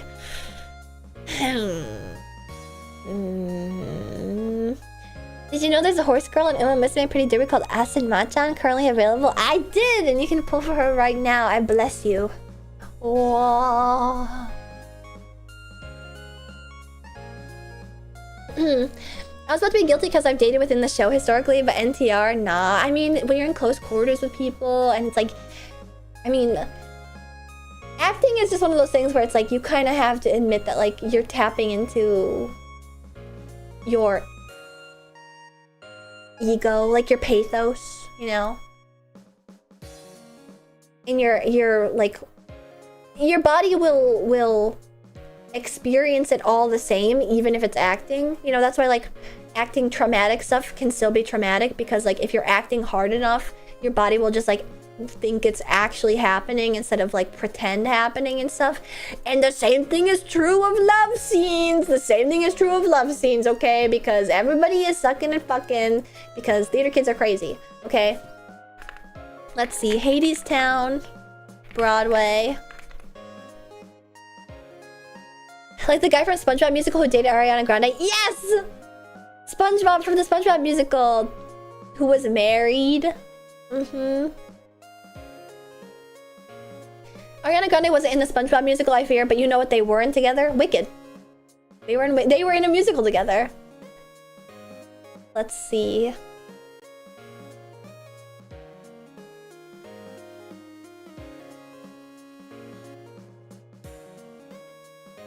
I'm coming home again.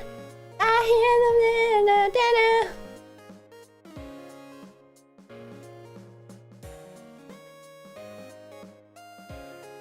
That's one of the Hades Town songs. Let's see, Broadway. Not tickets. I want to see the cast. About. Is this the place?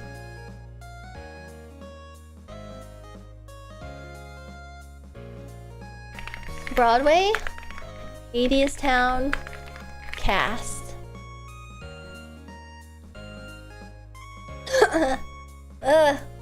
I'm talking way too much. It was so funny though when we were talking on stream about how the one guy looks like Human Tenna from Deltarune, which I swear to God he does. I swear to God he does.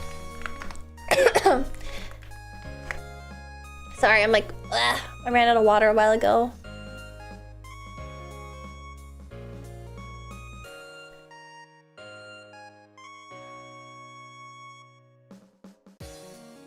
Here, I gotta find a picture and prove it to you guys.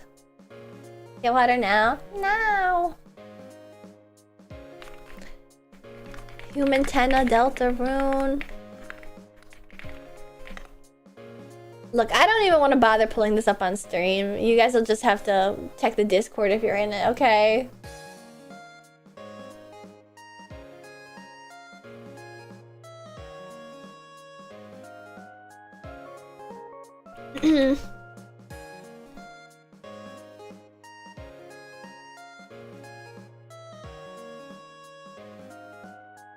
One second.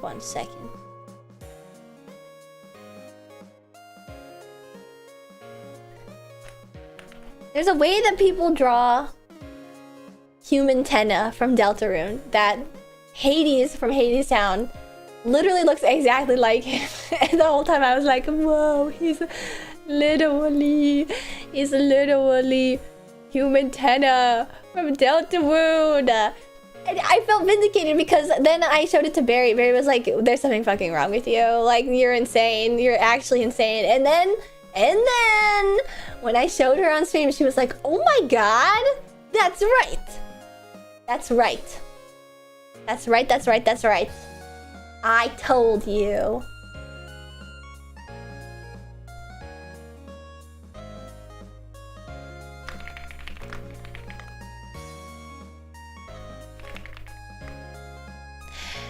I'm coming home again.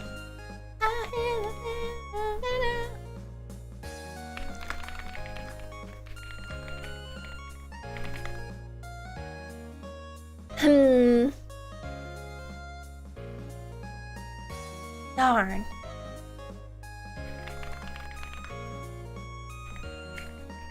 I'm doing some spelunking.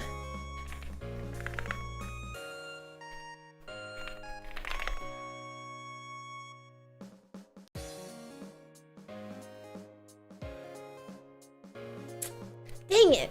It doesn't look like any of the Broadway cast, the main cast of Hades Town, are together.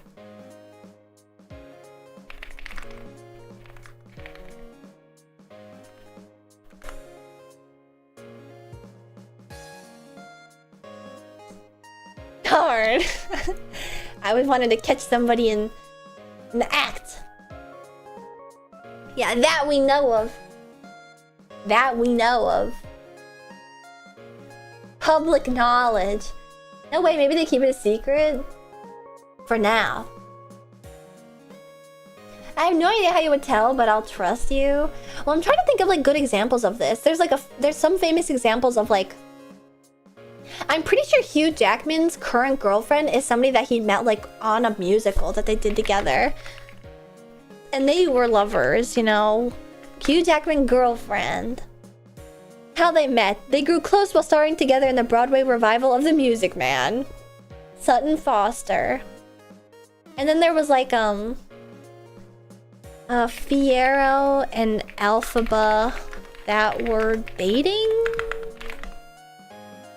Let's see.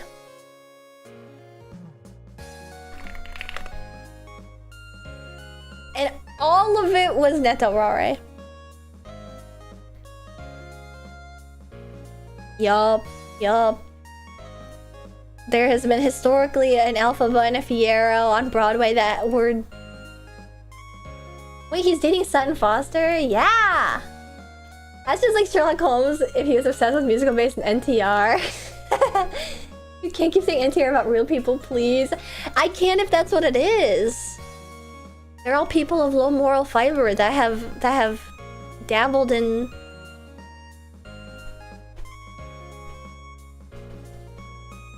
the body of others. Ugh.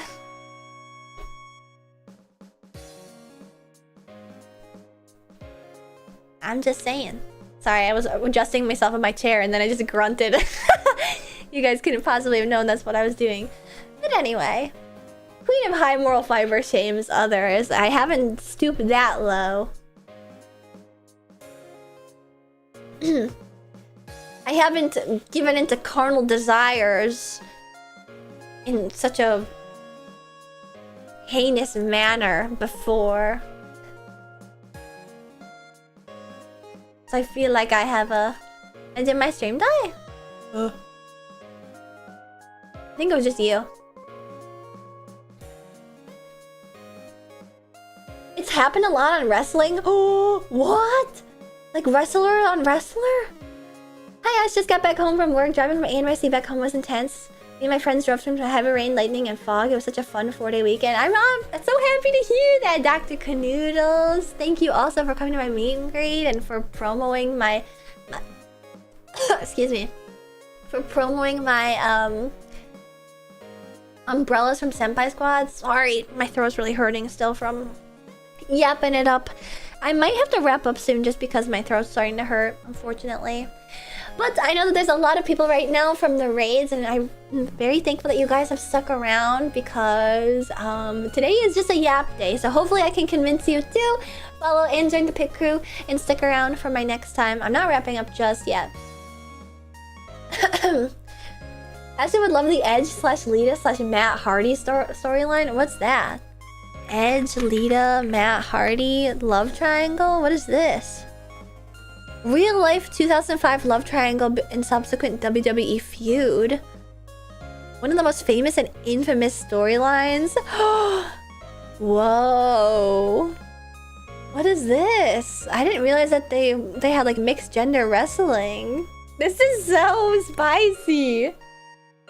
What have you done? Ooh. Real life issue that was made into a storyline. Whoa, that's crazy. Real life affair. Alert, it's time to drink water. I'm out of water. I really should just refill it. I think I mostly talked about everything that I had written down. Except for the fact that I was thinking about Batman too in New York, and I was thinking about how weird Ben Affleck is as Batman. Edge and Lita had a fake sex scene on TV in the middle of it. What? That is so insane. I really gotta tap into WWE storylines. I'm always interested, but I feel like it's kind of like past its prime a little bit. And then John Cena beat them up for their shamelessness. Live sex celebration. Oh my god, what the hell? Oh my god. Because like, is WWE like in modern day WWE storylines, are they as nearly as fun and crazy as they were back in the day? I don't think so. I missed out on the second round for Moshi, but my friend will say hi for me since he got one. Yay! I'm excited about that. Yes, the tickets for Moshi Expo went up. And the VIPs were sold out very fast. And I think that there still might be tickets for the regular Moshi. Is it Moshi? No, sorry. Oshi Konbini. I'm sorry. Oh, there's too many cons that I'm a guest at sometime soon. And I can't wait to be able to meet so many pit crew. I'm so excited. Too many Oshis. Yeah, if you're a whore. In the 2010s, they started pushing heavily to be more kid-friendly. Ugh, that's so boring. So boring. Well, good thing Papa Martin banned tawdry entertainment, so Ashton didn't develop a taste for it. Yeah, that's another thing where he would have rolled his eyes at and been like, oh, that's so dumb. But it was just so weird because, like, he was just like the ultimate tsundere. Back to the Papa Martin thing, because he hated, like, hopeful tearjerker types of movies. You know, like the types that they'd show you in school, like the one with Sandra Bullock and the kid that played football and stuff. Like all those, like, yeah, they're like saccharine, like sad, but like have a really positive ending and stuff. But then I remember very vividly we watched Bridge to Terabithia in theaters, and that's one of those movies that, like, really bait and switches you. And I remember very vividly, like, he poo-pooed, like, emotional, like, powerful type of, like, feel-good kinds of movies so bad. And then when we watched Bridge to Terabithia, I remember very vividly that was the first time I'd ever seen him cry.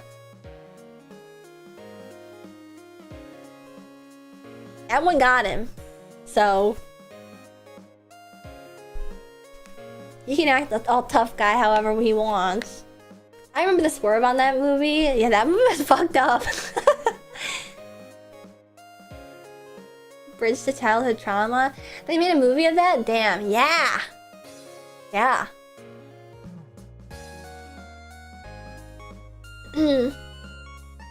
They originally were going to go with an ending where she lives with Terabithia. That would have ruined it. Yeah. I think it's good to have, like, media that challenges children's, like, emotional capacity and stuff, you know? I think we should stress children out more, you know?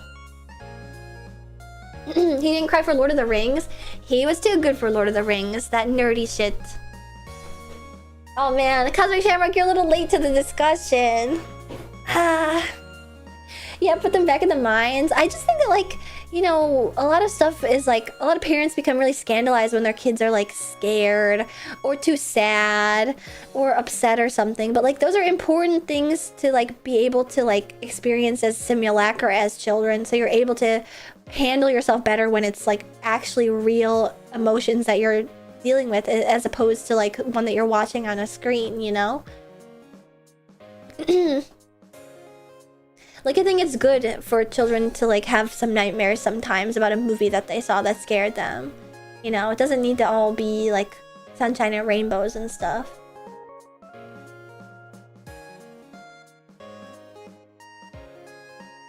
In fact, if I look back on my childhood, I look back fondly most on the things that, like, challenged me. The sad things. And the scary things. Because it's just the fact that, like, humans, like, want to feel bad sometimes. It feels good to, like express your emotions in, like, a confined, safe space, like, in response to a movie. Or in response to, like, a haunted house or something.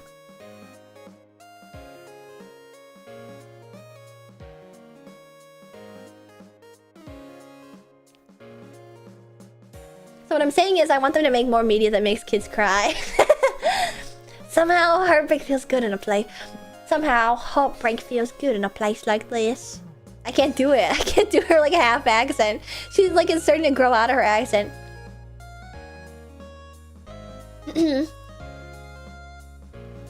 Spot on, thank you. No, not at all.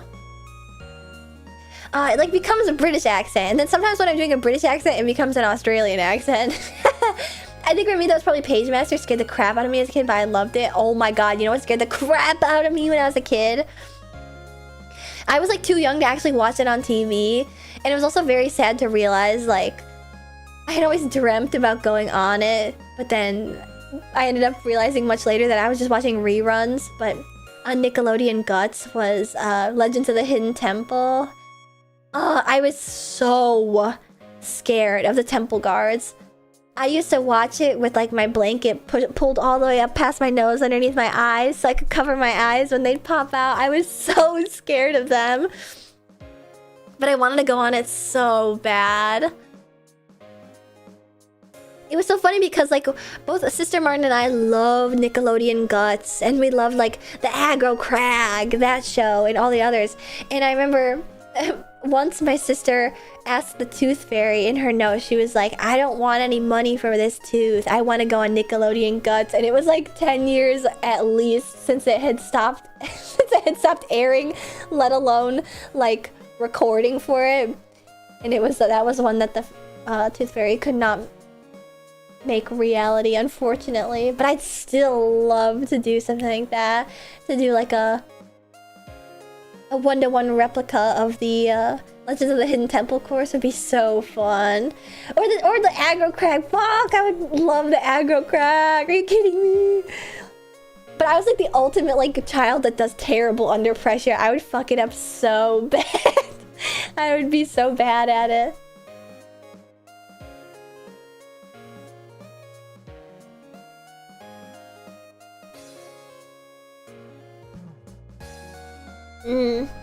Very nostalgic. Well, we covered lots of bases today. I wonder, would it be too boring to do the Wednesday crossword with you guys? Would you do the crossword with me?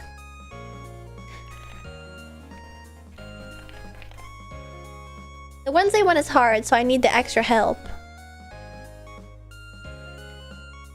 It gets progressively more difficult throughout the week, so... It's Tuesday here, but I'm game. Yeah, they upload the... Oh my god, it's past midnight! Holy crap! They upload the crossword for the next day, since it's New York on Eastern time. Actually, I feel like they upload it like 8 PM at Eastern time the day before. Like, you don't even need to wait till midnight. Let's see.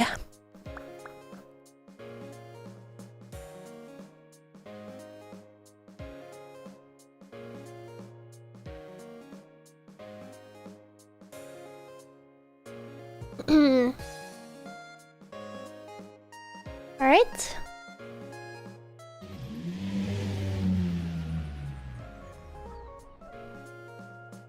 Crossword time! Alright. Modern lead-in to quit or bait.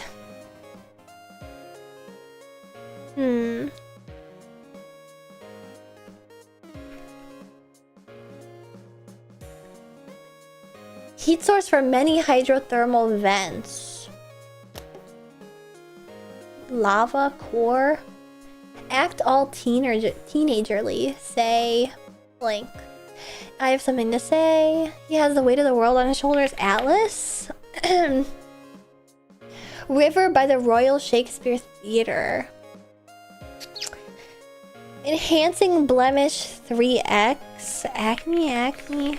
No. Enhancing blemish? Mobile.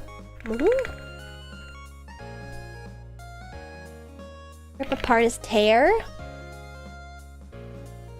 Something to belly up to? Tennis is king of clay, familiarly. Cautious. Wary. My guess is... Teach playfully. 3x. Pinocchio's tell. His nose? South American capital where Simón Bolívar was born? Blank Wowie. Cocktail with a rhyming name. Wowie yowie. PC key. Wait for it. Man, this one's hard. Sweet popcorn coating. Caramel. Caramel. Sci-fi pilot Han Solo. Call as a poker bet. Oh, hit. Right? Hit. Roman author of Metamorphoses. Fred Flintstone's boss at the Rock War. Pff, I have no idea. Tech review site. Nut in Sausalito cookies. 3x. I don't understand what the 3x is just yet. Bundles in a stationery shop. Paper. Probably. Mr. Slate? I would have never gotten that. Oh, this one's easy. Well, let me think is Pointed remarks. Famous cookie entrepreneur. Amos, of course. Famous Amos. Church fixture. Pew is all that fits. Black mark on a credit report in brief. Debt? In brief means it's usually like a shortening. Unbelievable or what blank? Okay, no, I can't answer that one. Never have I ever is a party game. April's blank day? April's Fool's Day? I've never had it where like April's is possessive. Bug on a pug. Tick. Or a flea. Maybe flea. Because it's a dog. Alien incubators and invasion of the body snatchers. I don't know. Acrimonious as a breakup. I don't know. Units of a verse. Torah scholar. I don't know. Bridge out blank sign. They have teeth, but they don't bite. Combs? Combs? That's all I can think of. Ground dwelling bird in a eucalyptus forest. Oh. Ground dwelling bird. Crap, I don't know. Chichen Itza builders. Maya. Taking charge. Happy sounding advocacy group. It was Torah scholar rabbi? That makes sense. Let's see.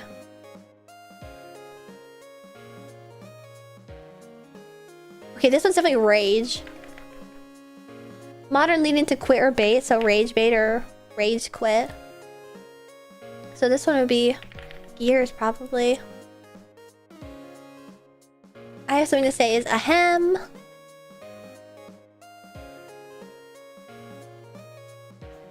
Bridge out ahead. Well, this one's confusing me. My guess is I'd say taking charge, happy sounding advocacy group, scuff up, say set as a price. I misspelled rabbi. Oh, I did. That makes sense.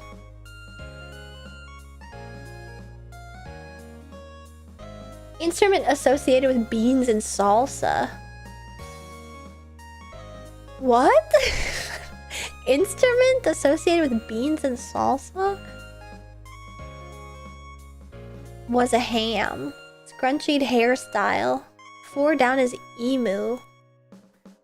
Oh, yeah, I guess they're flightless too. Oh wait, beauty mark. I don't know what the 3X's thing then. Audition, this is tryout. I don't know the king of clay. Scuff up is mar. Set as a price. Heat source from many. Oh, magma, probably.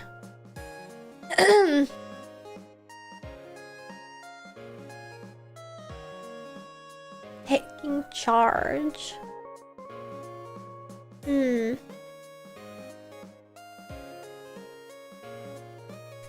Glad? I don't know what that is. The Blink final track listed on the original Abbey Road. Whoa, I don't know. Word that can precede cry or baby.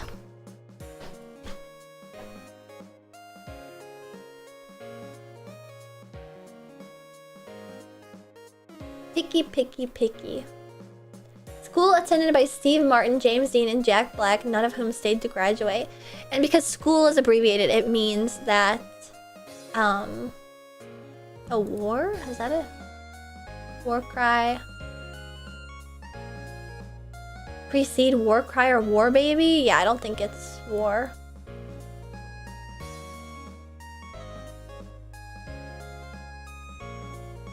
I don't think war baby makes sense. House mother. Cards with circle, stars, pluses, squares, and wavy lines. Test for in brief. ESP. Daybreak.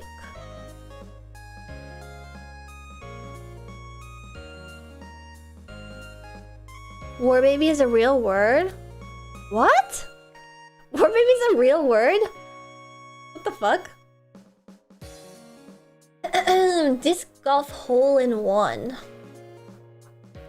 Got it all off his chest. And see, when they have question marks, it means it's like a pun.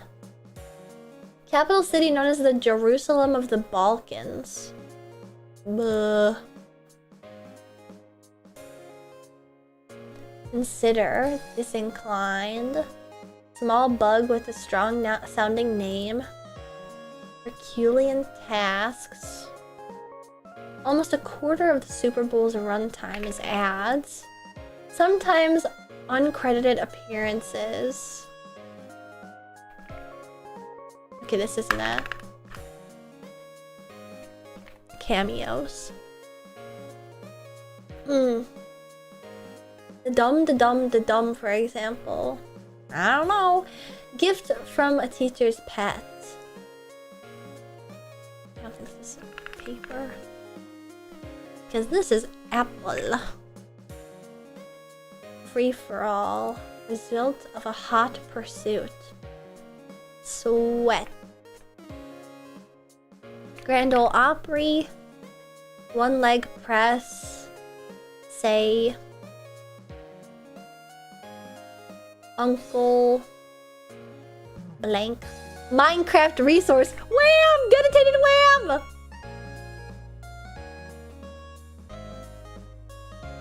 Oh, it is Uncle Sam, yeah. I don't think it's Ram. I don't think it's Ram. I think it's Or. Dang. Command to a jumpy dog. Off. Let's see.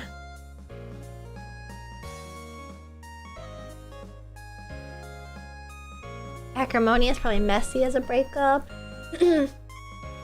April's Armor Day? Armor Day?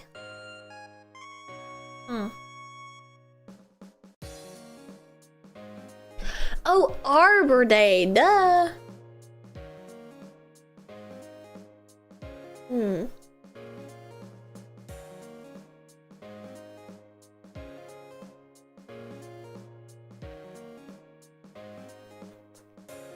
Teach playfully.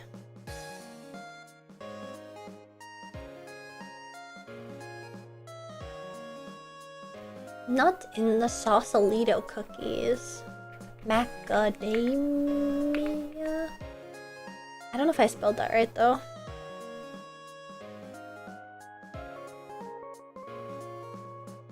Oh wait, iambs. Like iambic pentameter.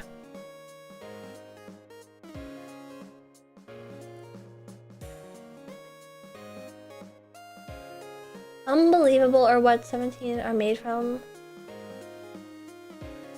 Some people? I don't feel like that's right, but that's like all that fits. You're kinda a genius. No. I don't get the pun. I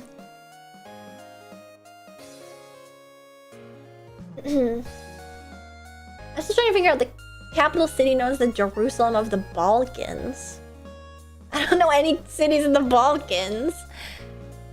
It's like when you're annoyed and go, oh, that's right, yeah, some people. I get it now. Tech review site starts with the C.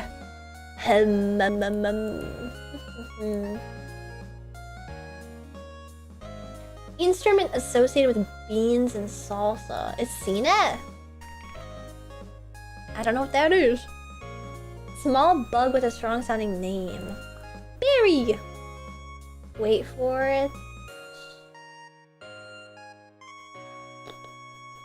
South American capital where Simón Bolivar was born. Oh, might! That's funny.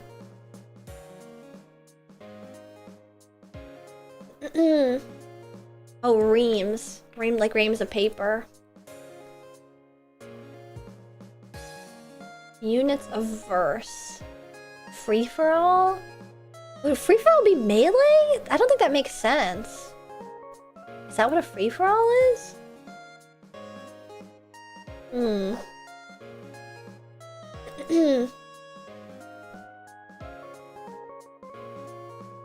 One leg press. One leg press. A foot is a poem unit. Oh. Oh, somebody said pause before for this one.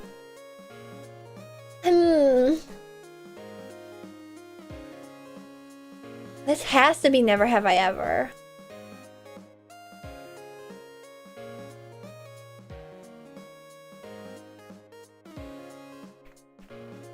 Herculean tasks, labors. Pointed remarks is jabs. Oh, this is Sarajevo? Really? Jerusalem or the Balkans? I don't know what any of those words are meant to mean. How did all have his chest?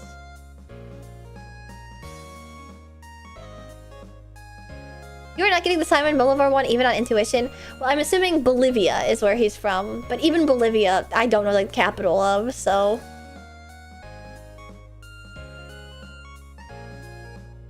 Repo? Oh yeah, rep. Ah!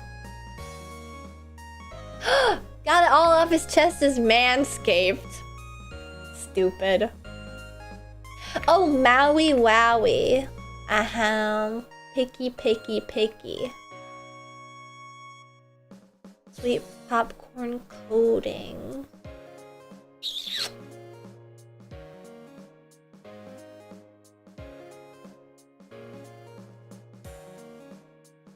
Anal, yeah. Salted. Yeah, it's definitely caramel. Salted? This one is Sita? Is that correct? Daybreak? I'm not sure. I'm not sure. Siesta.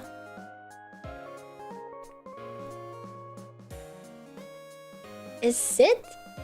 Is hit right? It might not be. Disc golf hole in one.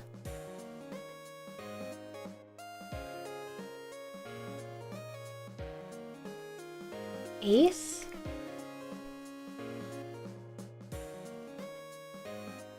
Consider? Hit his blackjack? Oh, whoops. Wait, what's the call as poker bet? C?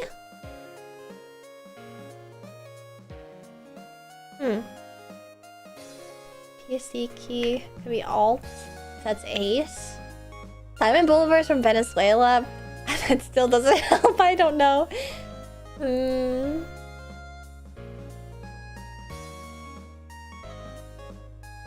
Steve Martin, James Dean, and Jack Black. Only thing I can think of is like UCLA. That's all that fits.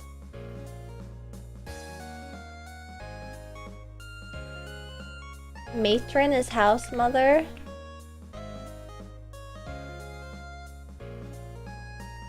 Caracas?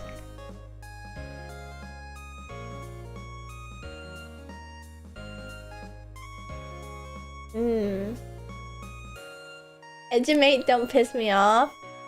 Wait, if it's house mother, then wouldn't it be matron? Oh my god, it is Edumacate. It is Edumacate. Fancy hairstyle.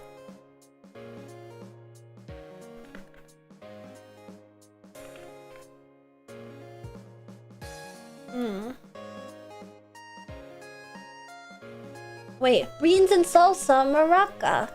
Dang. Act all teenagerly, say mope. Maybe. Rip apart. I don't know the Abbey Road one. Oh, Rend. Was a ham overacted. Whoa. Oh wait, this is probably Ovid. The Roman author of Metamorphoses. Probably just the end, right? Final track. Taking charge. At.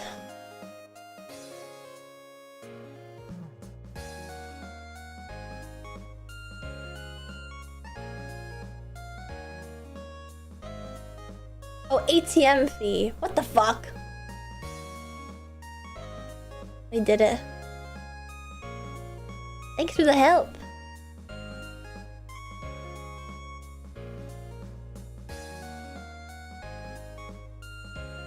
Hi, 3D streak.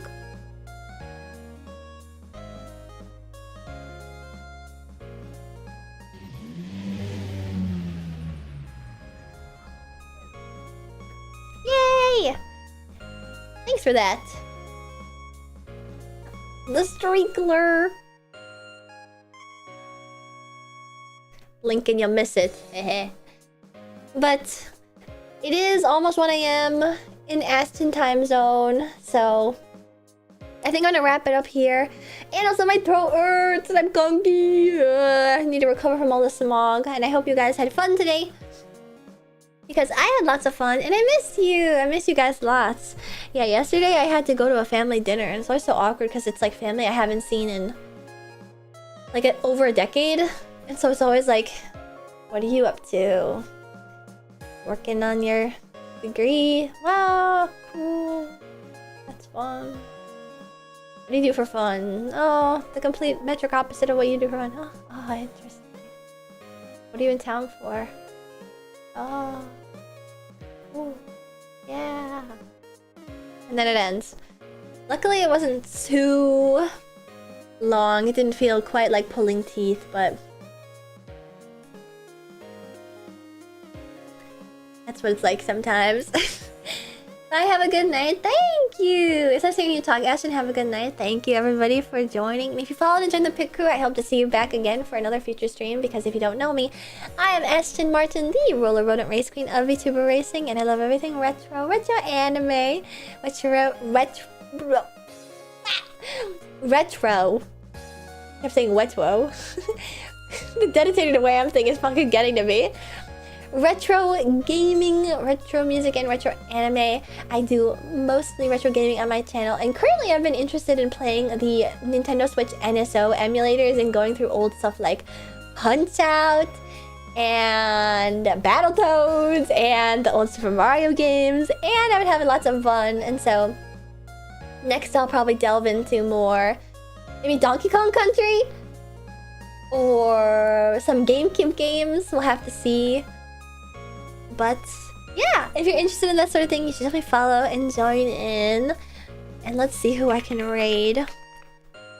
And I hope those Pit Crew who were at home during the weekend still had fun. Maybe you even got the chance to watch. You don't have your extended family go to conventions? No. No, the con thing is kind of like makes me like the family social pariah. The anime thing, rather. It isn't really shared by the rest of the very normal corn-fed Midwest family I have. What's cool to hear about Skyline Serenade. Your Senpai Squad merch is perfect too. Thank you, Team Blast! Oh, that's what I wanted to talk about, but I think I got distracted because I was just like all over the place trying to talk to you guys about 7 different things all at once. But the Ashen Martin umbrella and sunshade sold out. Sold out at Senpai Squad, like on Thursday. The umbrella sold out, which is crazy. And I made a post being like, get your Ashen umbrellas, save yourself from the rain, get your umbrellas. And people actually did buy them. What's so funny though is I'm kind of putting them on blast here because I'm not sure if the pit crew that this is talking about is here, but there are some funny special pit crew that like to relay all my myriad accolades to anybody who will listen. And so they would talk to the Neon Shrine people, artists, and some people at Senpai Squad too, like about how Ashen retweeted my tweet and like Ashen did the MC at Skyline Serenade and this and this and that, and which is so funny to hear about secondhand. That you guys are so excited that you're telling everybody that'll listen. But I'm very honored that you guys had so much fun. Even when I wasn't even really part of the show, that you had so much fun hanging out with other pit crew.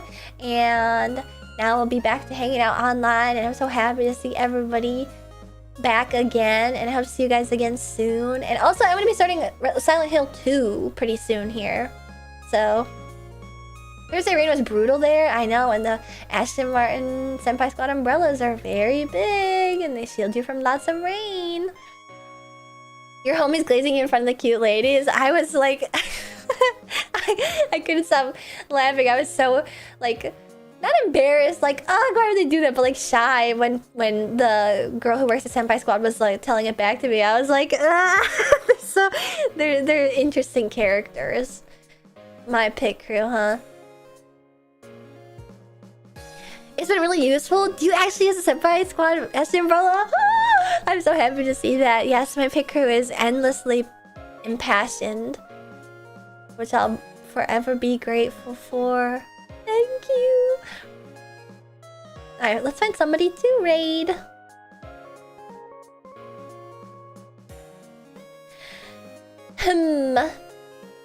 That new MGS collection is out now. Oh. I wonder if they made any like quality of life improvements.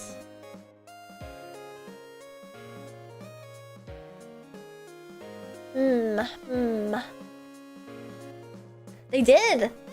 Ooh. I've got no clue who to raid.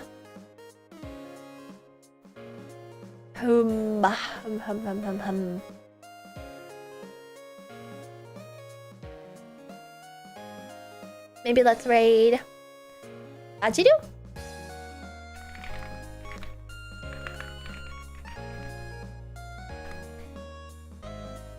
And that will be that. Yep. Thank you guys so much for coming to my stream today. And if you stuck around for a raid, thank you again. I think I've gone through that spiel a few times by now, but either way, I'm still happy to have you, and I hope that you had fun. This was sort of an odd, like, random yap stream, so I hope you enjoyed it, even without much context. Especially because I was, like, ranting and raving about Hadestown, and, like, probably, like, 10% of you guys have seen Hadestown. Max 10% of you guys have seen Hadestown, but... And most of it was just me regaling all my criticisms of it, so hopefully... I mean, you guys have probably heard of the classical myth, so... That's plenty of information. That's plenty of context, and you'll understand why I felt the way that I felt about it, but...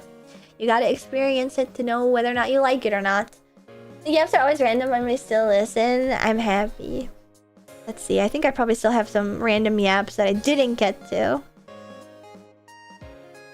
But that'll be for next time. Until then, goodbye. Thank you all, the pit crew. I miss you so much, and I'm so happy to be back. Goodbye.